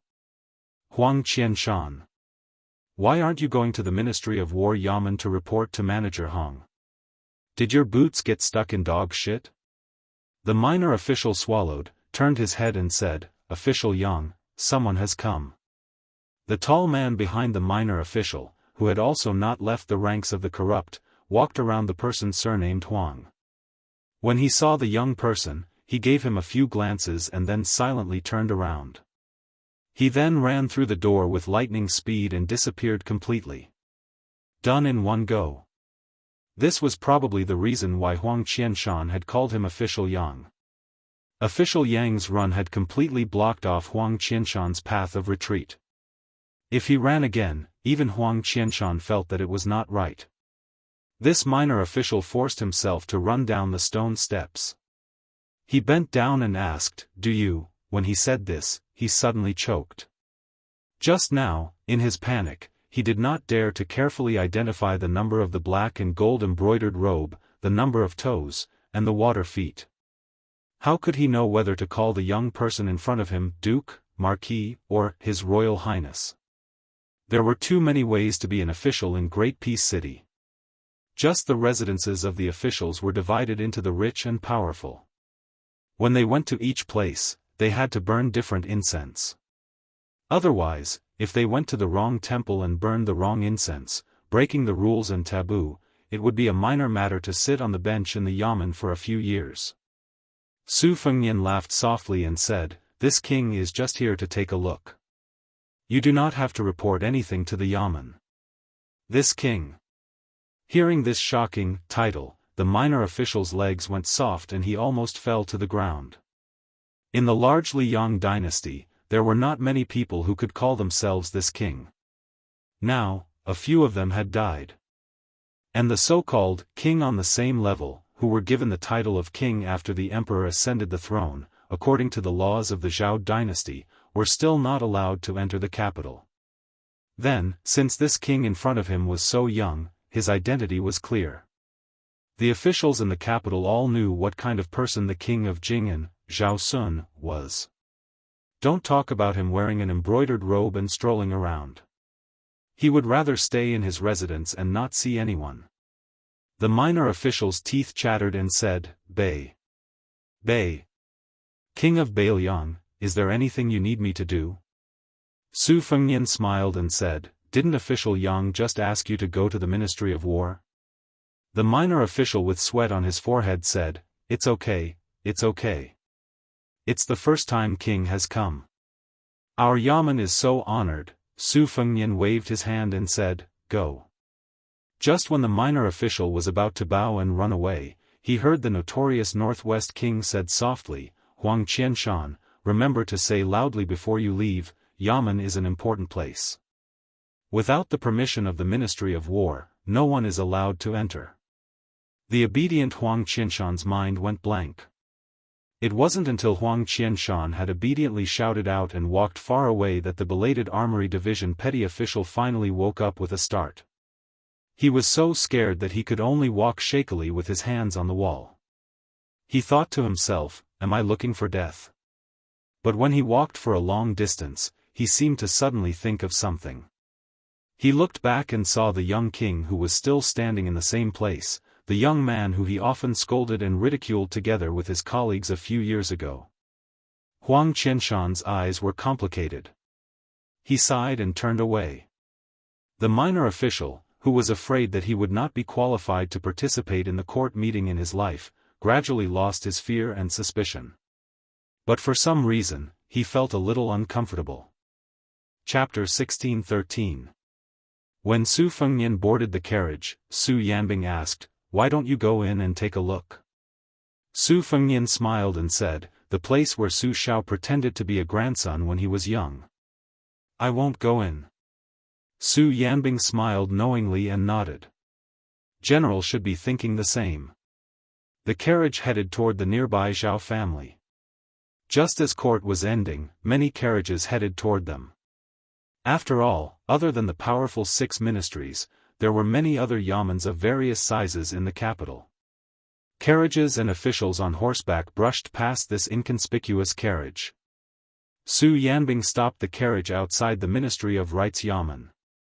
The carriages and mounts of the officials of the Ministry of Rights had already taken up all the space, causing the wide path in and out of the yamen to be extremely crowded. There was no way around it. The Ministry of Rights was the most important and noble place of the dynasty. It was very busy to receive and send off people. Many officials of other ministries who had not been willing to step half a step into the Ministry of Rights would occasionally come to the Ministry of Rights to find a doctor to talk about old times and get close to him. As for the Minister of Rights Sima Puhua and Left Assistant Minister Jean Lanting, there was no hope. Unless it was someone of the assistant minister level, it was impossible to meet them. Speaking of which, when one reached the position of assistant minister, one could not put down their face. Of course, there was no need to use such a crude method to get close to others. So when Su Yanbing casually stopped at a spot, a minor official from the Ministry of Rites quickly walked over. He did not immediately order Su Yanbing around. There were many serpents in Great Peace City. There were many bloody precedents, and they had learned a principle. It would not be wrong to be kind to others and endure as much as possible. Being a coward was better than being a tortoise that stuck its head out and got chopped off, right? The minor official quickly rejoiced at his cautiousness. When he saw the clothing of the young person who had raised the curtain, he immediately understood. As expected of someone from the Ministry of Rites.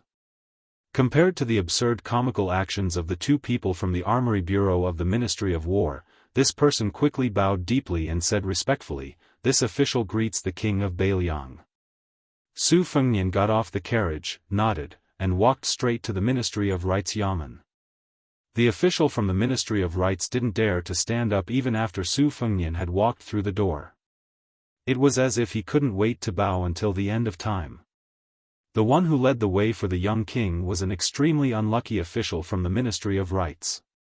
He happened to meet the King of Bailiang on a narrow road, and there was nowhere for him to escape. His subordinates also instantly distanced themselves from the official. They didn't even have the slightest awareness of sacrificing themselves for justice. Is it not easy to enter the Ministry of Rites? If he did not have a familiar person of sufficient rank to lead the way, would the other officials of the Ministry of Rites, who had suppressed their resentment for many years, make things difficult for him? The truth was, of course, the truth. However, would the person in front of him care about these shitty rules? When he was still Bailiang and His Royal Highness, he could already carry a sword to court. So when the official from the Ministry of Rites heard that the King of Bailiang wanted to see the old minister, he didn't even dare to fart. He bowed and led the way.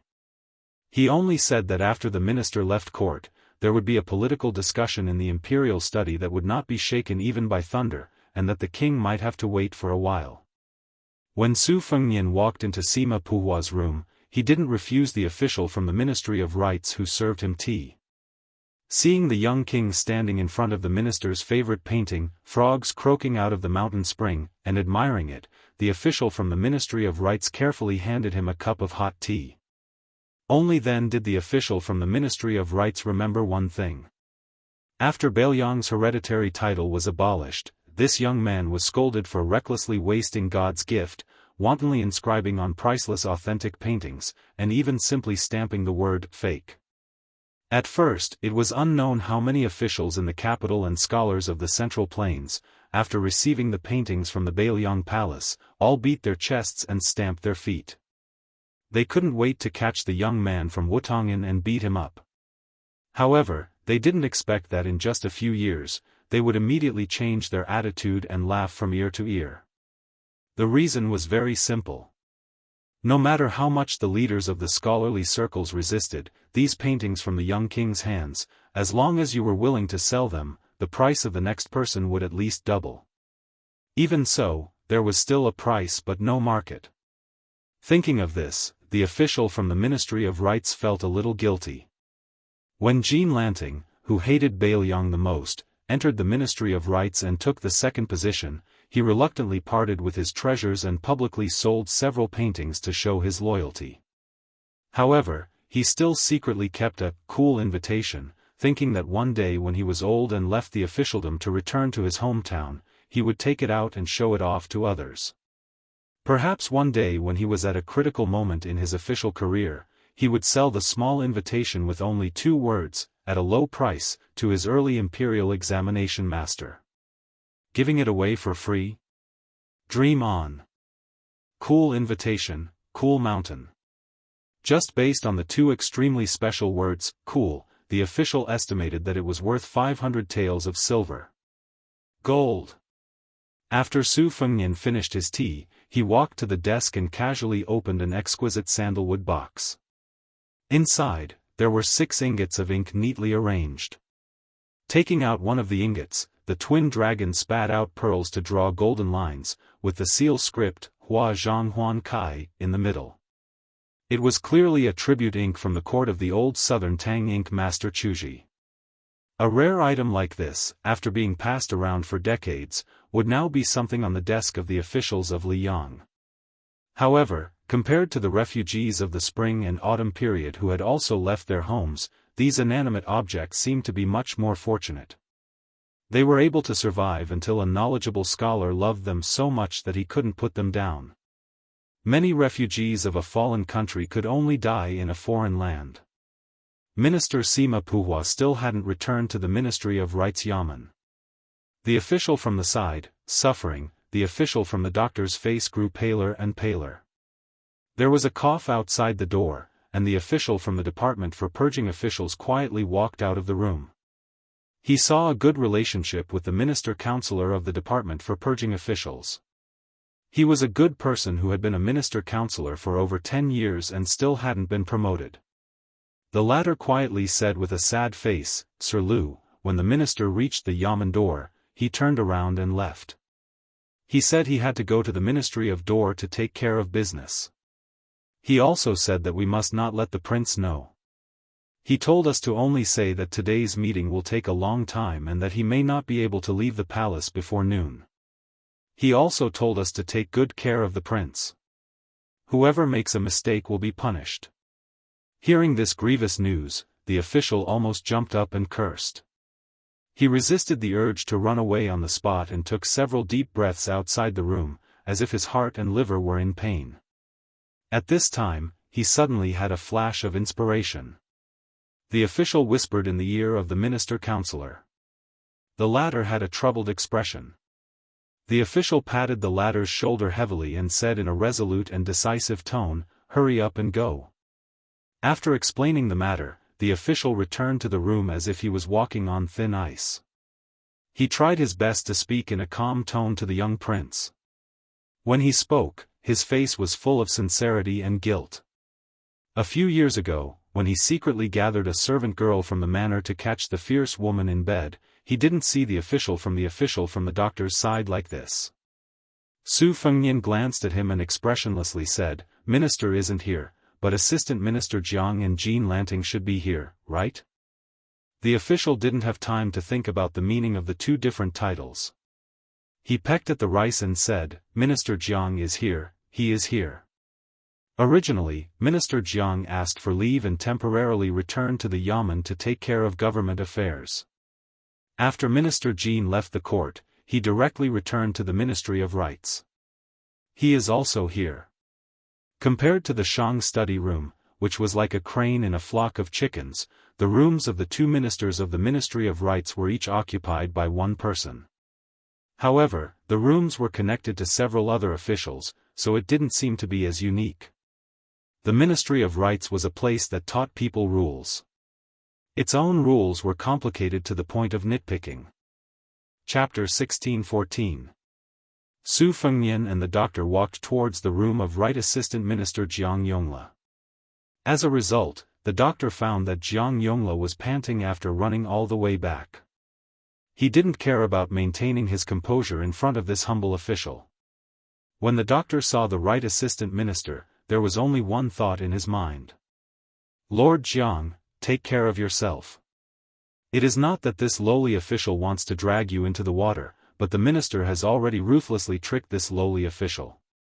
If I don't get someone to trick and scare you back, this lowly official may not live to see the sun tomorrow." Actually, there's a Jianghu slang that the little bastard in this humble official's family used as his pet phrase. Now that I think about it, it's really reasonable. In Jianghu, one has to be a Daoist who doesn't die. To be honest, if Lord Jiang dies suddenly, this humble official will definitely try my best to shoulder the burden of the Ministry of Rights. After inviting the Prince of Northern Liang into the house, Jiang Yongla closed the door and didn't say anything. He just knelt on the ground and refused to get up. Even Su Fengnian didn't know whether to laugh or cry. Actually, it was completely opposite to what the outside world imagined. From Su Xiao to Li Yishan to Su Fengnian, Bailiang had long known about the posthumous title. Su Fengnian refused to accept the imperial edict after the hereditary posthumous title. Even the eunuch who announced the imperial edict was not allowed to enter Yuzhou province. This was Su Fengnian's responsibility as a son and the attitude that Bailiang had to show.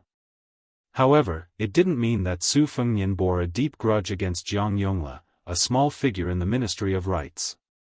Additionally, among all the civil and military officials in the imperial court, only the left chancellor of the imperial college, Yao Baifeng, stood up for Su Shao. The others, such as Grand Secretary Yan Jieshi, Jin Lanting and Lu Xingxiang, were much more vicious than Jiang Yongle in their suggestions on the posthumous title evaluation. In fact, at that time, Su Shao and Li Yishan were laughing and discussing his posthumous affairs. They said that he would definitely be given a bad posthumous name. Coincidentally, Su Shao, who rarely flipped through books, would often go to Wutongan to take out the books from the Ministry of Rites when he was bored to death. In the end, the two characters that Su Shao chose for himself were precisely Wu Li. I, Su Shao, am a military man. Why would I need a military official to have the word literary? The character, Li, was even better. It was a meritorious deed to the country. Too much slaughter was carried out, and the merits offset the demerits. Just take it as I, Su Shao, and Li Yang's debt is settled. Of course, Su Fengnian didn't have any hatred for Jiang Yongle, but that didn't mean that he would be nice to the number 3 person in the Ministry of Rites. But for such a great assistant minister of the Ministry of Rites to kneel there and act like a rascal, Su Fengnian's eyes were opened. A short while later, when the young vassal king walked out of the room, the doctor of the department for purging officials heard sobbing from inside the room. The doctor felt as if a heavy burden had been lifted off his shoulders, but he also felt some regret deep in his heart. Su Fengnian walked to the outside of the room of the left assistant minister of the Ministry of Rites. The door was wide open, and the elegant Jin Lanting was sitting calmly behind the desk. He looked at the young vassal king who had once been high above. This third junior Jin who had quickly risen through the bureaucracy of Great Peace City showed no fear and looked coldly at him. Jin Lanting narrowed his eyes and didn't move. He didn't even rise to greet him. You have become the king of Bailiang through hereditary succession and have taken another step forward. But I, Jin Lanting, am no longer a minor landowning household of that little county. Then the doctor of the department for purging officials heard the king of Bailiang say, move further away. This young man who held the 300,000 cavalry of Bailiang did not close the door after stepping over the threshold. But no one dared to raise their head to see what was happening inside. Soon, a loud sound came from inside the room. The department for purging officials jumped in fright and trembled all over. After an unknown amount of time, the young vassal king walked out of the room. He lightly patted his dust-free sleeves and left. The department for purging officials was hesitating about whether to enter the room when they heard the left assistant minister, who paid the most attention to his speech and actions, yell at the top of his lungs, all of you, scram. The entire Ministry of Rites Yamen had the bone-chilling coldness of winter. Su Fengnian walked towards the carriage. Seeing Su Yanbing's curious gaze, he said with a smile, I didn't kill anyone, but there are people who feel worse than death. Su Yanbing's gaze was slightly strange. Su Fengnian helplessly said, I didn't take off my pants. But if you have this kind of hobby, I can take you there. Now, that guy is probably still weeping. Su Yanbing hurriedly waved his hand and laughed. Su Yanbing finally stopped laughing. When Su Fengnian was about to get into the carriage, he asked, are we going to the imperial astronomer next? Su Fengnian nodded and said, yes.